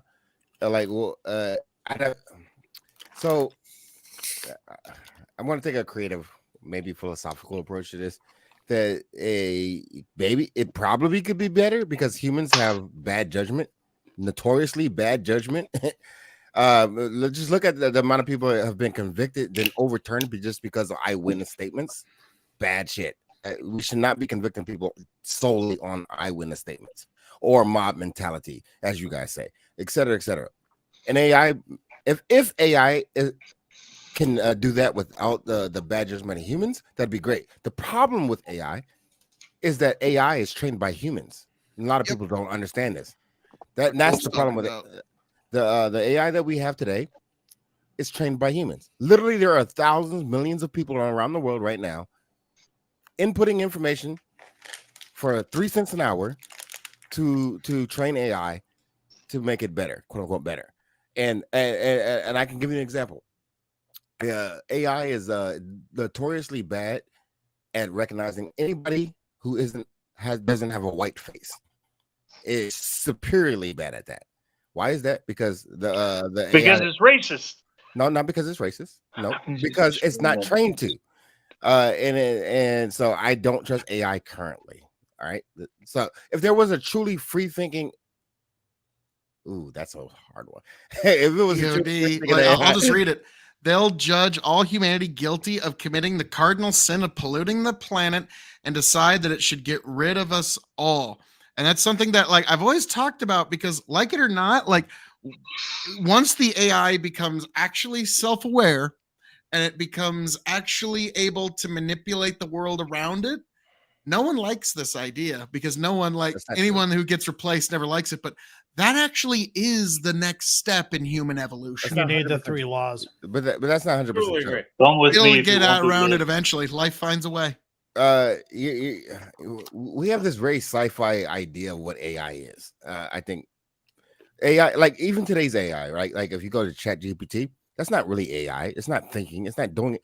It's not thinking at all. It's What only is- because it's not at that point yet. What it's doing is aggregating information that we as humans have put on the internet, taking it together, and then answering the question that you proposed in front of it. And you know what? There's a lot of times when that answer is just 100% retardedly wrong. It's dumb. It's a dumbass answer. Why? Because it doesn't think.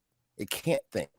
Now, I guess if you fast forward sometime in the future, and it has some like self-proposed thinking, and it's self-conscious. Even then, what is this AI? Where did it came from? Where did it come from? And what is its purpose? And how much reach does it have? You have to remember also. You're talking about something. Can. No, not as much as it can. You have to remember this is some proposed what's its purpose? What's your purpose? No, hold on. It's not gonna know. It's an electronic process that is self-contained in something. Like your brain is self-contained in your head, which is contained in your body. You can't exactly. Well, hold on, let me finish. Hey, hold on. I swear to God, I'll let you finish. Your body can only do so much.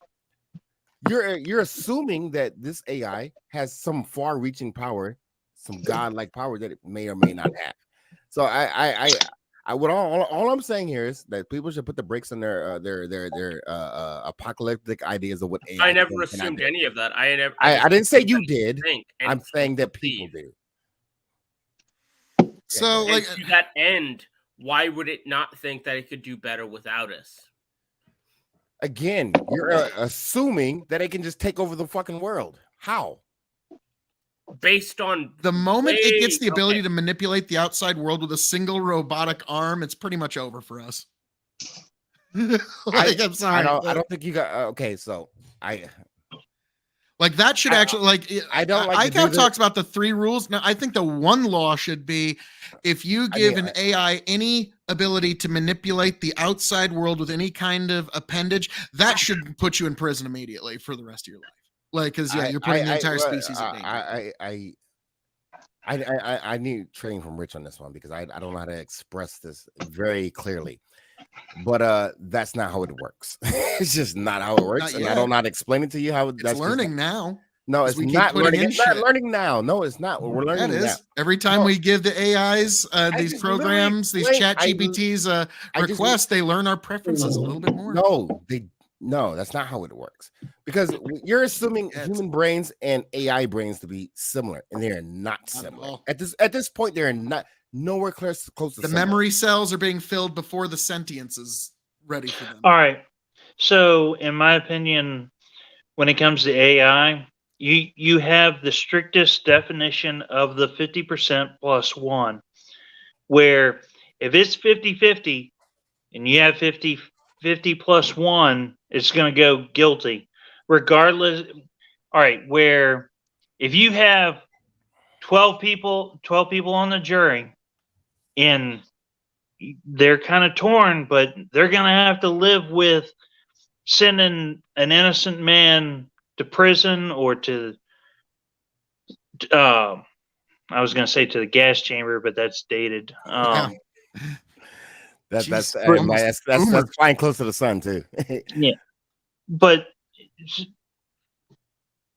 to damn someone when there's doubt in their heart, there's one of those things that you have Blackstone's formula where it's better to let 100 innocent or 100 guilty men go, and hold on, what is?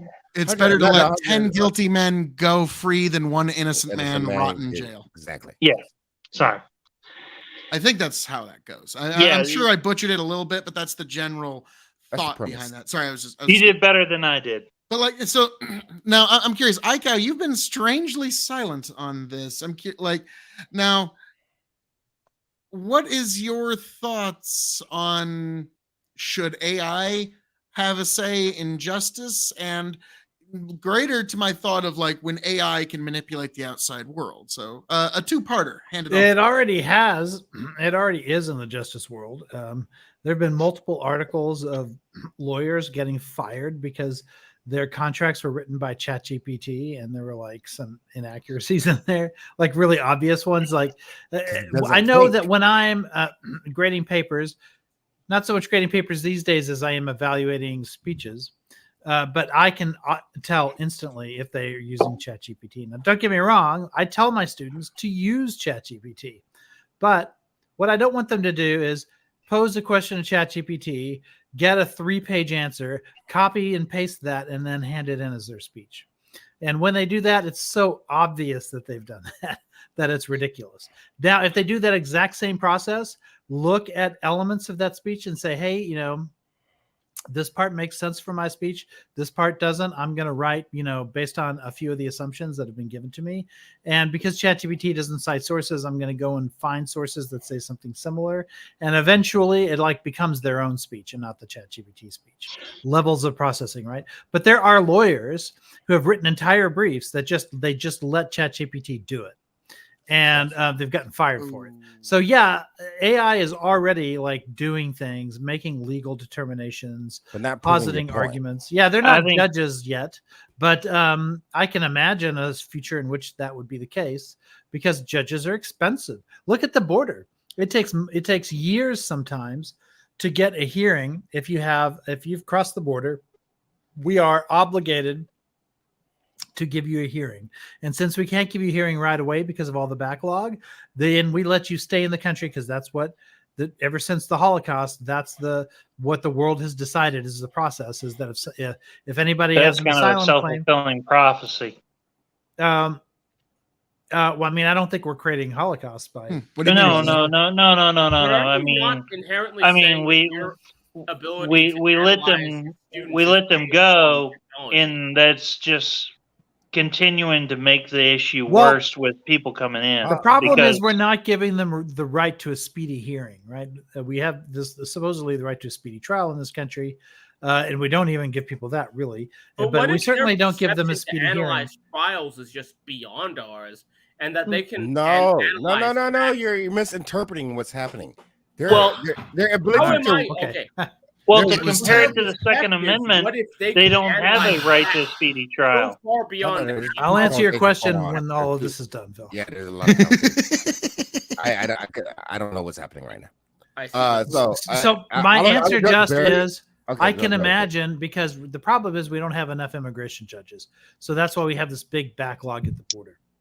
If we had enough immigration judges, we could determine whether or not somebody has a valid asylum claim, and we can either allow them in, give them the green card, or like send them back to their home country. And we do eventually do that, but it can be years before they get their hearing. So I can imagine some sort of automated process doing some of the things that immigration judges do now in order to erase that backlog and speed things up. I can imagine that. Yes. That's the richest point. That is perfectly valid. But you have to understand AI is not some type of anonymous thinking brain. It doesn't know anything except for what humans teach them. You understand that? This is the important part of this AI part. I think a lot of people think that AI you turn it on, it's complicated, complex, and it learns and knows things. It does not. Well, no, the thing. So when you do that little test, am I a human? It says pick the bicycles. You know everybody knows that, right? So when you do that, you're training AI to pick bicycle. The AI does not know this. It has no fucking clue. It does not know anything until you teach it the thing. This is why we have AI bias and AIs. It is true that we don't completely understand what the AI, how it comes up to its conclusions, because it's too complex for us to understand. But it is not too complex. It is not too complex for us to understand the fact that AIs are not some like magical new creature on Earth that can think for itself and that is autonomous and knows its thing. No, they're not autonomous. They're not some other being. I don't think anyone. Hold on, they're a logic. I'm not cutting you off. It's a logic. Seem to be how you can say not cutting me off while cutting me off? Brain that can analyze facts way beyond that our initial primate. No, it does not do that. It does not do that. It literally does not at do that point. Yes, but at some point it will be. Okay, so now we're just wild speculation. At some point, aliens are going It's to take not over the wild Earth. speculation. Yeah, it Yeah, is I wild mean, speculation. Our brain. This is it's something literally that the future Supreme in Court's going to have to 2040 or decide in the 2050. next 50 years. Is an AI actually its own sentient being? That's going to be an actual case in the next 50 years, It guaranteed. should be. You know why? You know why? Because we have been That's already been adjudicated with data. We've been wildly incapable of keeping up legislatively with the technology that we put forth in front of our society. That is true, 100% true. But also, why is that? Because we don't understand, especially the Congress and the House has no idea what the fucking. And that's technology. why. And hold on. You can't tell me you're not cutting me off while cutting me off. That's crazy. Listen, you can't tell me that because the reason that the Congress doesn't understand what the fuck is happening. Because they have no fucking clue. And I'm hearing in this conversation that most people have no fucking clue. The understanding of AI that is happening right now. Listen, I'll just tell you this. Check out Lex Friedman, who is a great a podcaster and a person who really loves AI and mechanical engineering. A little dry, but smart. He's really smart, and yeah, he's really dry. And it's really long, to be clear. But he will, if you dive in those conversations, you'll get a way better understanding of what AI is. This current understanding of AI is it's not. I'm not looking for predatory. Just very misinformed. Because AI is not some magical creature. It's not an autonomous being. It's not a thing that can actually think. It's not human. It's not none of these things. We train the AI. There's millions of people across the world right now getting paid 3 cents an hour to feed data into the AI systems. Even in America and across the globe, they're getting paid pennies to make sure that the AI works the way it should work in the way that you think it should work. That's why there's bias. There is a risk to AI that is a little bit less sexy than what we've been talking about. And I've got at least 3 kids doing their oratories on AIs. It's a very popular topic at debate tournaments. And one of the kids, for her introduction, is using John Henry. You guys know John Henry? John Henry was a steel driving man.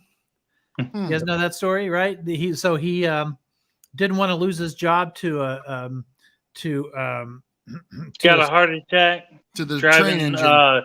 Railroad spikes. Yeah, the steam engine. It was the steam drill, and the steam drill could drive a spike 9 inches like into rock. And he wanted to prove that humans could were better than machines, and he was able to drive his spike steel rod into 14 inches of instead of 9 inches of rock. So he won the contest, right? But he died of a heart attack at the end because of all of the exertion or whatever. It's mighty heart burst. So she uses that as her introduction, and then she asks herself, like, who are the John Henrys of today? Is it the bank teller who lost their job to an ATM? Is it the taxi driver that isn't able to make a living wage now because of Uber, or the Uber driver who's going to get replaced by self-driving cars, right? And ultimately she settles on the teacher. And then she talks about automated processes that might be replacing teachers in the future because, like, school districts, don't have the money to have class sizes at the right size anymore. And the experiment we had with COVID in terms of everybody going in with Zoom and automated tools and stuff like that. And the real risk is disruption, right? Like when there aren't any truck driving jobs anymore, when a lot of automated processes are taking the place of. She even uses the example of Spock taking his final exams at the Vulcan Academy as a kid, when the computers are asking him all those questions and stuff. And because we do interact with technology more and more these days, you can get a ton of information just off YouTube that 30 years ago you'd have to attend Harvard to get information of that quality. So it's democratizing in one sense, but also it's very disruptive. And it's not necessarily that the things that AI and these automated processes are doing are in and of themselves bad. It's just that in the process of getting from here to here, there's a ton of disruption. A lot of people will lose their jobs. They're not going to have anything to replace it with. What do we do in that period of transition? And that becomes a very dangerous time. You know, we're trying to adjust to that. when you say, give me just one moment. Go ahead, Bandit. Actually, there's something I'm going to show you. So, all right, because I've got two questions. Let me ask them both, and then I'll let you answer. To iCal, real quick, on her statement about Spock answering, was that The Voyage Home, or was she referring to J.J. Abrams' Trek? And hold on, let me ask the second question, and then I I'll showed both scenes to her. To Osiris, you put your faith in what is being taught to the AI. Would you have the same opinion of AI being taught the same thing, or being responsible for handling the same tasks, if it was taught by Phil and I? Well, that's the problem. That's literally the problem. I've stated this before. The problem with the AI is that the AI is not self-thinking. The AI is trained. There's a huge just real quick, because I think you're gonna avoid the question. It's being trained by people that have a certain ideology, and the assumption is that the people that are training the AI have an ideology that is separate from people like Phil and I. But would you accept AI in the same premise that you are right now if it was trained by people like Phil and I? So that's two parts. So I can't say that it's trained. I can't say that it's trained by people who are not like you and Phil. I have no. We can. No, you can't. No. Actually, you can't, because you. Like, I'm a simple farmer of the land, man. Trust me, there ain't no fucking AI's program. No. So you have no idea what. No. You're saying things without understanding what the things are. You don't know where those sample pools are coming from, do you? Do you know where the sample pools for the training are coming from? Probably not me. Silicon Valley. Have you ever? No, they're not. They're absolutely not coming from Silicon Valley. That is not where they're coming from. Absolutely, I know. I've actually looked in this process. I participated in this process. This is not how it comes. How you get AI training? Not how it happens. It doesn't come from Silicon Valley. No, wait. Are you talking about its actual thinking process? Or are you talking about the fucking? Here's a picture. Tell me which one has a fucking stoplight or a motorcycle in it, or a crosswalk. Okay. Again, maybe I'm just very poor at communicating here. If an AI needs to understand what a face looks like, where does that information come from? In your opinion, where do you think that information comes from? Pictures of faces. And who trains the pictures of the faces?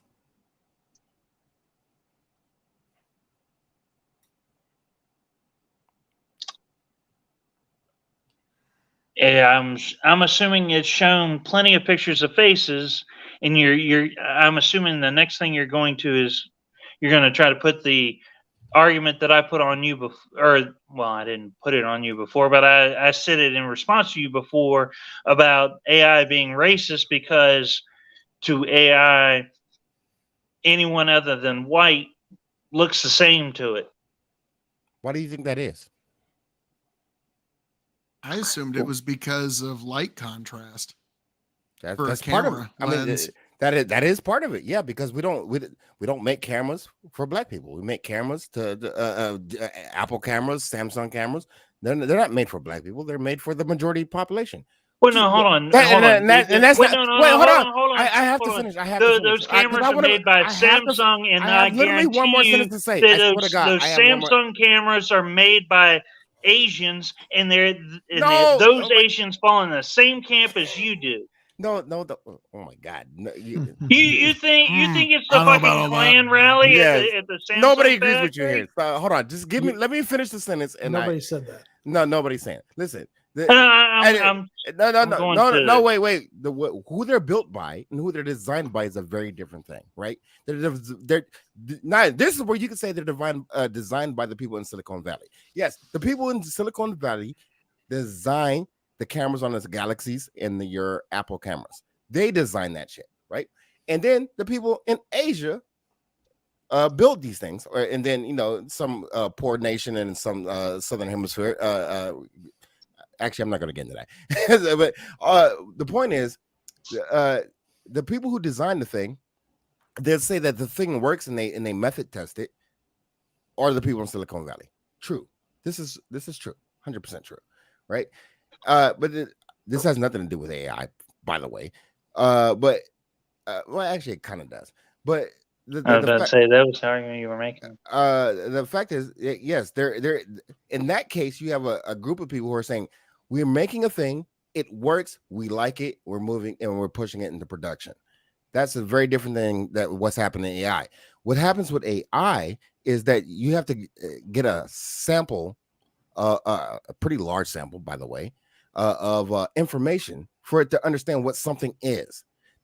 Computers don't know what things are until you train them to know what the things are. They're not babies. They're not kids. They don't just magically appear out of a womb, identify things, and then know what the fuck they are. Matter of fact, even kids don't even do that, right? We train kids. We literally train kids. And this is why they have biases also. But AI, we train it more the way that you're saying. We don't do it with kids, but that's the way we do it with AI. I can see the look in Osiris' face. Not a person. You give it A and B, and you teach it A is A and B is B. No, they have the same biases as people do. No, why? Because they're trained by people. You understand that, right? Kids are. Yeah, no, yes. I was making that argument earlier. So you're seeing the AI will eventually be an unreliable narrator like the rest of us. Okay, hold on. The bandit's point. Yes. But the problem that I had with your statement earlier wasn't that it wasn't biased. It's just not biased in the way that you think it is. Not in that way. Because the samples, the sample people that are training the AI are much wider and further than you think they are. 100%. I know what I could point you to some websites and you can go train AI yourself for 3 cents an hour. Hey, well, if I may, like, because we're talking about like things being kind of obsolete and such. The footage that's actually being shown here right now, I just felt like I wanted to show this earlier, but it just seems like now is the appropriate time. The first John Deere plow was manufactured in 1873. And on Thursday, the last John Deere plow to ever be manufactured was delivered to the John Deere archives in 2023. No one plows anymore. Everybody used discs and other implements like that. And so like this is an instance of technology that like I grew up on. Like everybody's, and there's still most people have a plow. It's why they're not, manufacturing anymore. Anybody who's going to need a plow has one, and anybody who's got one's probably trying to sell it. And so this is an example of the plow, the mighty plow that tamed America. It's no longer being made by John Deere. And I'll concede this fact. Technology movement progression is hard for societies. It's hard for the people, because what you're doing is you're disenfranchising a lot of people. You're pushing a lot of people out, whether it be job wise or societal wise. There's a lot of things that are going to happen. AI is going to do the same thing. But currently, in its current state, in its foreseeable state, in your lifetime, in maybe your kids or grandkids' lifetime, it is not going to be something that's going to take over the world. That's not going to happen. What it's going to do is disrupt the world. 100% disrupt the fuck out of the world. Just like the cell phone disrupted the fuck out of the world. Just like the computer disrupted the fuck out of the world. And to Phil's point, this plow thing, I have no idea about. Disrupted the fuck out of his his family's business. It's definitely gonna do all that. No, it didn't disrupt my what I'm saying is like America, the soil was broke in the wild western clay by the plow. The plow was what, like, when you see that footage of that guy with the horse-drawn plow that you're going to see here in a minute, like, because this is the last one getting dropped off, which is tragic. But so, because, like, see, the way that it's being moved right there, there's a horse that's pulling that. That was how all dirt was turned over in basically west of the Mississippi. But how many people did it take to do that compared to this new thing that you got here? This new, newfangled Phil, real quick. Technology.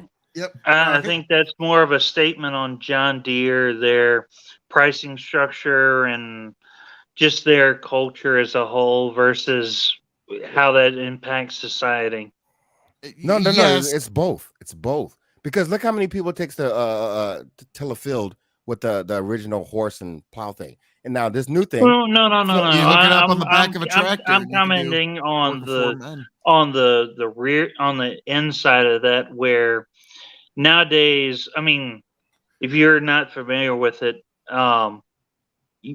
you to buy anything John Deere nowadays is like you need like $1 million loan. No, I agree with that, but that's like a separate, everything's that's a separate problem. excessively expensive just because it has John Deere's name on the side of it. I agree. And I'm sure that there are companies that will still continue to make plows. Oh yeah. It's just that this is a historic moment because it's John Deere. Yeah, they've been making them since 1837, and they're not making them. I'm sorry, that's a big deal, guys. Like in the farm world, big deal. I feel like we feel like an end of an era. Like there's like literally, I've heard people. That was my point. Fascinating. Like they're almost in mourning. Bill, you're just gonna have to take some of your swords and put them into. That's my point. Like them. Okay. As technology progresses, people lose jobs. They lose their livelihoods. They lose their familiarity. Familiarity. All of that shit. I get. And what we use sucks. I hate it. Which is just better technology. This is the main reason. A disc is it's on a bearing, it spins, it's kind of cupped in one direction, so it turns the dirt over, but it does it in a much more precise way. And so the disc just kind of overtook the plow in terms of technology. And what I'm saying is AI is the disc and we're the plow, folks. Sorry. Sure. No, I'll agree with that. I'll give you that. I will 100% agree with that. That's the point I'm saying. There are gonna be disruptions in society, and people are gonna lose their jobs. There's gonna be and it's gonna be crazy. But what it's not gonna do is take over your life and kill you.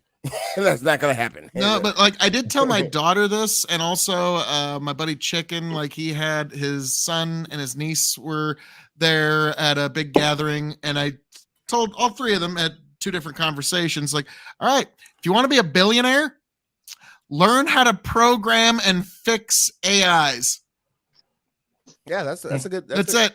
Now, if you don't become a billionaire in this life, it's actually kind of your own fault. Sorry. That's actually good advice. No. But you don't even need to know what the fuck the AI is about. You just need to know how to fix the programming that's fucked up. If I'm going to push back. I'm going to push back because that's the same argument that we were all given 20 years ago about computers can do this and computers can do that. You need to go to college to learn how to work computers. And then we ended up with a generation of people that have a degree in this and that has something to do with computers, but they don't have a fucking job. No. Those people do not have degrees in computers. They have degrees in fucking liberal arts or psych. No. I'm not going to say you're wrong with that, but I'm going to say that there's plenty of people that have degrees in something that has to do with just sitting in front of a computer, pushing buttons all day long. That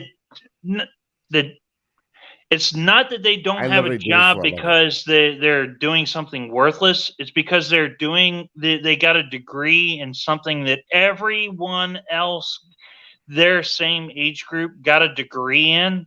And so that there's a vast supply and no demand for a job to just. That's not true. That's not true. Hold on. The IT industry is supremely understaffed, first of all. Second of all, most of the older smart people, Gen Xers, boomers, maybe older millennials, definitely older millennials who are in IT, don't have college degrees. You know what they have? They have the CompTIA certificates, which is all that you need. Matter of fact, I would even argue maybe today that's all really what you need, depending on what part you're trying to go into. It depends on your field, right? So my experience has been that if you're getting a degree in IT, that's kind of a waste of time.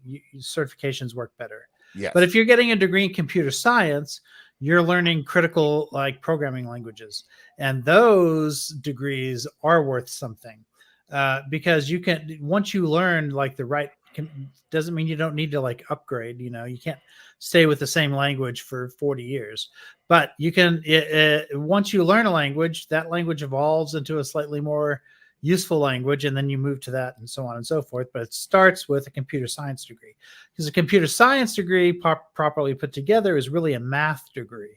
And there's a lot of math you need to understand in order to program well. This is all true. I have to call IT on a daily basis, and it's literally this is why you don't like them. You're talking about IT. I'm talking about computer science. Those are two different things. No, I know you went to there, but I wanted to finish off the point because it kind of got. I got a little bit of pushback on that. IT degrees are business degrees, and they're worthless. But computer science degrees are basically math degrees, and they're very valuable. Yeah. Yes, all true. And then not only that, there's also a blue collar IT degrees, right? Like you can go to 2-year college, learn how to do networking, drop network cables, and do all that shit. It's a very wide spanning thing. John Deere GPS certified. Oh no! Oh wait, Phil, I wanted to address that earlier. I want to come back to that. So I'd probably be on your side. I don't know what your stance is, but I'd be on your side of the John Deere and some of these farming contract company or farming companies that do make farming equipment are bullshit, because what they're doing is they're locking you out on the right to fix. I believe in the right to fix your own shit. You know what? If you bought it, you own it. You bought a John Deere, you own that shit. And they should not artificially lock you out, including Teslas. If we're going to move forward into the future and make things more technologically advanced, we also should acknowledge the fact that people should be able to do what the fuck they want with their shit and make their Tesla into a DeLorean. I don't give a fuck what you do with it. And especially for people who are in corporate America or business America. So I'm probably on your side on that one. Okay. Unfortunately, I'm going to let you in on a dirty little secret. Networking is literally the smoke-filled room. It is. You know someone that owns a business or has some you can make a deal with, and you're sitting at a restaurant table with a shot glass in your hand, and you're bullshitting with them because you would be more likely to get a deal with them. That is what networking actually is. I don't know what that means. Because I deal with networking. I know people who own ISPs. I know people who deal networking. No, the term networking. I'm going to do some networking. It's literally making relationships. And part of making relationships and how that works in the real world is going to dinner with someone that has something that you want, that you can supply something that they want. It is not some altruistic, we're gonna, save the planet. No, it is literally that smoke-filled back room of brokering deals. All true. Maybe that, yeah, probably true. But listen, what I'm talking about IT. No, I'm sorry. I'm just going on just the term networking. Right. No. If I may, let me get in here though. There's something I wanted to respond to when Osiris talked about right to repair. Like I agree with you a lot.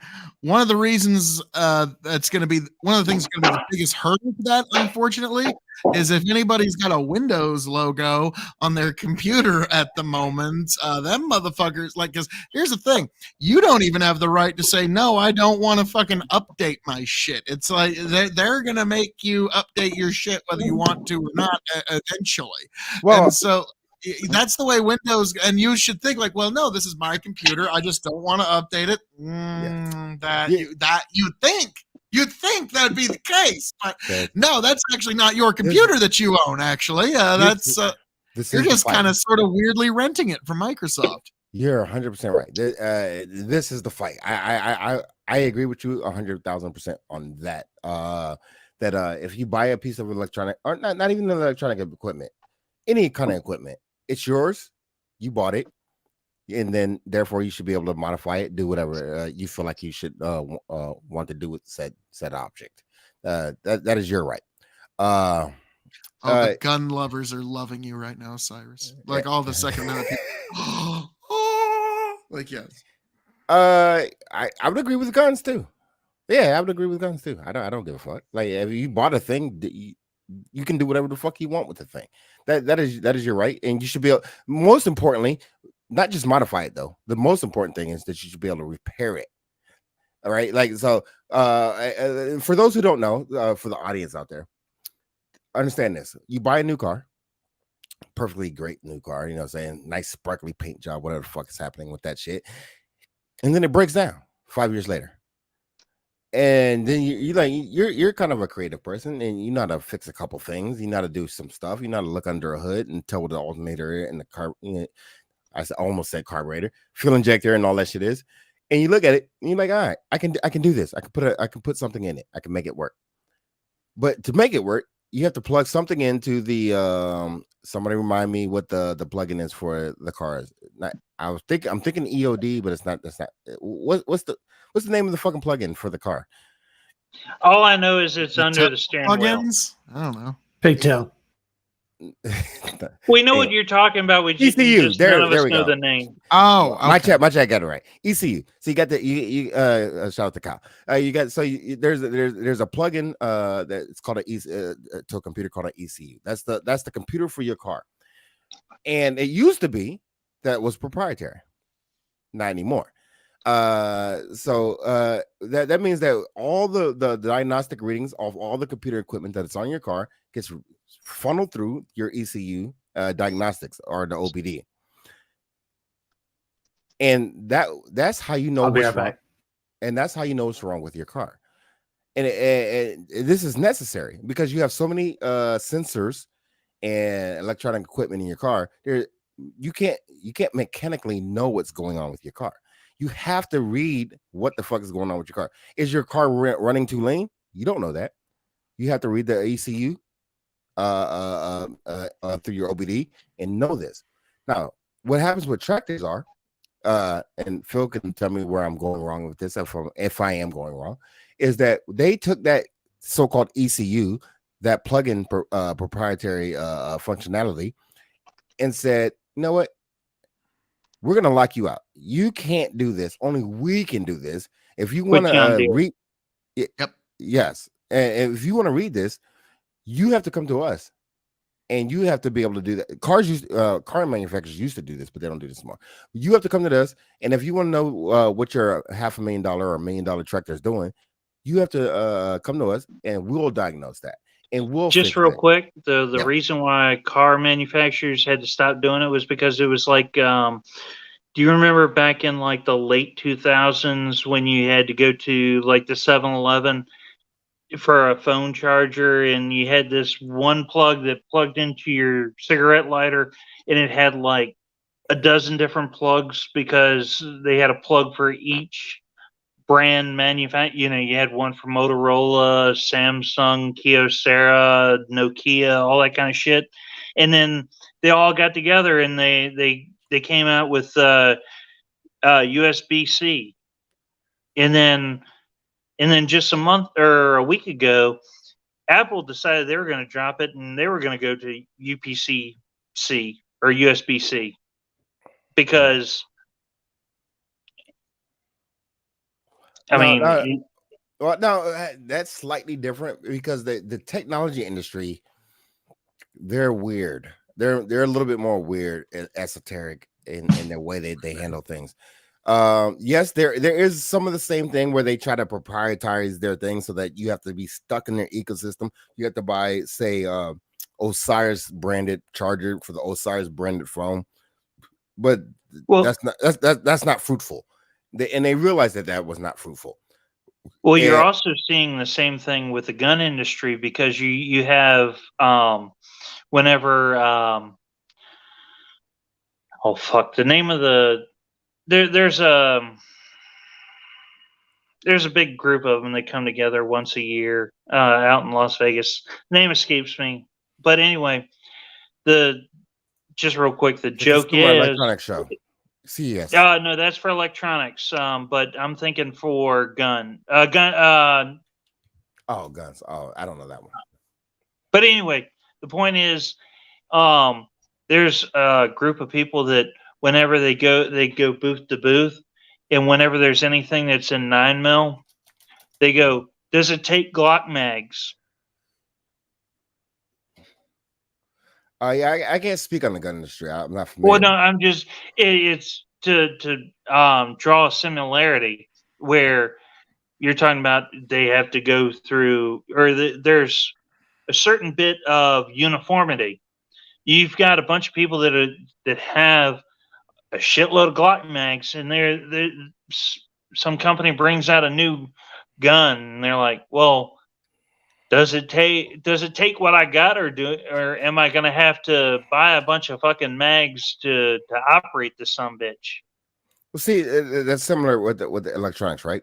So Yeah, understand, like if you have a bunch of electronic devices, but you also have a bunch of charging devices, that makes selling charging devices hard, and also makes charging the device that you're selling hard. So it makes more sense that you unify these things so that the market's just bigger and better and more robust in that way. I was just making that point. I was just trying to say that goes beyond that one industry. Yeah, no, I agree. Yeah, 100%. Yeah, so we got a ring. Hey there, Tom. How we doing, sir? Yeah, I agree that the right to repair should be a thing. My original point, or to another point that I was trying to make earlier, is that, and I'm not saying this of you people. What I'm saying is that a lot of people just don't understand tech. Like, it's not like the good old days where like some new thing came along and you can learn how to fix a Hemi, or you can learn how to fix a 350 on a Chevy. Like anybody with like several brain cells could rub together could just fix these things. You can't just learn how to fix AI. You can't just learn how to fix an entire network. You can't just learn how to fix these things. So these things seem very out of not natural. When iCal walks through in front of his green screen, it just kind of looks like that jab meme. Like it just I can't help it. It look iCal like he's just gonna take over that shit. Like But as a general rule of thumb with cars, I would recommend that people actually get older carbureted motored cars, because all right, just real quick, all right, you made the argument about how hard it is to fix any kind of car that has computers involved. You have to know how that specific computer operates. What is it interacting with? Is it a software problem? Is it a hardware problem where you have sensors that are at issue? But there's several channels on YouTube right now that what they do is they will go out and buy a car sight unseen that has not ran in the last 30 years. And they will spend 4 to 5 hours to get it running, and will make it run and drive it several hundred miles to get it back home. You cannot do that with a modern car that has all kinds of computers in there. This is my point. Because people don't generally understand, because everything's becoming more specified, more professionalized, more you need to actually understand what's happening. When you don't know something, there's a fear of not knowing the thing that you don't understand, right? And great example, AI. Like, people have this fear of AI that is unfounded at this point, at least. I think some of the foundations of the fear of AI is possible, but we're talking about 100 years at minimum, hundreds of years probably, or for like computers. The computers are going to take over the world. No, the computers are not going to take over the world. That's not going to happen. More likely, what's going to happen is the computers all fail and you lose all your bank account and money and access to your money. That's more likely to happen. The failing of the thing is more likely to happen than that thing actually doing a thing to you is going to happen. Y2K was a huge example. We thought in 1999, the entire world was gonna fucking evaporate. Do you know why Y2K was an issue? Yes, I know exactly why Y2K was an issue. Because back then, well, we made there's zeros and nines. We made the base. I worked Y2K. Yeah, that was my job. Well, no, you explain it, Rich. Go ahead. I was you're better 15 or explaining 16 when Y2K hit, and like I remember the New Year's Eve party. Me and all of my buddies like, dude, okay, the world's gonna end, bro. Woo! Like we were like we're idiot kids. We were thinking like it's like, dude, this is awesome. The world's gonna. Then guess what? Nothing happened. No. No. Sorry, well, things happen. Lots of things happen. These kind of conversations with kids that are like. They were born at least after 9/11, so it's one of those things. Do you remember this? No, I wasn't born then. I haven't even bothered trying on that. I haven't even bothered trying to explain Y2K to my kid. Like she's just gonna look at me like I'm a million years old as a result of Y2K. But mainly, what it was we spent years prepping for and fixing things in advance. So all of that panic that people were going through. All of the news reports about what was going to happen in Y2K and stuff like that was precisely why corporations spent so much money doing Y2K remediation. And I did a lot of those. Like I would go into a building with 40,000 desktop computers and go in one at a time and change the BIOS so that it was like 4 digits instead of 2 digits on the year. Or sometimes made it so that the assumption as to what that 2-digit means was like reset to 50. So because we assumed that records didn't go back beyond before 1950, and so now we've got a 2050 problem. Rich, for those who are not following what's happening, so understand this: the biosystem is the thing that tells the computer it's the base computing system of the computer, and what it did was it said that it only had 2 digits. We'll say 0 and 0. Right, those 2 digits, and those 2 digits dictated the year. And at when it hit 99, meaning 1999, that the BIOS read the year 1999. It couldn't go to 2000 because it was only 2 digits. Therefore, it would fail.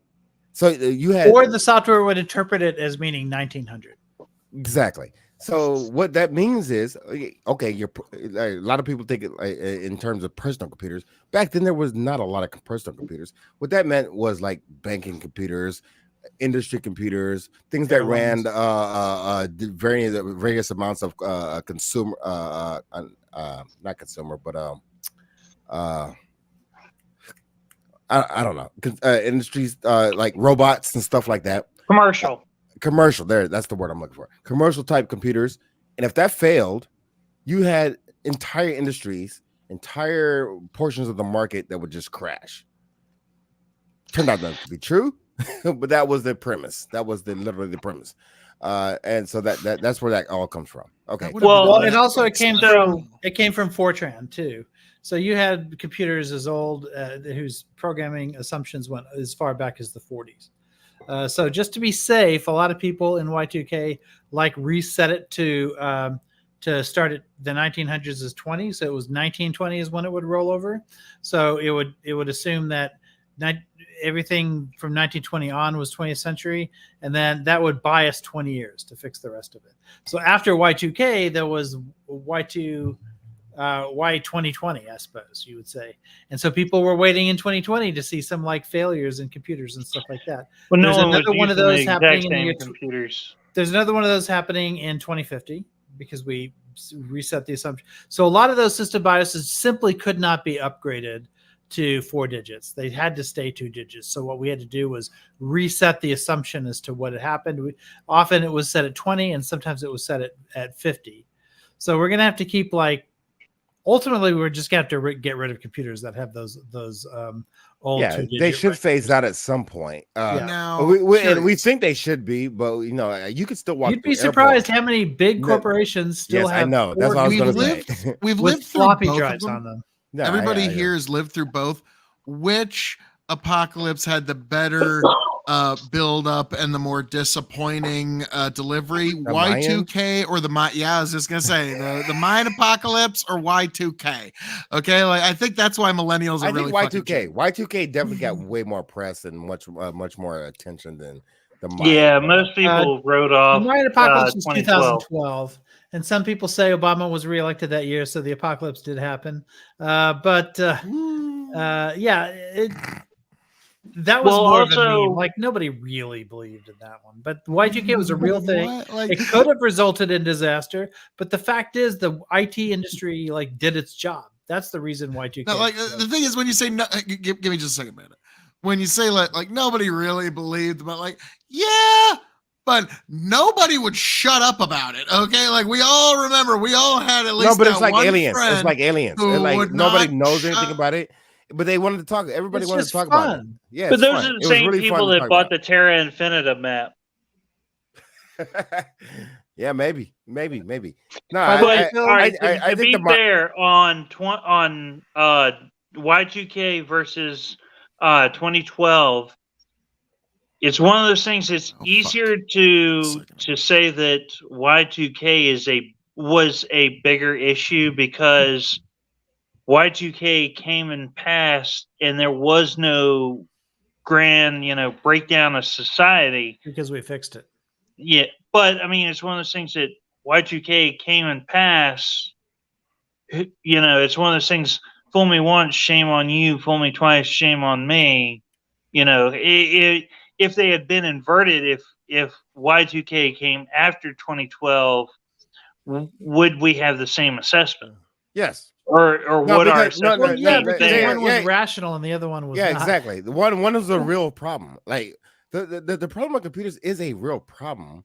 But like we're saying, I'm not discounting that. I'm talking about the world ending. You had on both of them. You had people saying, "Oh, the world was going to end." Hear me?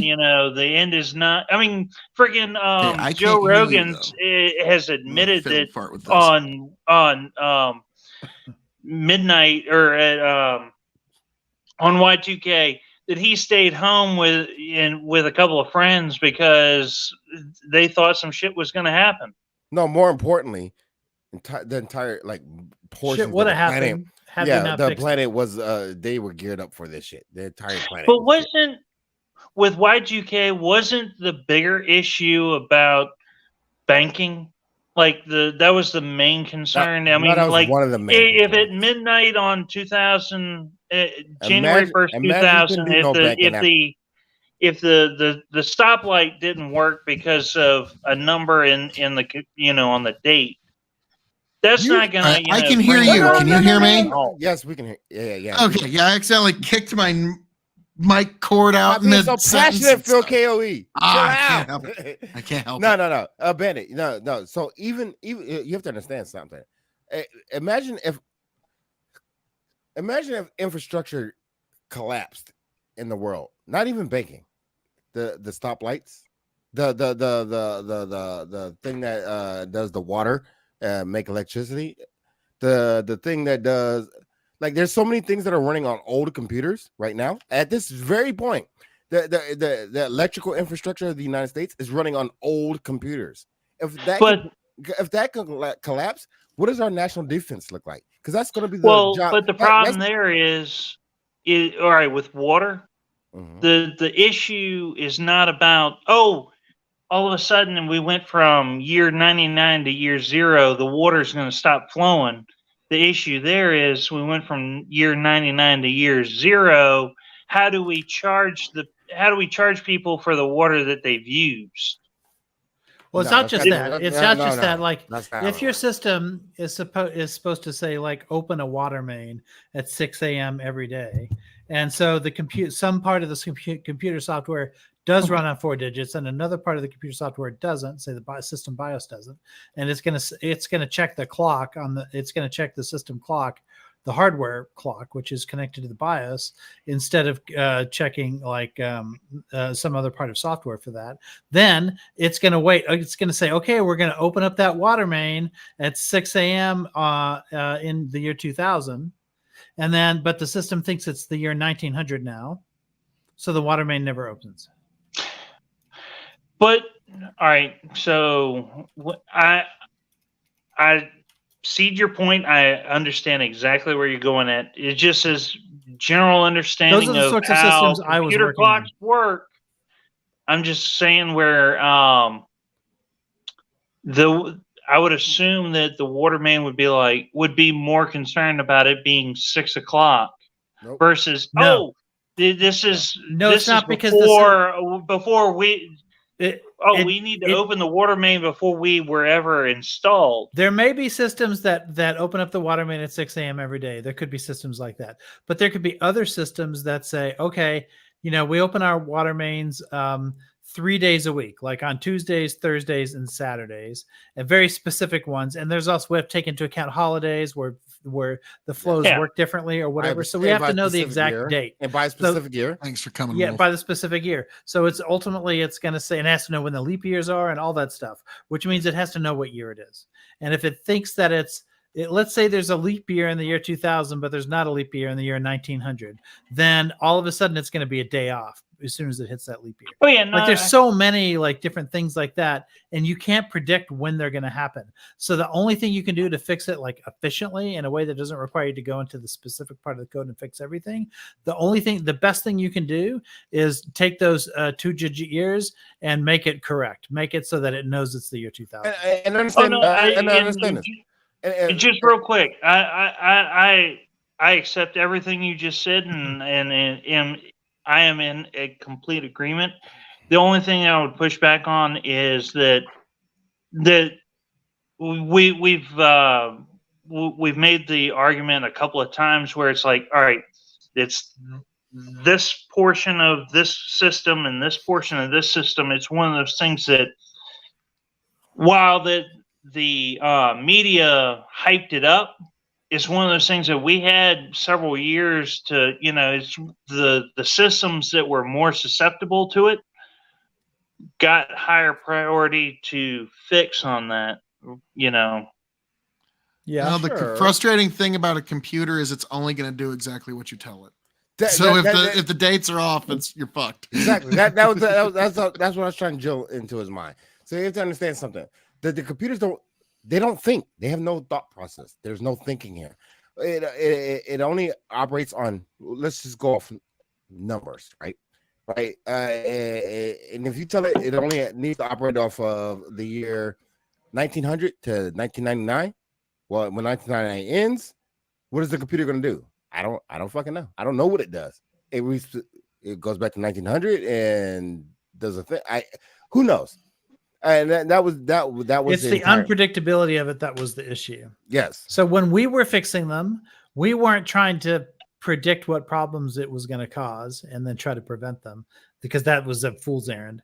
All we did was eliminate the 2-digit limitation. So we either took it to 4 digits or we made 00 mean 2000. Like those are the only two solutions. By the way, all we did, there was no more complexity to it than that. We either gave it 4 digits or we made the 2 digits mean something new, so that we could buy ourselves 50 years before the. But to what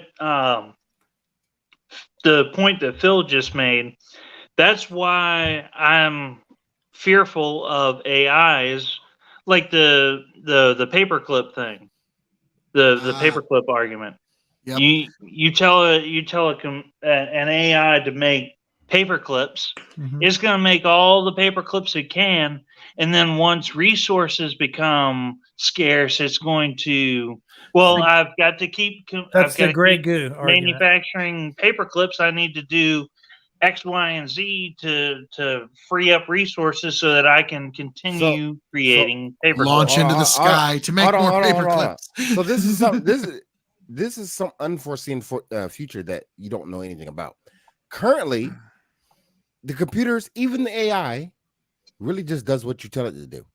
Now, we don't understand why it does how it logic processes the things that we do, tell it to do, but it only really does what we tell it to do, and we train it to do. We don't train it to make unlimited paper clips. It doesn't do that. That's well, yeah, that's theoretical. Like, that's theoretical. If it takes its programming, all right, no, argumentum ad absurdum, You know what else is theoretical? There's a whole field of study hold around on. this. It's called gray goo. You know what else This is is the hold Grey on, Goo but theory. hold on. But you know what else is theoretical? World War III. Is that anything like the mustard? Humans are more likely to kill us than AI at this point. 100%. That's what I'd be But worried about. all right, I was going to make this argument earlier, but but it's one of those things that in the last 5-10 years, how many things have come true where at this point a slippery slope is not a logical fallacy? Ooh. A slippery Yeah, slope. like in every instance, it's not. Like it can be a logical fallacy, but it's not in every instance. It can be used in fallacious ways, but it is not by definition a logical fallacy. We go through this in class a lot of times. There have been a ton of slippery slopes that have happened historically, like we've watched them happen. And not all slippery slopes are bad, right? Sometimes the slippery slope is what there are two things. There's something called a vicious cycle or vicious circle that you guys are probably familiar with, and there's something else called a virtuous circle. And you can go through them both, and those are both slippery slopes. It's not a fallacy, although slippery slopes can be used in fallacious ways all the time. Excellent. And that's why we have a debate coach here, folks. Listen, there's a slippery slope that we talk about in class all the time, and that is miscegenation. In the 1960s, it was predicted that if we allow black people and white people to intermarry, then what's next? Men and men marrying, women and women marrying? That would be next down the slippery slope. If we allow interracial marriage, you will end up having a gay marriage after that, because that's the slippery slope. Well, to take it to a more modern time, it was one of those things that when gay marriage was trying to be, when they were trying to make it palatable for the modern person, the air quotes slippery slope was, well, next thing you know, they'll be teaching it in classrooms to our kids, and they'll be out there in the street, flaunting it, and they'll be forcing our kids to get gay married. Yeah, but okay. You fall into the trap. Let some of these fucking wackos on Twitch have their way, and slope, but I mean, you're right now. You're one step. Right now they're telling the kids that you need to accept being Johnny. You need to accept being Jenny, and if you think you're still Johnny, well, that you're the oppressor, not the oppressed. Let me ask a question. Do you think that's in 20% of America or 90% of America? Where is that happening? I think it's in enough of America to be concerned with. No. I want a number. Hold on, Rich. I'm sorry. I need a I'm actually in the classroom. I see this every day. Yeah, I need a guesstimation. I want to hear your answer. If you're not going to like this answer, whether it be 1%, 5%, 10%, 50%, it's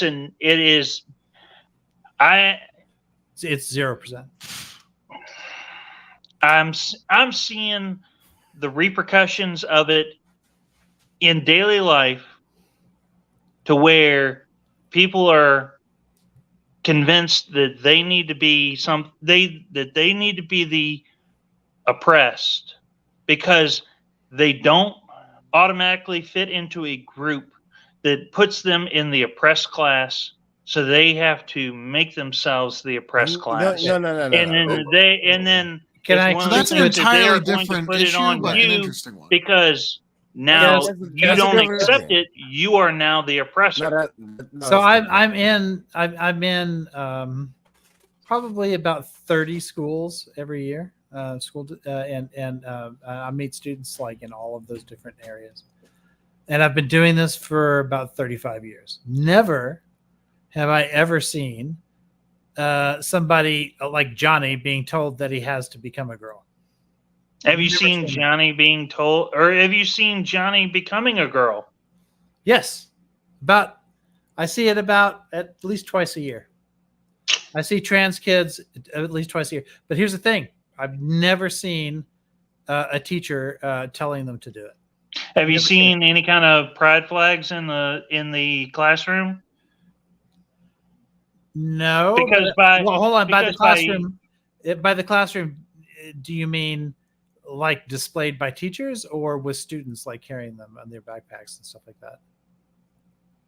I will grant you. I would in be the curious classroom, about displayed by but teachers. That would be something. Yeah, I've never seen a pride flag displayed by teachers. It's not to say it doesn't happen. I'm sure that it does. I mean, I've seen like news reports. You might be in Austin. You might be in. Well, we live in Texas, like the Austin area, but you're still in Texas. Yeah. Like it's. No, I understand. It's. But in being in Texas, in all fairness, you have the social pressure where if classmates are doing it as well, the social pressure is absolutely there, but it's from the kids.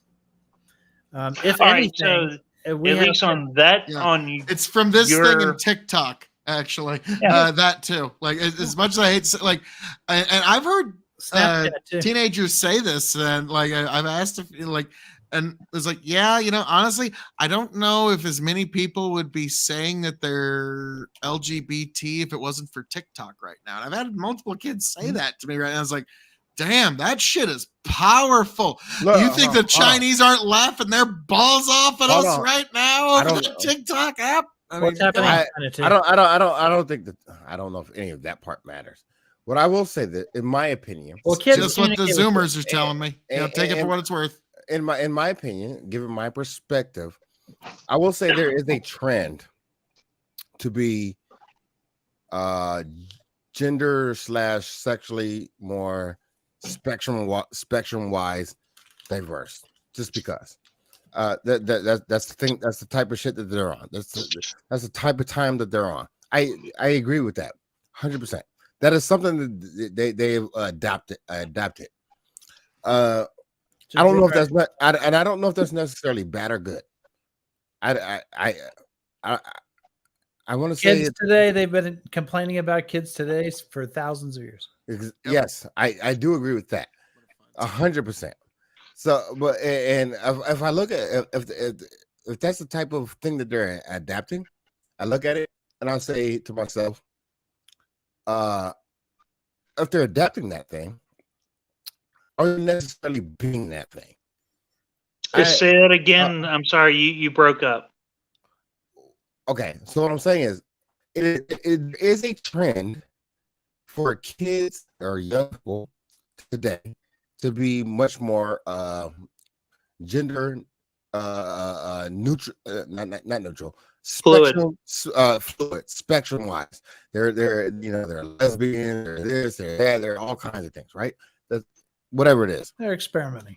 They're experimenting with themselves in ways that religion and power structures before it did not allow them to do.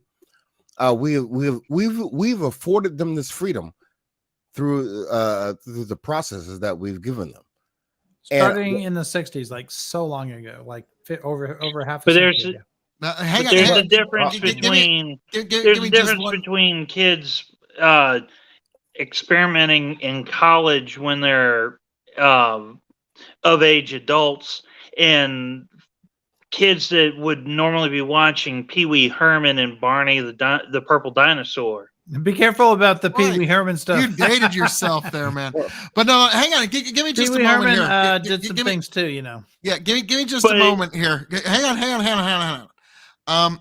This is like when people talk about like kids these days. This is from an Assyrian tablet, 2800 BC. The earth is degenerating today. Bribery and corruption abound. Children no longer obey their parents. Every man wants to write a book, and it is evident that the end of the world is fast approaching.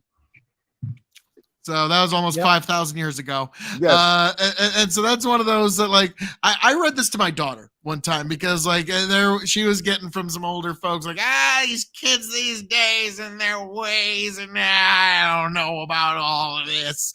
And so I just read that. It's like, yeah, it's the oldest story of our civilization, kiddo. At the end of the day, I don't feel like we have the influence that we think we have on the next generation of kids. Nope. We don't.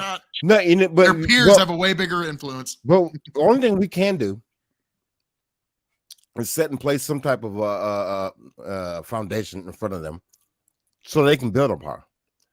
The foundation must be strong, right? Like the reason that America is part of the reason America is great today, coming from the 60s to 50s to 40s, whatever the case might be, is because post World War II, we had a great economy, things were thriving. We established a society in which people can thrive and grow. We need to continue to grow that, do that. But what we can't do is tell our kids what they have to do. We can influence them. Well, that's a failing argument. I mean, wait, hold on. Not your failing. Let me finish. Yeah, hold on, let me finish. Don't interrupt the hold on guy. I was going to be in agreement. I fair enough, but I just want to just spit it all out, and then you can have your say. We're holding on. Stop it. Listen, you can definitely influence your kids. You can greatly persuade your kids. Some would say you could, physically persuade your kids. I'm not making that argument for or against. I'm not making either. But what you can't do is control your kids. You're never going to control your kids. That's not going to happen.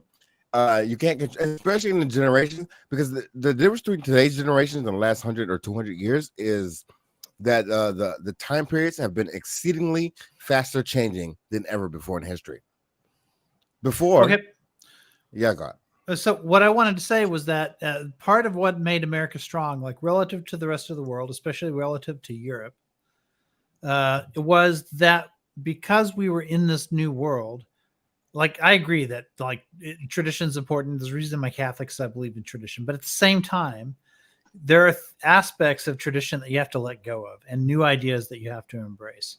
And living in the new world, allowed us to embrace new paradigms and allowed us to let go of certain things faster than Europe could.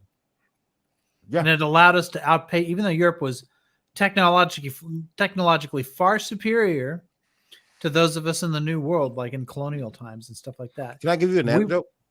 After you do that, sorry. Yeah, go ahead. I mean, yeah. So what I've noticed in my 44 years of living here is that kids, not kids, people are much less racist, 100%. And they don't hold on to those ideas. I was taught a very specific way of living my life and conducting my life and navigating the world. When my grandparents and my parents taught me how to deal with police, it was very fear-based. My kids don't believe this. They have no concept of this. They have never had interactions with police in that way. Zero. None. They don't know, which is a good thing, which is great. That's a fucking fantastic thing. My daughter tells me that because she tells her son, my daughter tells her son that he's free to be who he wants to be. If he wants to be a girl, he can be a girl. I think that's ridiculous. In a way, I think that's absolutely fucking ridiculous. Like, what do you mean? He's clearly a boy. He acts like a boy. He is therefore a boy. But she wants to have a different approach. I, as a parent, detach myself from that. That's her issue. That's her thing. She has to navigate that world on her own. I've done my job. I am not her a sole proprietor.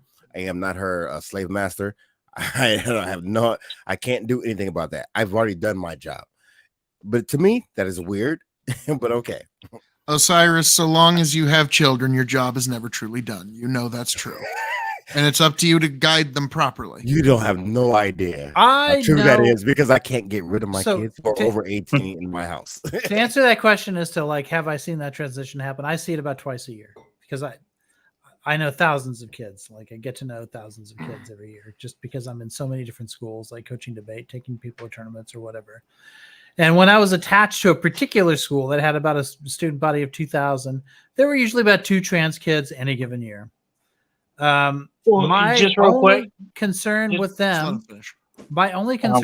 was making sure that they had accommodations. That's all I ever had to deal with. I never had to do anything else with them. But they would occasionally come to me for advice or like that they were struggling with like a bully or something like that, which was shockingly rare actually, because the vast majority of kids were like fully accepting of it.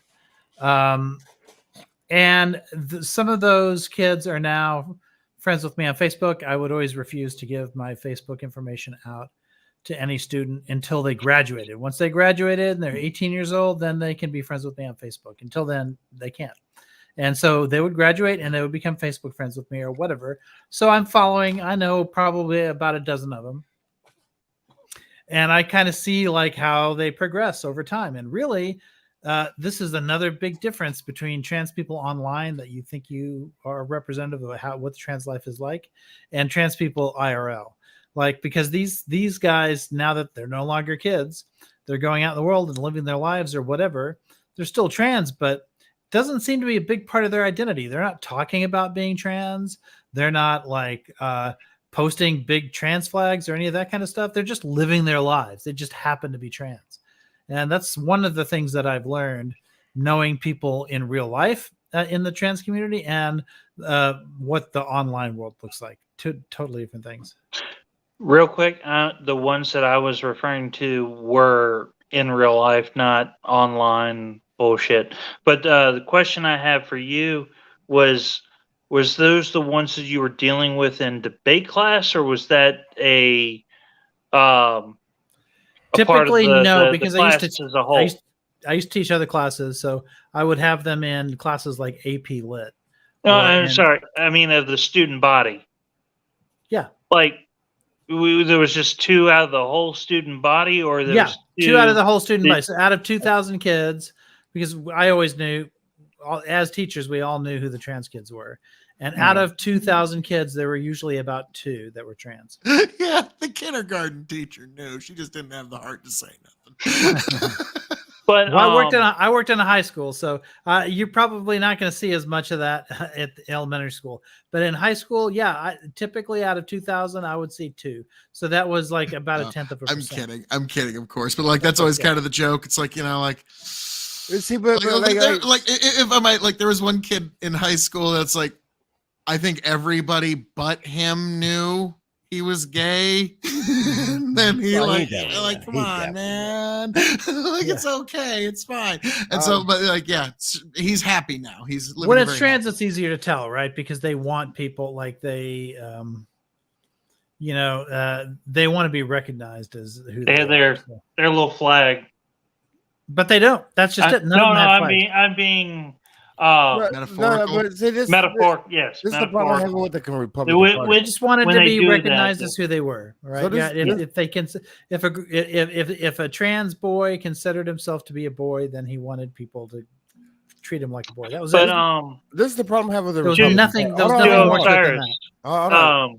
Yeah, go ahead. I'm glad I actually hold on. Waited until you told the story about your daughter, because it's one of those things that the point that I wanted to make was I don't have kids, but the best way to get a kid to do something you don't want, or to do something, is to tell them that they cannot do it, because they're going to make sure that they do. They're gonna, that's a bad thing. I'm gonna make that's sure what I like about banned books. Banned books always backfire.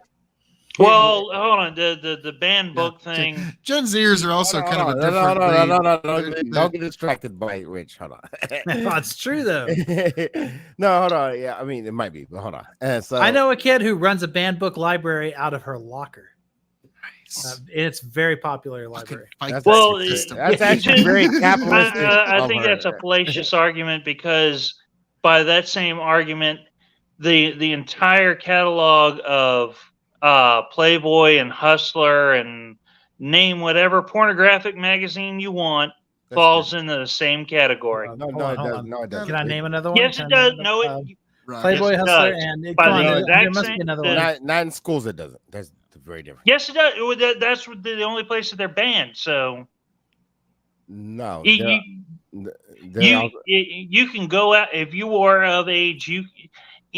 well, there's your right, slippery if you're slope of argument, age, right? you That can if go and you get those ban magazines. if you ban But- hustlers, Hang on, you must let- therefore let- ban the but you Bible, right? but Like, if I'll you get go to a book, you can go to Barnes and Noble right now, and every book that is on that banned book list. Oh no! Oh, you made a bad example because there's a Barnes and Noble book ban.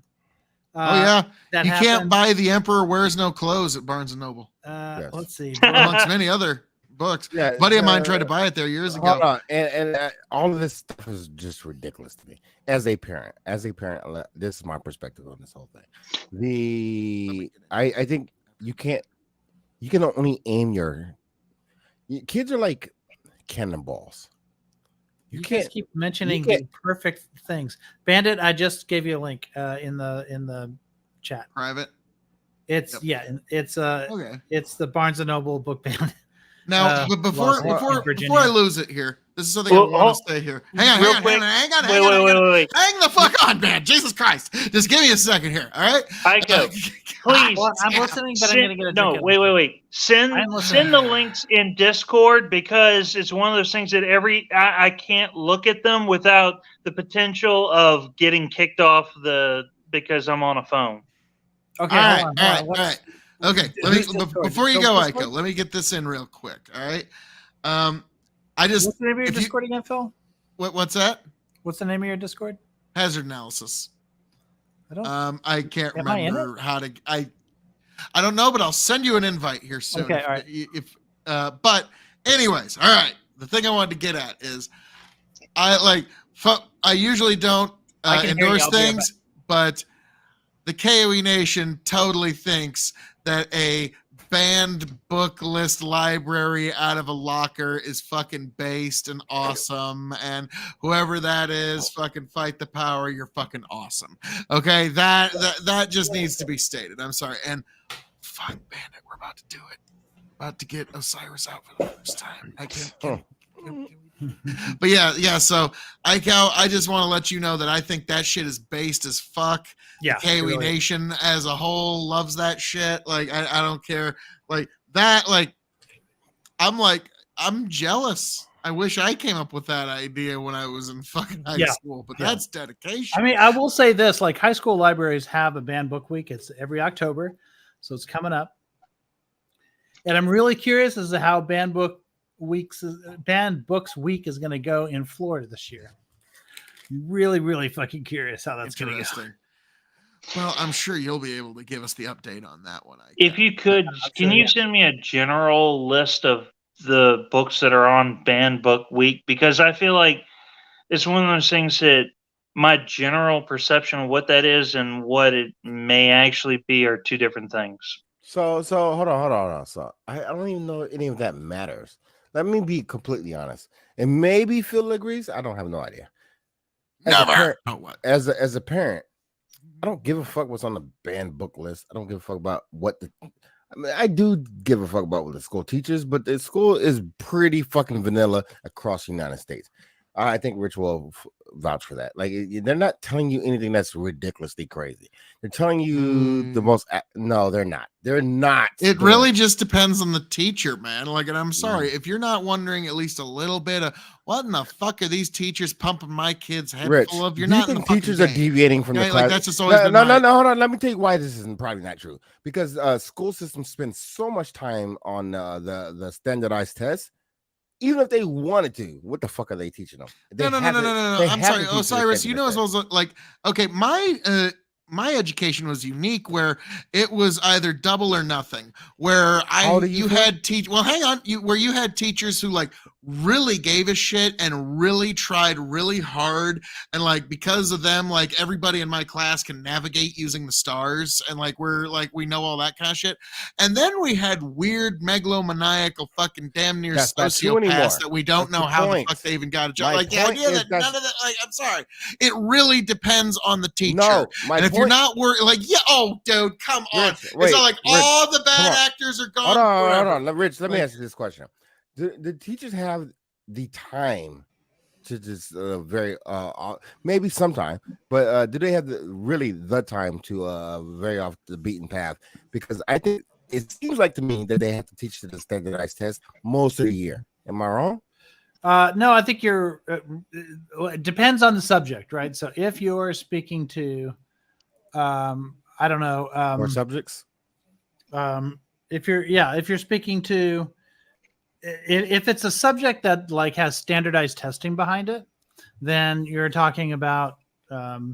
Then there's not going to be much time to do anything else because it's like testing after. It seems like every 6 weeks there's another standardized test that you have to take. These are called benchmark tests that get you to the big standardized tests that happen at the end of the semester or the end of the year. And so if you're dealing with those kinds of subjects, right, which are standard English, standard history class, the math classes, the sciences, and stuff like that, yeah, there's really no time to like add like stuff for fun or that you're going to create like enrichment for or something like that. But then you've got people like me. I'm a debate coach. I pretty much design my curriculum. It is true that the topics like come down from on high or whatever, but they don't particularly allow you like those are principals don't pay attention to those classes. All they care about is that I make it to like I qualify enough kids to state or that my kids like end up going to college a lot more, get more college admittances and things like that at the end of the year. Those are the kind of benchmarks that they give to us. All right. So it really just depends on the subject. Yeah, that's kind of fascinating because, like, in my experience, like, we had, like, in the math department, there's one teacher that's great, funny guy, wonderful guy, actually somehow made math interesting. The other one was, like, a complete fucking psycho who, like, really kind of got off on making some students miserable. My point to you, Phil, is that school is very different from when we grew up. Very different. Very different. So that's my point. I know ICAO is going to call this a fallacious argument, but it begs the question: if teachers are focusing solely on the standardized tests, that's not a good. Why thing, are so many of the? Hold on. If they're focusing so much on the standardized tests, why is it that so many of these districts are having to lower their standards because they're not meeting? Because they're failing. Because it's failing. Because they're focusing too much on the standardized tests suck.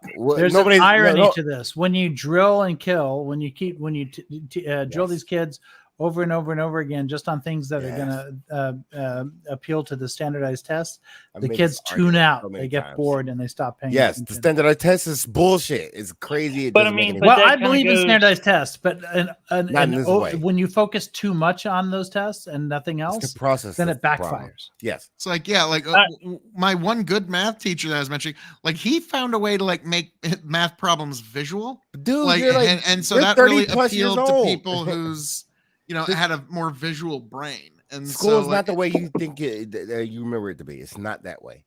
Trust me. I've been raising kids. The same teachers are still working there. Yes, that may be true. I've been raising kids for 20+ years. I've literally been raising kids probably since you've been in school.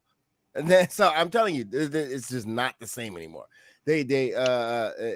I don't teach the same way I did 20 years ago. Yeah, it's not. I think the only teacher that I had that's still working there was the one that I was in her class when 9/11 happened. I mean, I'll say I'm lucky, right? Because if I teach something outside of debate, it's going to be something like AP Lit or AP History, where I'm still teaching to the test, but I'm teaching to a very good test. Right. So like the AP Lit test is really good. The AP History test is really good. AP US History, push. Were you working in a school on 9/11? I was volunteering as a debate coach on 9/11, but I was not working like day to day in class. I was working after school in class. Okay. So so where were you when that went down? I was on a college campus. I was at that Catholic college that I went to. Goodness gracious. Okay. So, like, you were learning in a learned institution and then helping with debate on 9/11. Yeah. And I was working debate tournaments. I remember like the space shuttle exploding at a debate tournament. And I remember the other space shuttle exploding at a debate tournament. But when 9/11 happened, I was actually on campus because it was earlier in the day. And I remember like not having classes that day, not having classes the next day. I remember, and we had a big mall like in the middle of college, the campus or whatever. And I remember looking up into the sky and like seeing no planes and hearing no noises. Like, No and the chemtrails. first And you said time, I dated myself with Pee Wee Herman. and when the first time I heard a plane fly overhead, I remember it being like a big deal. Like everyone was like, "What's that?" Because we weren't used to planes in the sky. Damn. It was really strange, very strange. Osiris, Yes, sir. where were you on 9/11? I was at work, so I didn't get the play-by-play. Oh, you are a grown up.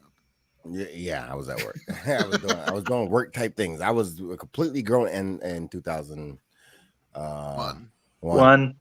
Yeah, and I was about to say, how do you not remember that one, man? They No. made coins out of that. no, but I came home and I watched the I guess not the unfolding, but the the aftermath. I was like, yeah, that's kind of fucking crazy, dude. That's kind of fucking crazy.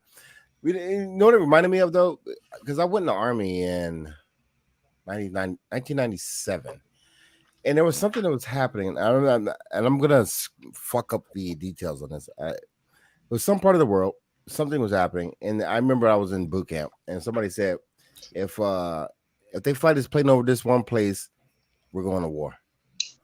And I remember a lot of people in my platoon saying, I hope they do it. I'm ready for it. I was like, bro. Oh yeah. All my friends who are in the military, like, were ready to go to war too. They weren't rooting against it; they were rooting for it. I remember one guy on campus immediately declaring that we should turn the Middle East to glass. Yep, that is a sentiment. Yeah, wasn't an uncommon sentiment at all. Yeah, I thought it was weird personally, but hey, everybody. I was the lone voice on campus that didn't believe that there were WMDs. I was really raked over the coals for saying that for months, and then freaking Colin Powell came out and said what he said, and everyone was like, "See," and I was like, I still don't believe it. Now I gotta say, sheepishly, on those predictions, I gotta mention this. Like, I was 16 years old when 9/11 went down, and I walk in. Basically, I get done with a math assignment. The teacher says you should go, when you get done with your assignment, go into the computer lab. There's something you need to see. When I walk in, I see the second plane hit the second tower live. Right. And I said something that was very strange. And Tony was there. And if he was here, he would be able to corroborate this. And even other people looked at, like, the teacher looked like, what are you even talking about? And when I saw this, for some reason, the first thing I said was, we're going to war with Saddam. Yeah. Well, and that was the first thing everybody said. Yeah. And so it was one of those weird. You were an oracle? Please don't put that shit on me. No, I was not. I just made a really good, weird prediction that was incredibly timely. Like, I see the second tower going to the plane and I say, we're going to war with Saddam. And it's because it was one of those things like, whether he did it or not, we're going to war there. I was saying we were going to war with Saddam as soon as Bush got elected. We were going to find an excuse to do that shit regardless. He just got a really, really good excuse. Saddam deserved for us to go to war with him if the tower went into the plane. Wait, what? If the tower went into the plane? Phil, when you said it a second ago, you inverted them. Oh, whoops.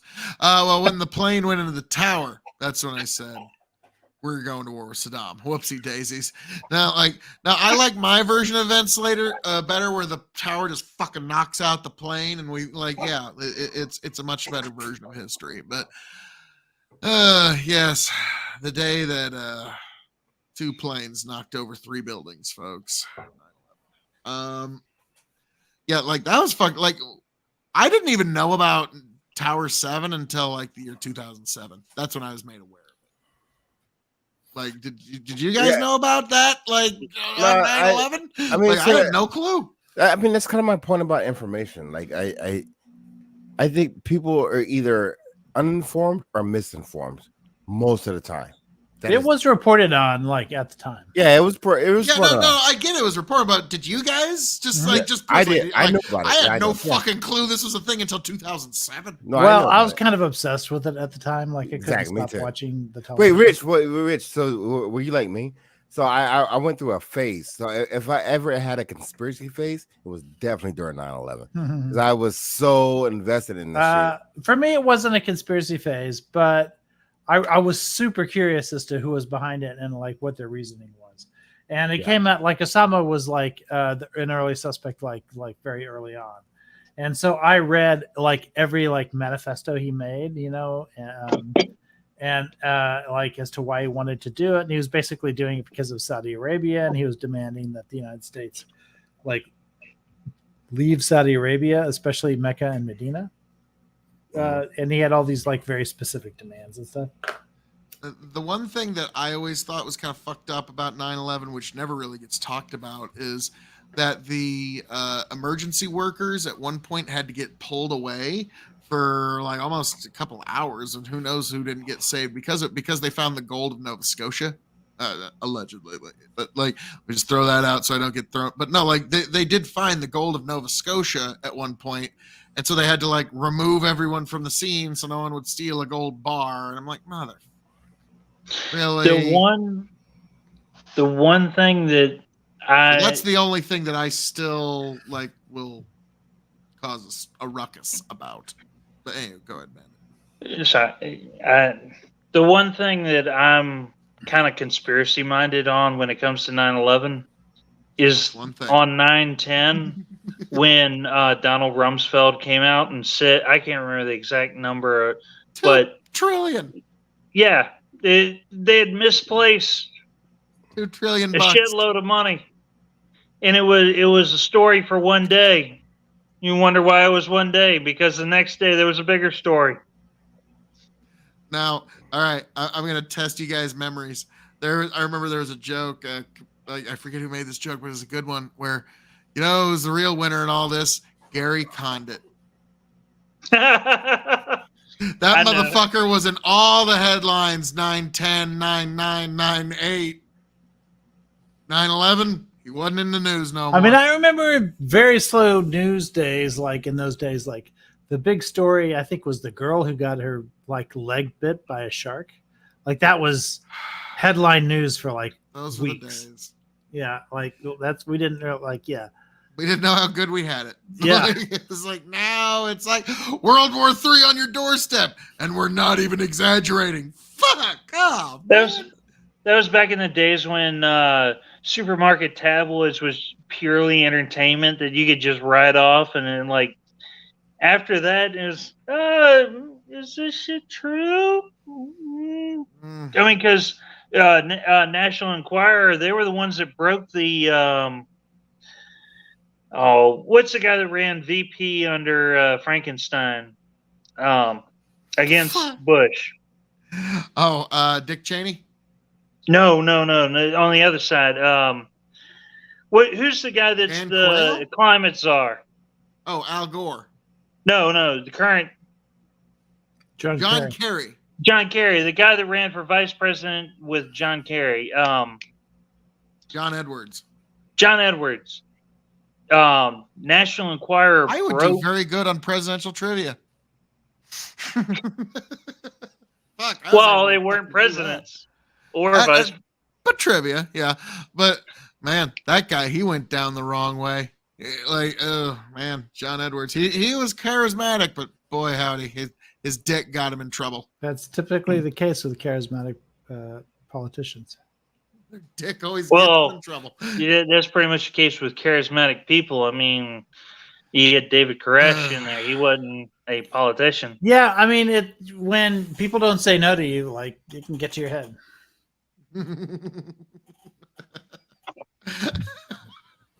That's funny. But now I remember Frank Luntz one time said, I don't know why politicians don't get into Hollywood. They're some of the best known names on the planet. And they're best actors. Oof. Now, like, I think Pat Leahy, he was in the Batman movie, so he got away with that. That was pretty fucking neat. Yeah, it was one of the Democrat senators where He's the guy that Joker goes, "You remind me of my father. I hate my father." Yeah, that was a fucking U.S. Senator. Was it He's in a 89 lot of Batman? No, it was Heath Ledger Batman. Yeah. Oh God. Okay. All right. I know. Yeah, that motherfucker pulled that off. Well done, guys. I think He's in a lot of movies, Cyber's actually. out. Oh, hey, he's back. He's back. All right, that's one. Our record is 4. I don't think we'll make it tonight, but our record is 3. If we can make 4, For what? Hey, nothing. Phil, this Yes. is my map. Where's your Give map? Zona and Georgia to Trump. 4 states, 4 swing states. Yep. Give Georgia and Is what I- Zona to Trump. What's he got? You have to give them all to Trump or Biden wins. Well, let you know what's the math. Just give him Zona and Georgia right now. What's the number? Hold on, let me. Gotta do the clickies. I know. Yeah, hold on, let me. Yeah, we're all doing this right now. Bandits all getting in all close. How do I share? How do We I also share? got to remember, I'm on the phone, so his screen is the size of half a postage stamp. Oh, okay. Isn't there a way for me to share my screen sort of separately? Yes. Just on the bottom of your screen, next to settings, it'll say. Oh, present. Oh, I see. Yeah. Yep. Share Go screen. find it, sir. Then I will allow. Because I have the power. Here we go. There we go. Yeah. So this is my map. Oh, that looks like a lovely location. Yeah. You're getting all ads for vacations and stuff. Yeah. I'm a dude in my 30s. It's all ads for trucks. Right. All right. So give Trumpelstiltskin the Georgia. See, this is where you argue with Jack. Jack says it's Biden for sure. I don't think so. I think it's just Give him the Zona, and what's the numbers? It's 260 to 262. Now, in this scenario, Nevada doesn't matter, right? So then it comes down to Wisconsin. I know it doesn't mean anything, but We got Osiris again. just as my one criticism, I know you got it. I would take Virginia and make it one shade lighter. Because I could buy that. You know what? We'll have a lot better feel of that in a couple months because they're about to have their big midterm elections. Yeah, because we have elections every year. Yeah. Well, yeah. Right. Yeah, that's right. And I think this is going to be a good year for Democrats in that midterm election. And if it is, then I keep Virginia as likely blue. They haven't voted for a Republican president in, I don't know, when was that? Not since 2008. And yeah, you can just make Pennsylvania bluer if you want, because I got my reasons. But you can just go ahead and But what I'm saying is, if you believe that's true of Pennsylvania, then you must also believe that of Michigan, right? Because Michigan's all of the facts on the ground in Pennsylvania that you're referring to are doubly applicable in Michigan. Did You'll Michigan notice I'm not like, no, Michigan will go. Like, yeah. You'll notice I'm not like, oh yeah, Michigan's totally gonna be fucking. I think the tipping point state is Wisconsin. Yep, that's because Georgia and Zona not that going red is not really a big idea for me. Let me put it this way. If Pennsylvania goes red, I might not be able to stream the rest of the night because I might have just fainted. Okay, like that's how sure I am of Pennsylvania going blue. Okay, I bet. I mean, I think Georgia's 50-50 chance of that as California going red. Yeah, but what was that, Iko? I think Georgia's a 50-50 state. I really don't know how to predict it because it keeps surprising me in other ways, you know. Federally, it seems to keep voting Democrat, and statewide, it keeps voting Republican. It's one of those states now, Well, and it has been now for a couple of years, but for a few years since, yeah. Well, good it's 4 going to years. come down to about 40 to 60,000 votes in 3 states, folks, is going to be what the fucking presidential election of 2024 is going to be. This is But those 40 gonna to be a nail 60,000 biters. votes were included Michigan and Pennsylvania, right? So if you're taking them out of the game, then, no, I'm really just talking about Georgia, Wisconsin, and Zona. Literally, like it's pretty much the game there. So you think Nevada is going blue? That one I'm really It's too soon to say, but because the governor of Nevada is the same guy that was the sheriff during the Las Vegas shooting. Mm-hmm. Yeah, I would lean more on Nevada going red, considering he's registered Republican. but again, it was one of those coin toss elections where the coin basically landed on its side, right? Because they voted they voted federally, they voted Democrat. And actually, statewide, they voted Democrat for every office except governor. And then they voted for that Republican governor only because he was well known because of that, exactly for the reason that you that you made. Hang on, guys. Osiris, you should vote Phil KOE. 2024, you need to vote Phil KOE. Osiris, yes, vote Phil KOE. Yeah, he's totally gonna listen. But guys, we're all doing the yawns, so yeah, I'm gonna do something, which is all that being said. Thank you for joining us here at Hazard Analysis. I'm going to leave you with the biblical verse of the week, an audience request of Revelations 15:3-4. God bless every last one of you. I hope all of you make it back here to Hazard Analysis, KOE Nation, and Big Buckin' Empire. Happy, healthy, much the wiser. We made Osiris pass out 3 times. That's pretty fucking, that's good, gents. Well done. Well done, folks. God bless. Travel well. Revelation 15:3-4. And they sing the song of Moses, the servant of God, the song of the Lamb, saying, great and marvelous are thy works, Lord God Almighty. Just and true are thy ways, thou King of saints. Who shall not fear thee, O Lord, and glorify thy name?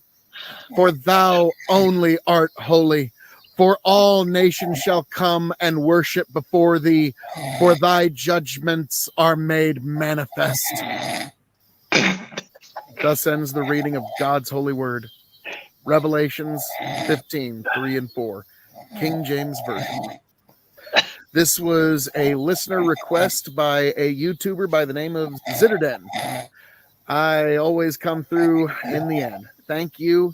God bless every last one of you. If there is a biblical verse you'd like me to read somewhere out here in God's creation, please just let me know down in the comments. I would love to share this journey of this amazing book with all of you as well. God bless. Travel well. You need to let, I wish I had a way to let Osiris's wife know that she needs to put the CPAP mask on him. Hey, Bandit. Hey, it's good talking to you, my man. I will, and all y'all beautiful people, be sure to subscribe to KOE Nation.